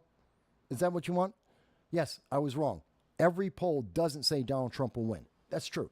8 out of 10 say Donald Trump will win. I was wrong. I said every poll. I've also said throughout the last 4 hours of me talking and last week and for the last 3 years, I have been consistently saying that the majority of polls say it's Donald Trump is going to win. And if I've said occasionally every poll, I was being hyperbolic. And I am wrong because that was hyperbolic. It wasn't correct. 8 out of 10. Does that change anything? No. Does that make a difference? No. Did I show you the evidence from Real Clear Politics? Yes. Do I have a factual basis for what I'm talking about? As I show you, and I said every poll, and I showed you polls and went through the tie. I showed you the polls where Biden is winning. I don't get it. Yes, I admit when I'm wrong, I'm wrong. I have no problem with that. I just don't think, I think you're nitpicking me. And that's okay. It's okay, Democrat Mike. I don't mind the criticism. I just don't think that was, of the things that you can criticize me for, or the things that you can disagree with, when I'm showing you polls that show Biden won, and I say every poll's for Trump, and I've been saying 8 out of 10, the majority, you're nitpicking. That's not really building up your argument. You can make a better argument than that. Truly, you really can. Trust me. That's what I do for a living. It's politics. I debate. I talk about these things. If you really wanted to make an argument, you can find better arguments in some of the things I'm talking about than the one you've just picked. Truly, you can. But if that's your victory for the day, fantastic. Now, with that said, because I do pay attention to the comments, folks, I am paying attention to you guys. But what we're talking about is this. See, and I understand the comments are coming in after the fact. Some people are watching the show a couple of minutes behind. That's all right. But we're talking about this woman and her repugnant statement that a video game that doesn't have a pause is more important than her child. Because DEI. Because of diversity, equity, and inclusion. Because she has a, quote, situational, I don't even know what that means. Situational disability. I don't know what that means. It's made up. This is a word salad. It's gobbledygook. It's not real. She's just making this up. I'm sure she heard this from some progressive somewhere. I'm sure there's some professor somewhere that has talked about situational disability. I just don't think it's real. I think this is just propaganda. This is a way to justify a political statement. And her thing is, I have a child, so you should be able to have a pause. Change the game, which changes everything. That changes the entertainment. That changes the way other people are experiencing the game because of the choices in her life, that is making the game less enjoyable for her. Now, she could play the video game at night. She could play the video game when her kid's asleep. She can turn it off and go take care of her kid, her personal responsibility. She made the choice to have that child. She made that choice. She made the choice to raise that child. That's her choice. She made the choice to play a video game instead of taking care of her child. That's another choice. None of those choices are the responsibility of anyone else except her. And if she suffers, if her entertainment suffers, if she doesn't have the same entertainment experience as everyone else because she made a decision, that's on her and her alone. Hang on, folks. I want to make sure, is my phone working all right? I just want to make sure that everyone's able to call in. Bear with me, because I'm hearing something on my phone and I'm not sure if all the calls are coming in. Nope, didn't miss any calls. Okay. My phone's going off. I just want to make sure I didn't have it on like vibrate, and I didn't realize that I was missing phone calls. Because if anyone wants to call in, which is 929-715-8569, I want to take your call, obviously. But do you see what I'm saying here, folks? She, because of her responsibilities that she has put in her own life, because of her choices, we're supposed to suffer. And we're supposed to change our lives and our experiences so that she can have the experience she wants. I think that is repugnant. I think that is repulsive. I think that is inconsiderate. I think that is abusive to her child. And if she has this mindset about a video game being more important than her child, I'm fearful of the way she is raising her child. Now, those fears could be unfounded. That's true. She may be the best mother that has ever raised a child in the history of mankind. It is quite possible. I don't believe it. Based on, and I get, this is a snapshot. It's only a couple of seconds. But I think it's absolutely critical that in those few seconds, we understand what she is saying. In fact, let me play that a little bit more clearly for you guys so that you can hear it again. A video game like Elden Ring is concerned, if you have a kid, you have a 2-year-old, you're trying to play Elden Ring, you can't pause. It is a situational disability that you have, where the game not having the option for you to be able to pause, for example, is a hindrance for your particular disability, a situational disability. You may need to pause to stop your kid from putting a fork into a socket, a power outlet. In Australia, we call power outlets PowerPoints, but when I moved to the US, I got bullied for that because people thought... Okay. So, her kid, she's concerned that if she's playing a video game, and I just played it out for you so you could, even if you couldn't hear it, and you should have been able to, you could read what she was saying. So she says, because she's playing a video game, she looks over, sees that her 2-year-old kid has a fork and is sticking the fork into the electric socket. She wants to be able to, she's upset that she can't pause the game so that she can take care of the kid. She's more concerned in that moment, in that situation. The first priority she has is not to go get her kid and stop that kid from sticking a fork in the electric socket. It's to pause her game so that she doesn't lose the progress in the video game. I played this, I extended the time frame so that you can see why I say she is repugnant and someone should be checking on her child. That is repugnant. That her priority, by her own words, is she's concerned, she's upset, she has feelings because she can't pause the game. Not that she has to, she's not talking about, oh, I broke my controller because I threw it down so I could dive at my kid to stop them from sticking the fork into the electric socket and electrocuting themselves. That wasn't her priority. That's not the situation she's talking about. She wants to be able to pause the game. She's playing the game. She wants to make sure she pauses it so she can get back so that after she takes the fork out of this kid's hand and lets him lick the electric socket instead of sticking a fork in it, I don't know, so that she can go back to playing her video game and regain her entertainment as if it had never been interrupted. That child is interrupting her quality of life. This is so selfish, so self-centered, so anti-mothering. This is evil.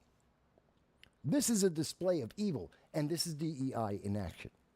This is diversity, equity, inclusion. You have to change to appease her feelings. You have your life. Everyone who's playing Elden Ring, everyone who's playing a video game like Elden Ring, where you don't have a pause. So you play the game or you're not playing the game. It's one or the other. There is no pause in it. And anyone playing those kind of games, they all need to change.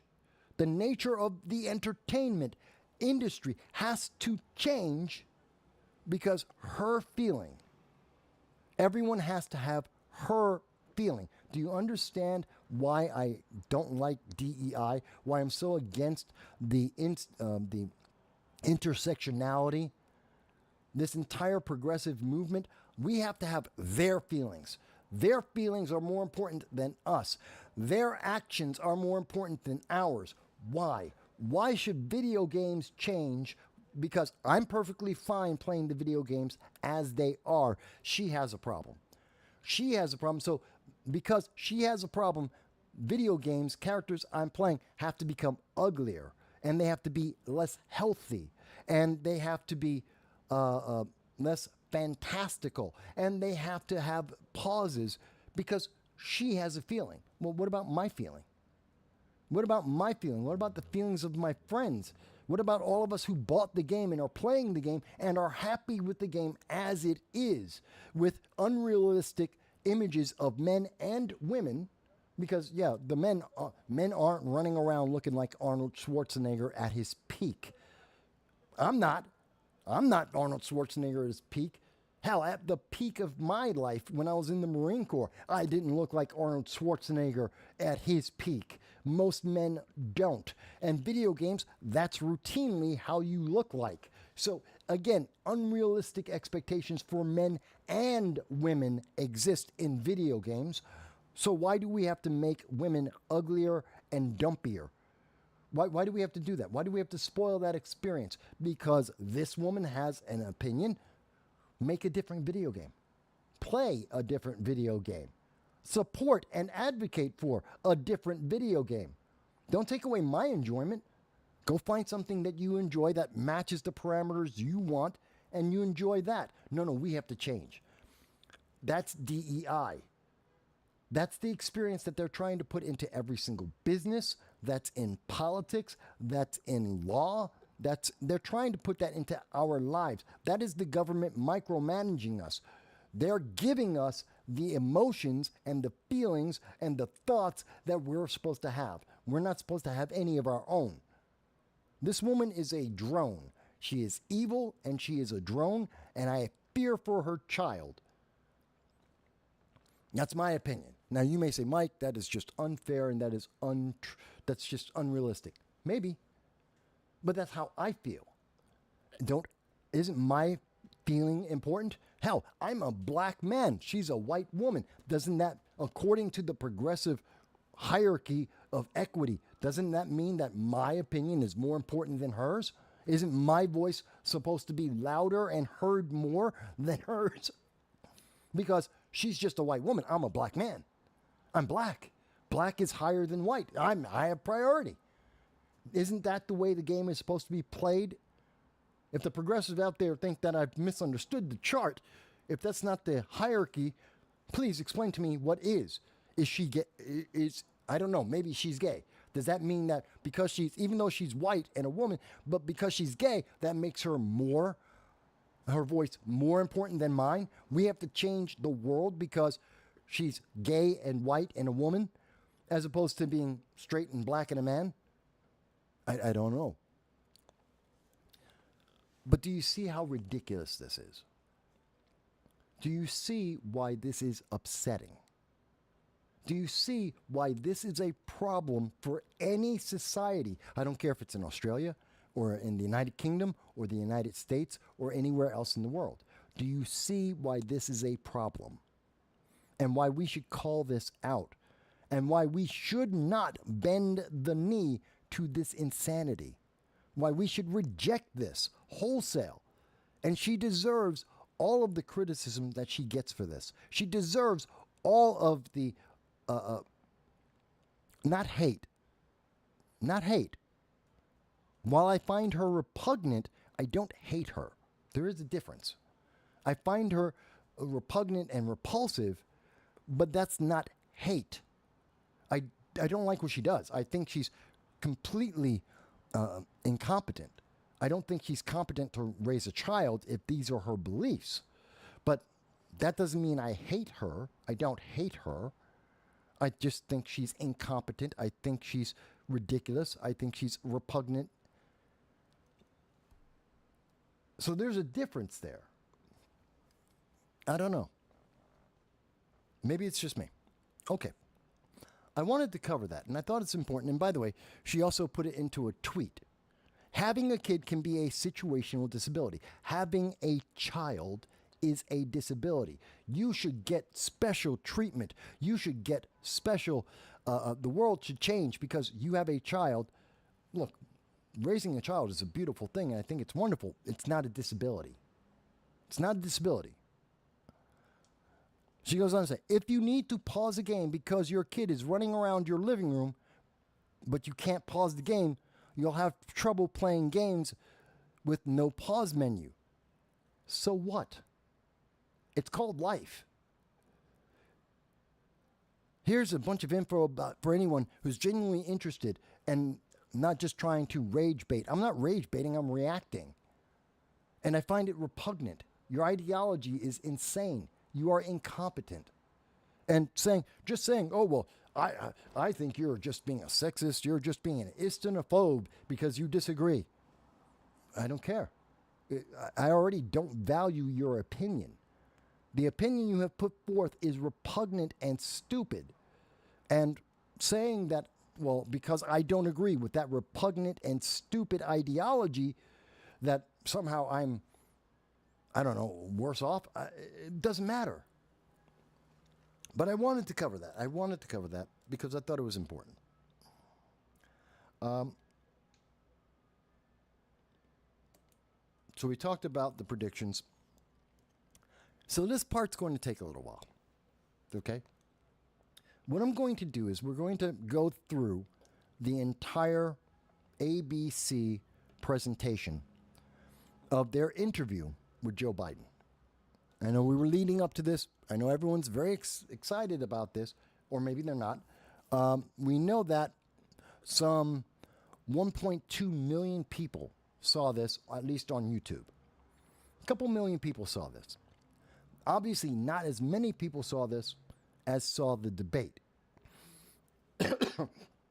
which I'm sure is why Democrats are very upset right now, because not as many people saw this. And this was the saving grace. This was supposed to redeem Joe Biden.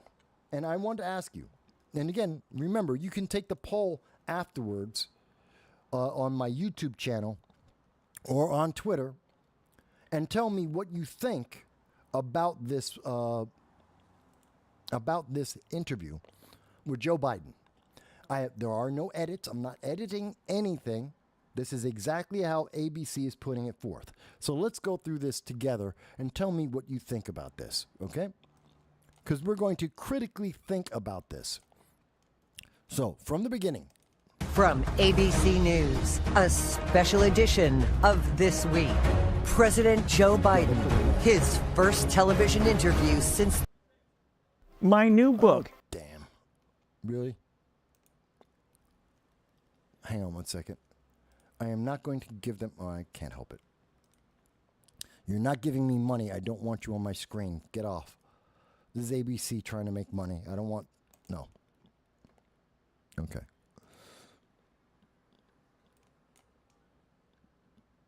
So, edition of This Week. Making exclusive.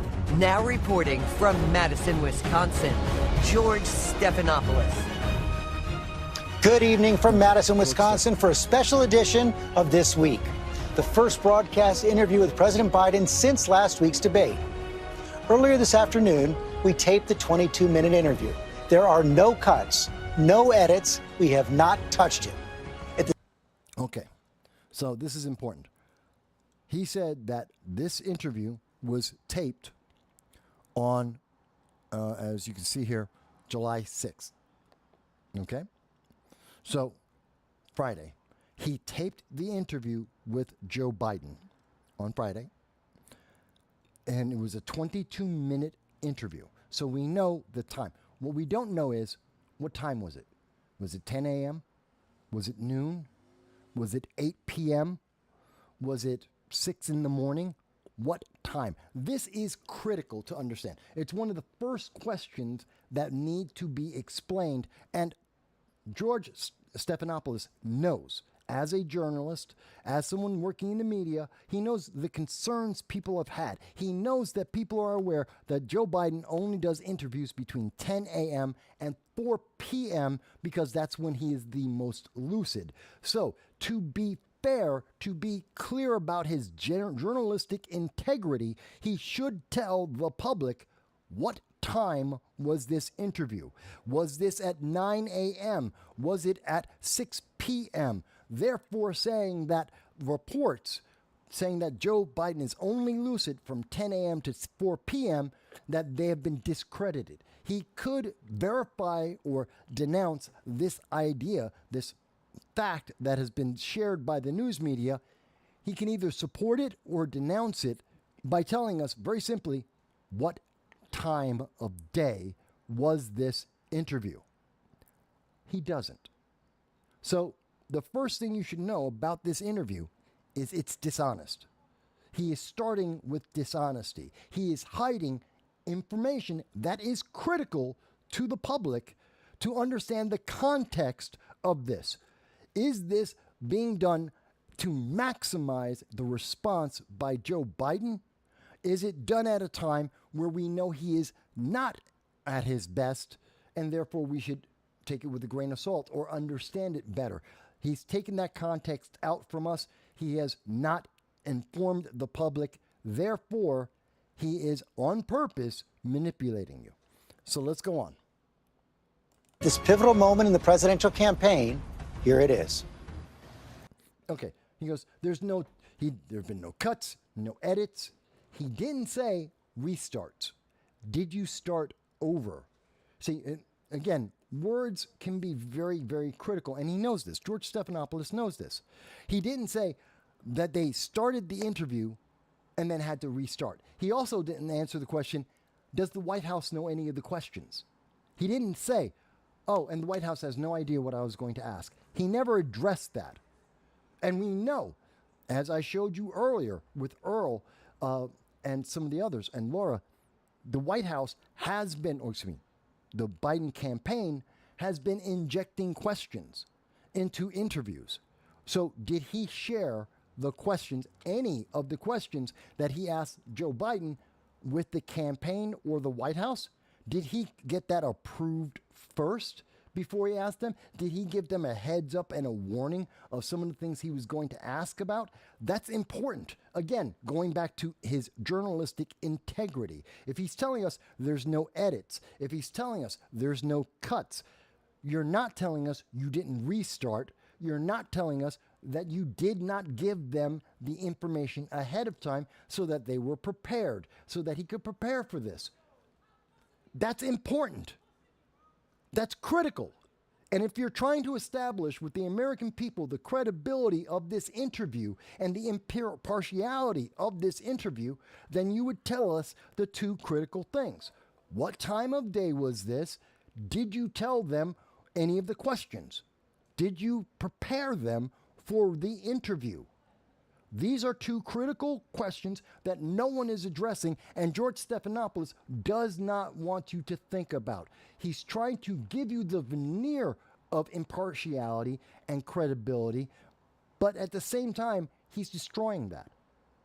He just doesn't want you to think about it. And the mainstream media doesn't want to bring that up because you're not supposed to notice. They want to fortify the 2024 election. They want to make this as friendly for Joe Biden as possible to make him look as good as possible, as you will see.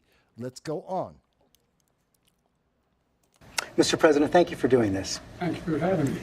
Let's start with the debate. You and your team have said you had a bad night, but your friend Nancy Pelosi actually framed the question that I think is on the minds of millions of Americans.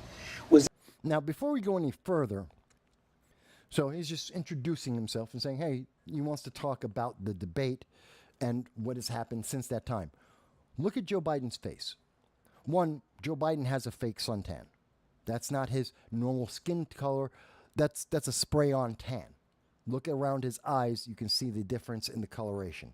So that's one thing. He seems to have, and I could be wrong, but it seems if you look at his neck, if you look at his ears, look at the differences in the coloration. That's spray tan. Okay, fair enough. Minor thing, that's cosmetic. They just want him to look healthy. But that also means that he doesn't look as healthy without the cosmetics. That's a problem. Does that mean he's sickly, that he's not healthy? That's the concern. Is he covering up? Well, it could be vanity. It could be just because he wants to look good. It could be that vanity, or it could be that he's frail and he's trying to hide it. So that's a question we need to ask immediately. Also, look at his eyes. Look at the way Biden's eyes are. That doesn't look right. Now, it could be that I'm just not remembering the way Joe Biden's eyes normally look, but they look off. First of all, Joe Biden isn't looking at Stephanopoulus. If, according to the way this looks, and again, I just stopped it, but watch this throughout the debate, he doesn't look like he's looking at Stephanopoulus. He's looking at someone to the left of Stephanopoulus, behind Stephanopoulus. So I don't know who he's looking at or what he might be looking at, because we did see in the 2020 presidential election that some of the interviews with Joe Biden did have a screen with all of the questions and the answers of the interview, and they were just off camera. And we did see that when cameras were turned, we were able to see those extra moments, and we saw that there is a screen with the questions and the answers, that Joe Biden has done that in the past. That could be the case here as well. We don't know. We're not getting a shot from Joe Biden's point of view at Stephanopoulus. And as I recall from the entire interview, you never get to see that. So we don't know what Biden is looking at right now. Again, that's a question of credibility. That's a question that does not go in favor of Joe Biden, and it takes away from Stephanopoulus and ABC. But let's go on. Was this a bad episode or the sign of a... By the way, when I said to the left, I mean just past here. Notice the way they framed this. So we don't know what's over to this left. What they needed is a wide, in focus, clear shot. They make this look like it's a library that they're in, but I don't know why they would do the interview in a library. It doesn't make a whole lot of sense. Rather than a studio or anywhere else. But okay, they're in a library. What's over here to the right of the ABC sign? What's in this? They've cropped this very carefully, so it looks, we don't know what's happening here. And that's where this area over here is where it seems that Joe Biden is looking at. Not at Stephanopoulus, but he looked like he was over here. What's here? They're hiding it from us. So again, it's a question and a hit to the credibility. Let's go on. The question, he thinks, is on the minds of millions of Americans. Here it comes. a more serious condition? It's a bad episode. No indication of any serious condition. I was exhausted. I didn't listen to my instincts in terms of preparing. So he says he's exhausted. We're going to get into that in just a moment. But again, look at his eyes. Does it look like Joe Biden's reading? He doesn't look like he's responding, that he's looking at a person. It looks like he's reading to me. I could be wrong. You may have a different opinion about this. But to me, it looks like Joe Biden is reading, not interacting with another human being. And that's what I'm getting from his facial reactions here. I could be wrong. So Joe Biden, his answer is, I was exhausted. Okay. And a bad night. You know, you say you were exhausted, and I know you've said that before as well, but you came, and you did have a tough month, but you came home from Europe about 11 or 12 days before the debate, spent 6 days in Camp David. Why wasn't that enough rest time, enough recovery time?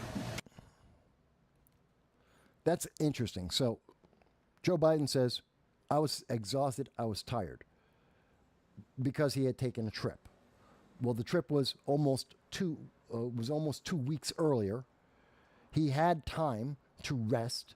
We know he only works from 10 to 4 every day, so he's had plenty of time to rest up before this debate. We know that. So it doesn't make a lot of sense to say I was tired. He also says he had a cold. But that doesn't make any sense either. But actually, he's about to go into that now. Let me go on. Because I was sick. I was feeling terrible. Matter of fact, the docs with me, I asked if they did a... So it's not that he was exhausted. It's that he was sick. If you were sick, why didn't you say that in the first place? When the question was, well, what happened? I had a bad night. Why? I was exhausted. Well, being exhausted isn't the same thing as I was sick. So why, if you were sick, why didn't you say you were sick? Why did you say you were exhausted? Oh, because you didn't expect him to say, well, you had 12 days to recover, and you only work 6 hours a day. So you've had plenty of time to recover. Oh, no, but it's because I was sick. You were sick? Wait a minute, but there was no announcement in the 12 days before the debate. There was no announcement that you were sick. There was no announcement the day of the debate that you had a cold.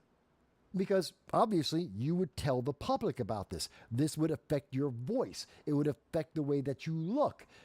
Your team would want the public to be aware that you're going to look and or sound different than normal, and you would announce, I have a cold. It's very simple. And everyone would appreciate and say, okay, well, he has a cold. That would explain his voice. That would explain the way he looks. It's simple. And anyone in the news media, anyone in press, anyone in politics would just say, okay, he's sick. That happens, not a big deal. But you didn't make that announcement. That didn't come out before. The only time someone ever said Joe Biden might be sick is after he was criticized for the event, after we saw MSNBC and CNN and their panels reviewing the debacle that was the debate. Only then, after we had Van Jones saying, it's over, this is done, only then did you hear, oh, but he was sick. It was just a bad night because he was sick. Only after the spin to try and fix the problem did you hear that Joe Biden was sick. Only time. But that's just me giving you context. Let's hear. He says he was sick. He was feeling terrible. COVID test, because we were trying to figure out what was wrong. They did a test to see whether or not I had some infection, a virus. I didn't. They just had a really bad cold. So he was so bad that he thought it was the pandemic. Something that we are supposed to be so terrified of, the world was shut down. Something that if they thought he had that, when they notified the Trump campaign so that Trump could also get a test, wouldn't they notify everyone in the studio and say, hey, we think it might be, so shouldn't everyone get a test? Everyone? Oh, but they didn't do that because it wasn't that. So why bring it up? Why say, oh, I had a cold? You had a cold. Okay, you could say, I had a bad cold. Okay. Oh, I thought I had the pandemic. Then why didn't you notify anyone of that? Oh, it was that bad. Why didn't you tell anyone? Why did you hide that from the public? Again, this is a hit to credibility. This is unbelievable. Let's go on. And did you ever watch the debate afterwards? I don't think I did, no. Well, Now, rather than focusing on the logical question, as I did, which is, okay, why didn't you tell anyone? Why did you keep that secret? Why did your campaign hide this from the public? Rather than addressing that simple, straightforward, easy question, Stephanopoulus helps out Joe Biden and skips it. Goes on to something completely different. Stops the public, stops you from thinking about the excuses you've just heard, which one is exhaustion, and the second one is sickness. So when exhaustion doesn't work, sickness came in, and when that doesn't really make a lot of sense either, they go on to another subject, so you stop thinking about it. This is dishonest. And Stephanopoulus, he's been doing interviews long enough, he knows what he's doing. He's jumping subjects so that you, the audience, don't look for a response. He goes on. He says, "Did you watch it afterwards?" And Biden says, "I don't think I did. No." What do you mean you don't think you did? What do you mean you don't think you did? Either you did or you didn't. This is not an iffy question. We're not talking about did you translate something. It's not like I don't even know how to say this. Either you did or you didn't. You know if you saw it. You know if you saw clips. You know if you saw the whole thing. It's very simple. I have seen this debate. This is now the third time. So I know that. And I've also seen several clips of it. It's easy. This is in my memory. It's not that hard to figure out. It's not an I can't possibly remember. This wasn't 4 years ago. Mind you, I remember interviews with Joe Biden from 4 years ago. I remember his town hall from 2021 and 2022. So you can remember things, but this shouldn't be difficult.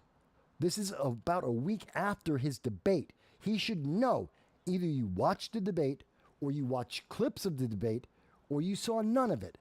It's a yes or no question. And he doesn't know. That means that adds a question to his mindset. And when we look at Joe Biden's face here, what do we see? We see, look at the concern. Look at his eyes. He's seeming to concentrate, like he's trying to remember. Like he's trying to make sure, did I see this? Do I remember seeing this? It's like he's searching for the memory as if this is something that happened a decade ago. This is something that happened recent memory. He should know this. It should be very clear and apparent. And he seems to be struggling to have this memory. That's not a good sign for cognitive abilities for Joe Biden. That's a sign of a problem. Let's go on. What I want to get at is what were you experiencing as you were going through the debate? Did you know how badly it was going? Yeah, look, the whole way I prepared, nobody's fault, mine. By the way, Stephanopoulus did not ask the follow-up question. What do you mean, I think I did? Logical follow-up. Very logical, very normal. If he is paying attention as an interviewer, and I have interviewed many people, local, state, federal government. I've been doing it for 18 years.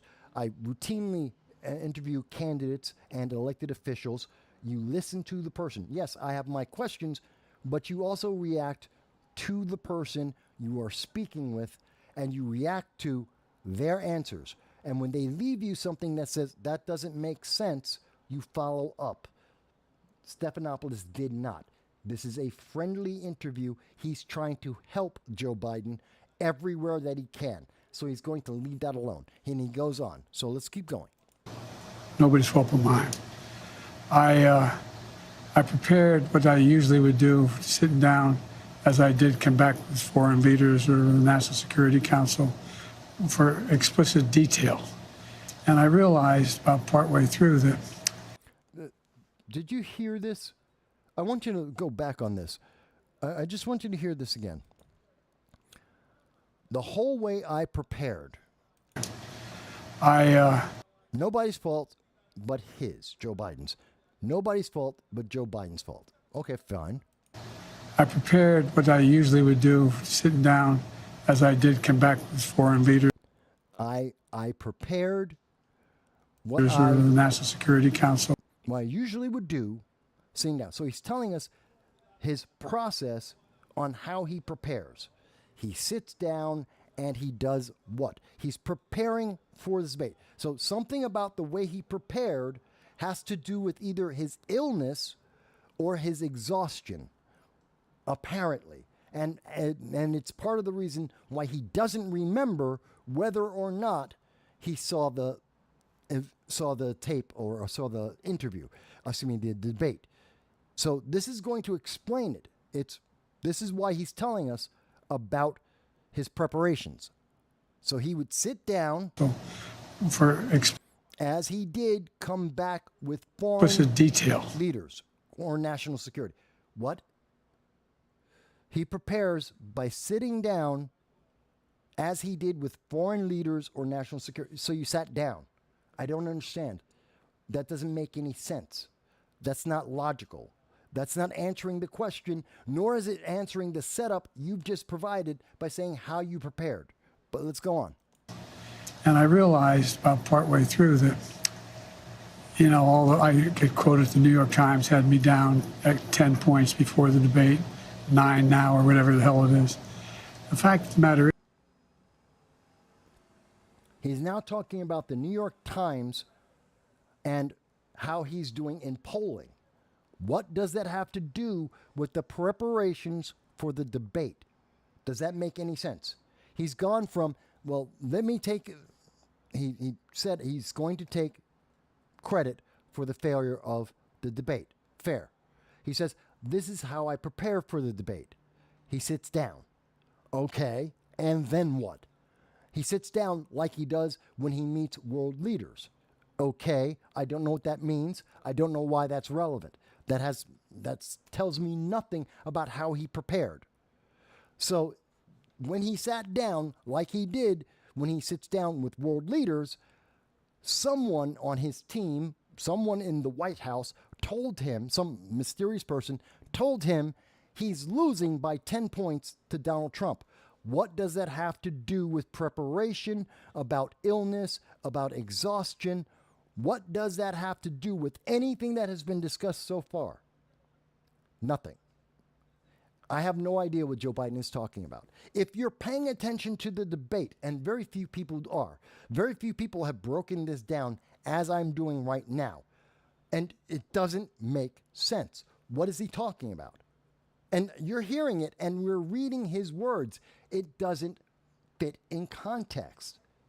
He's now talking about polling. How did we get to talking about polling and Trump when we were talking about preparations for a debate that he may or may not have ever seen afterwards? This doesn't answer the question at hand, and it doesn't advance the conversation. What Joe Biden is doing is he jumping. He's expecting that people, because they were paying attention to one thing, he switched tracks. Your mind goes, wait a minute, where am I? And you lose track of what's going on. Your mind suddenly is trying to catch up to what's he saying now, because I thought we were talking about one thing. Maybe we're talking about something else. So that confusion that hits you for a moment allows him to skip into a new subject altogether and takes you and basically derails the line of questioning to have a different line of questioning. Now, you can do that either on purpose or you can do it by accident. It happens both ways. So either Joe Biden is being very smart about this or he just lucked into this. But that's what he's just done. He's switching topics. Let's go on. there is that what I looked at is that he... 9 now. He thinks he did better in the polling. I love it. He goes, I was down 10. Now I'm down 9 or something like that. No, not something like that. You're being destroyed. You're being devastated in virtually every single poll. Actually, yeah, virtually every single poll since the debate has shown Joe Biden being devastated. In battleground states, 5-way, and head-to-head. He's being destroyed. And depending on the poll, some have more or less than 10 points. But, yeah, it's substantial. Also lied 28 times. The way the debate ran, not my fault. So now he's on another subject. So we've completely transitioned away from this debate was bad because it's his fault, because he was sick or he was exhausted. I don't know which one it is. So he's jumped all over the place right now. So he's gone from he was tired to he was sick. It's about the preparations he went through, which he doesn't tell us about, so he can tell us that he was down in the polls and it's Trump's fault. Trump lied. What does that have to do with being prepared for the debate, or whether he's seen the debate, or whether he was sick or he was tired at the debate? Trump, whether or not Trump lied once or every single word out of his mouth, it doesn't matter. That hasn't answered the questions so far that have been asked of Joe Biden. And it doesn't follow the line of logic that Joe Biden has put before us. It makes no sense. He wants to get into a subject separate of that. He wants to attack Donald Trump so that he can look like he's strong. He couldn't find a way to get from the question that was asked to be able to get to Trump. So now he's just skipped. He's just jumped into Trump. Polling Trump, that's it. He's distracting the public, and he's trying to deflect from the real issue at hand that he has been hiding from the start of this interview. Let's go on. No one else's fault. No one else's fault. But it seemed like you were having trouble from the first question in, even before he spoke. Well, I just had a bad night. You've had some bad interviews once. Well, and here's the problem. So Stephanopoulus, George Stephanopoulus, who is a former DNC operative, who knows Joe Biden, and he knows the Clintons. He's worked around Democrats for a long time. He's worked in campaigns before. He is being very friendly to Joe Biden. And rather than questioning Joe Biden on, wait a minute, you've jumped subjects, you were trying to explain how you prepared for this debate. You were trying to tell me whether you even saw the debate. You're trying to clarify whether you were sick or you were tired or both. You were trying to explain that. Now you've jumped to talk about Donald Trump. Why are you bringing up Trump? Why are you bringing up the polls? That has nothing to do with the questions I've asked. Why are you going there? So Stephanopoulos could have said that. He didn't. Instead, he's going with Joe Biden, and instead of challenging him on why he switched subjects, he's saying, yeah, but you are always looking bad in the debate. You always look bad, so it doesn't matter if Trump lied or not. You look bad, but you had a problem. His focus is on Joe Biden, not Donald Trump. And so he's trying to bring it back. He's trying to get control of the interview again to bring it back to what he wants to talk about. And Biden goes, well, I had a bad night. That doesn't answer the questions. But let's go on. Well, I can't remember any, but I'm sure you did. I've had plenty. I guess the question, the problem is here for a lot of Americans watching, as you've said, going back to 2020, watch. So when Biden says, I've had a bad night, we've all had bad nights. Hell, I know I've had bad nights here on this program and doing this for the last 18 years. So I understand. We've all had bad interviews. We've all had bad nights. That happens. That's not the question here, because it's not a question of, was this just a bad night? Because there is evidence in this interview already, and we've only made it 3 minutes into the interview, and already there seems to be highly questionable things happening. We have questions about the mental status of Joe Biden 3 minutes into this interview. And Stephanopoulos is being as nice as he can to try and gloss over them, but they are apparent when we slow it down and we pay attention to both the pace and the quality, the substance of what is being said and what has not been said and what has been avoided. So let me go back. To people who are concerned about your age. And, 50 million Americans watched that debate. It seemed to confirm fears they already had. Well, look, after that debate, I did 10 major events in a row, including until 2 o'clock in the morning after that debate. I did events in North Carolina. Okay, so before he goes further, Stephanopoulos also did something disingenuous here. 50 million Americans have been watching you when you say, watch me, and they're concerned about your age. No one is concerned about the age.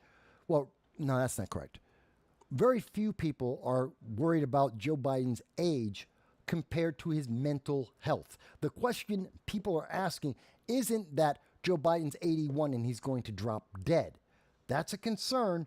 That's not the concern that is stopping Abigail Disney from giving money to the Democratic candidates. It's not the reason why the New York Times wrote an article saying we have to replace Joe Biden. It's not the reason why he's doing badly in polls. People aren't worried about he's 81. People are worried about he's not mentally there. What we saw George Stephanopoulos do in making this statement in the way he did, he's propping up Joe Biden. He's supporting Joe Biden, saying your mental health is not the issue. It's your age. Well, no, that's not true. And he knows that. That's disingenuous. That's dishonest. And he's changing the argument in the public's mind. So now you're thinking about Joe Biden's age, not his mental acuity. And that's really the question that was on display. Because when people were watching the debate and they were watching Joe Biden answer the questions, you weren't thinking he's 81. You were thinking he's not mentally there. He was a zombie on the stage. It didn't matter what his age was. He wasn't mentally there.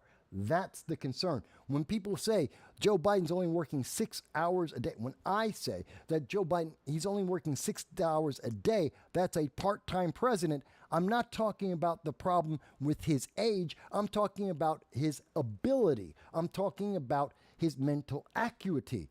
That's the issue, and George Stephanopoulos knows it.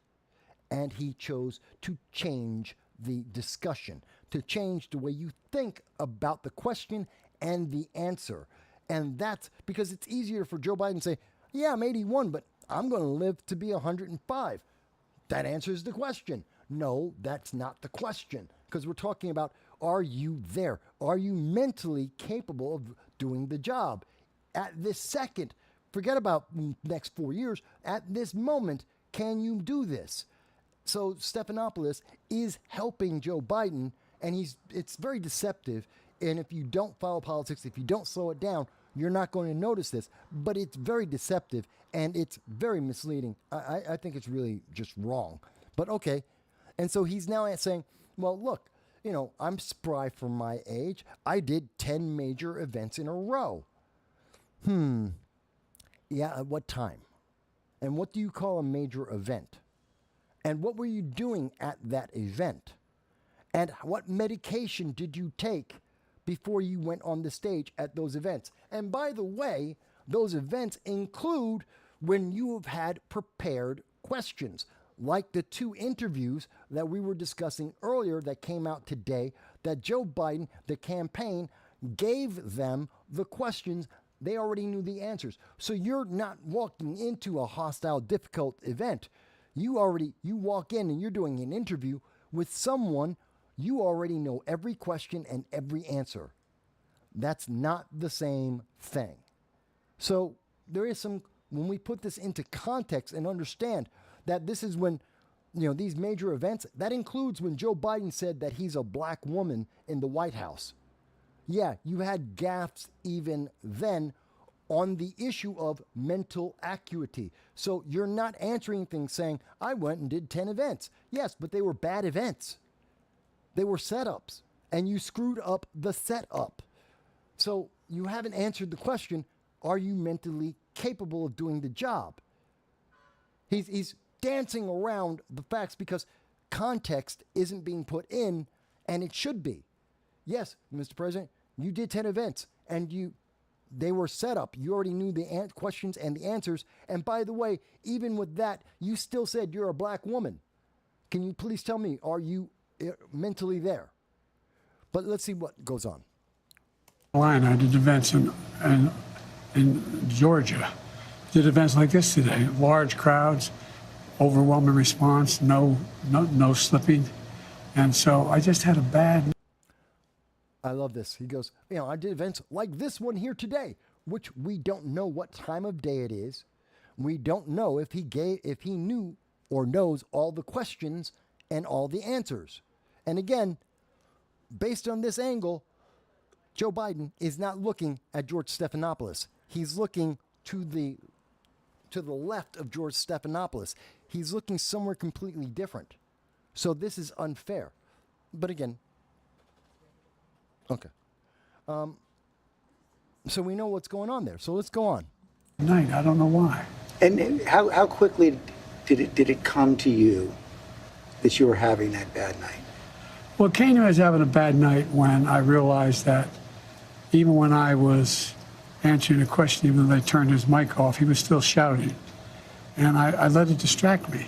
I'm not blaming it on that. This is so crazy. This is so crazy. When did you know it was a bad night? When I got the question about healthcare, when I got the question about international politics, when I was answering and lost myself in the very first question of the night. the first question and I got lost and didn't know what I was talking about. He's not answering anything here.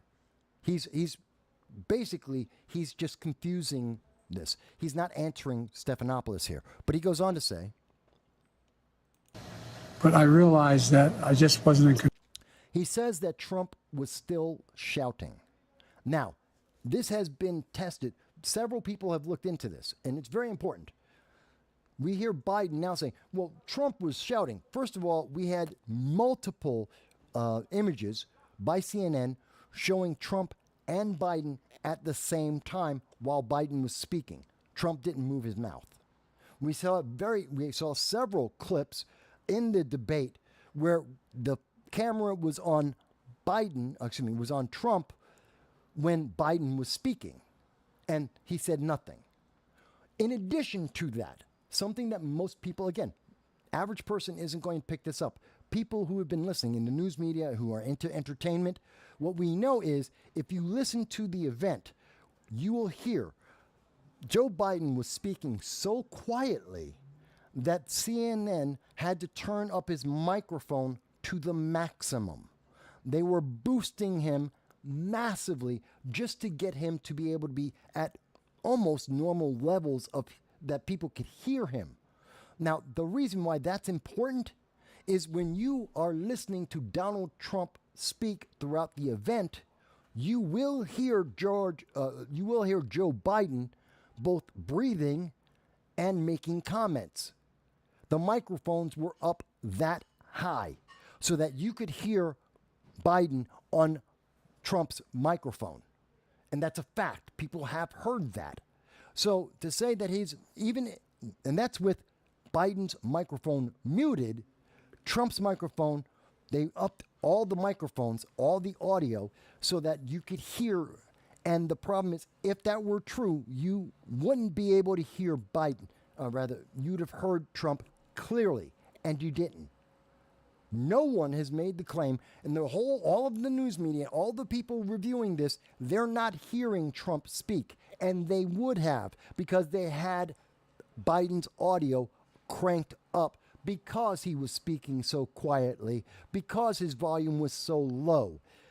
So that's just crap. He's lying to the public. He just expects that very few people have the expertise, nor did they have the ability to notice that that's not functionally correct, that he is lying to your face right now. And anyone who works with microphones, anyone who works in the industry knows and can debunk this and have debunked this.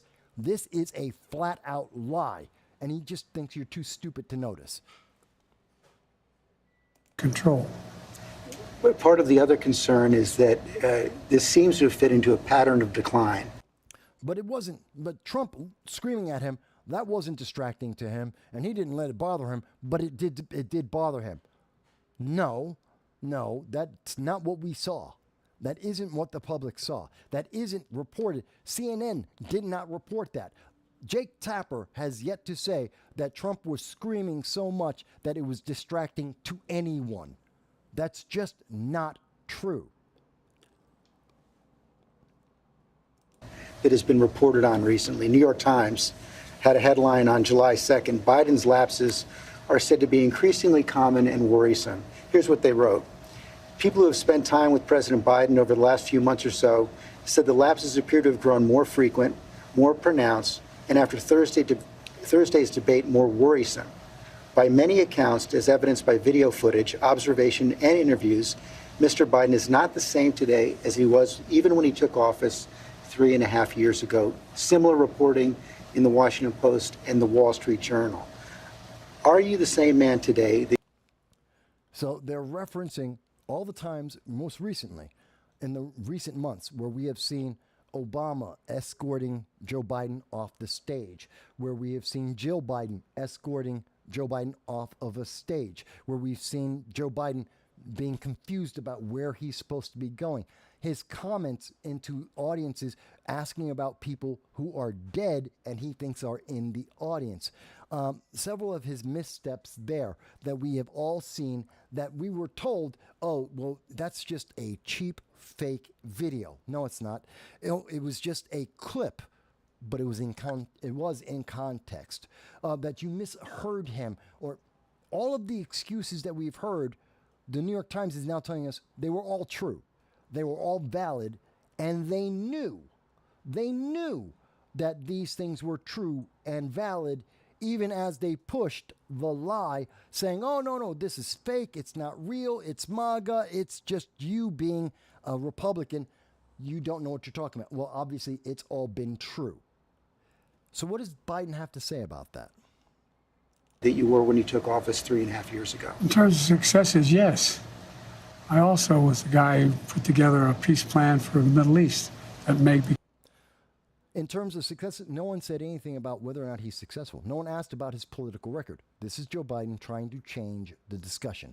In terms of successes, yes, I am a different man. No one's asking you about your political record. They're talking about your personal health.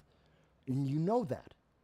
This is Joe Biden attempting to dodge the question. This is Joe Biden trying to change the subject, to change the way the audience is thinking about it. He's lying to your face.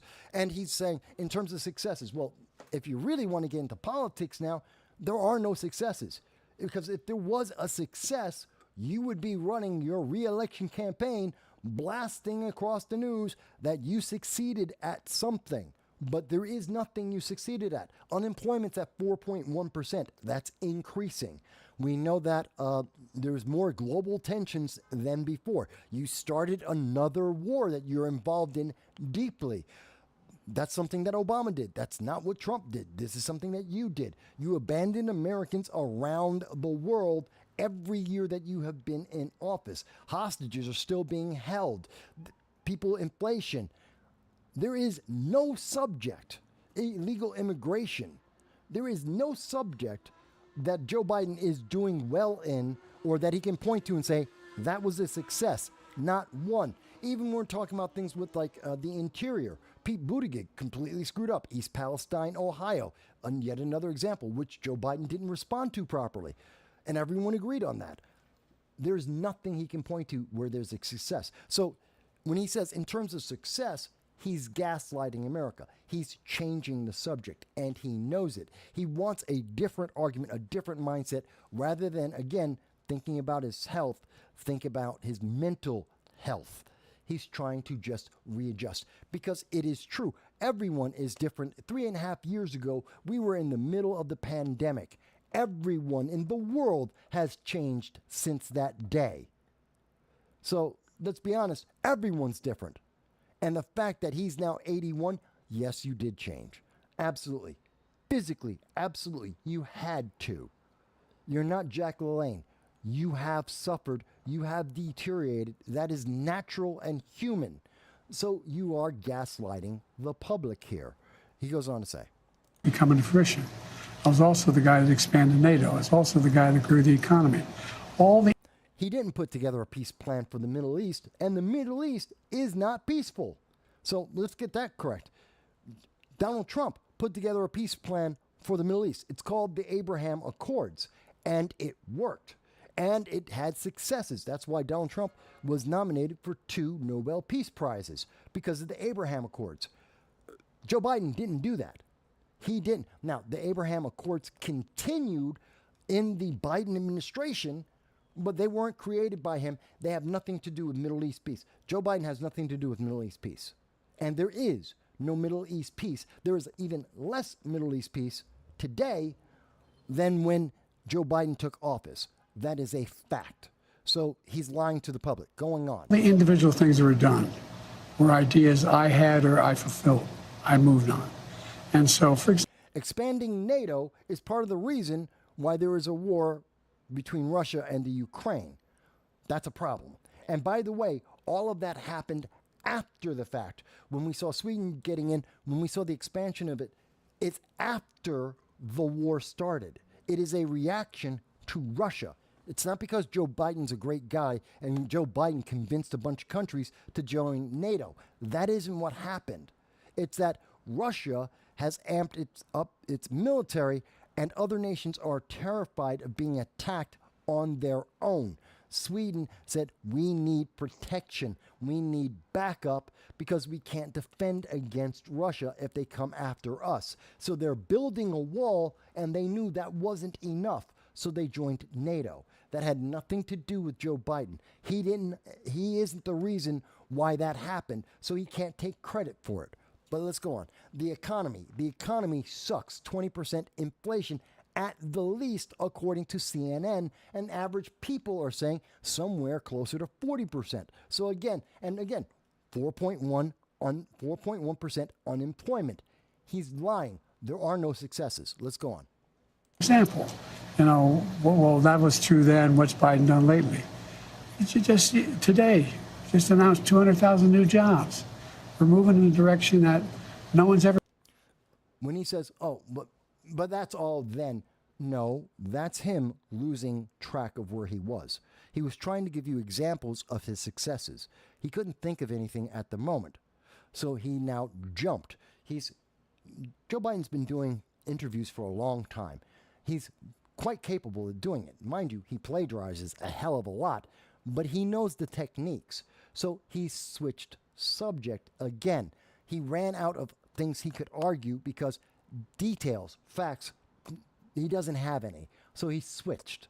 And now he's going into another direction. What have I done lately? Let me try and give you something different to talk about than any of those things I just mentioned, because none of them are true. None of them are factual. All of them are something attributable to something else. They have nothing to do with success. So now he's going to switch it again.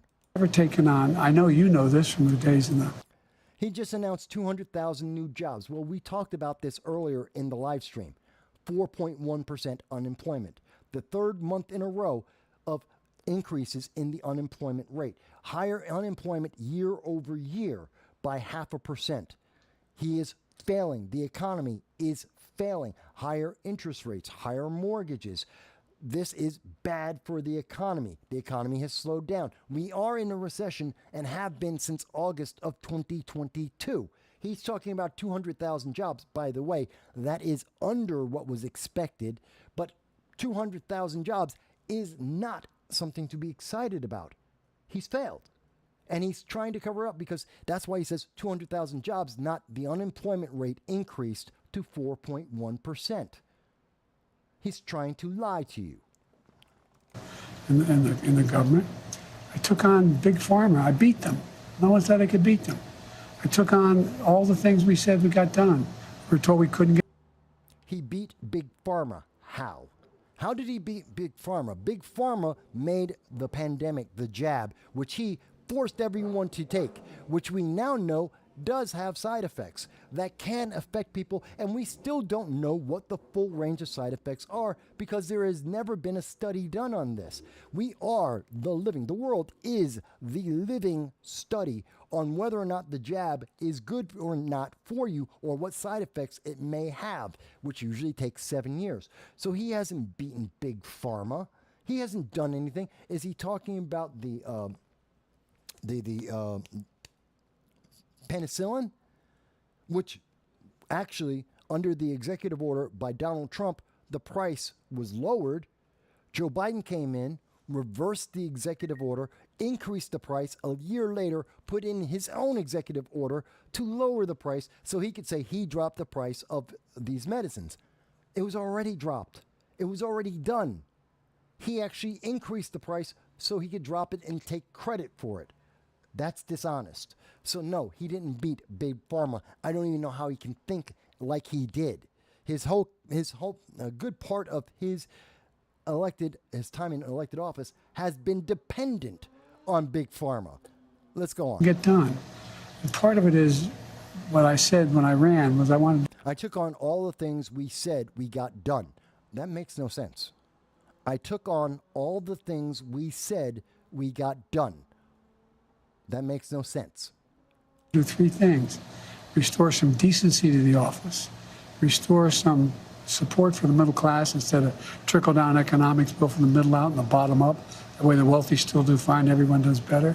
And unite the country. But what has all that work over the last 3.5 years? Wait a minute. He said three things. Three things. I want to just go back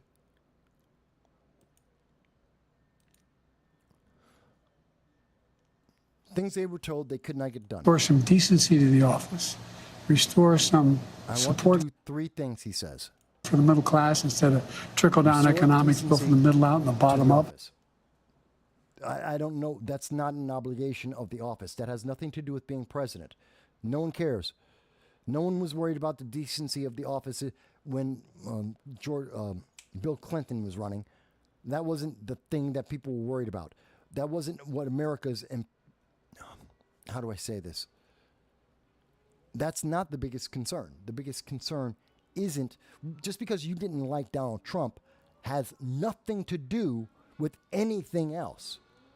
That's not a responsibility of the president. It's just not.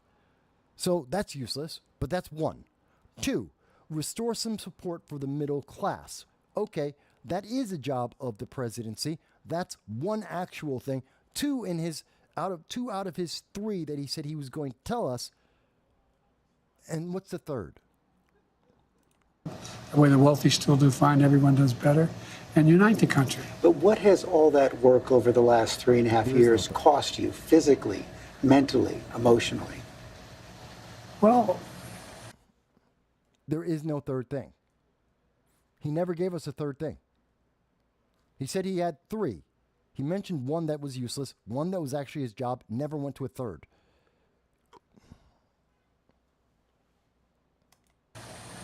I just think it cost me a really bad night, bad run.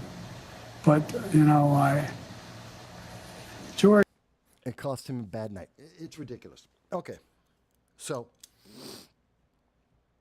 my dog is, as people know, I have a 13-year-old dog.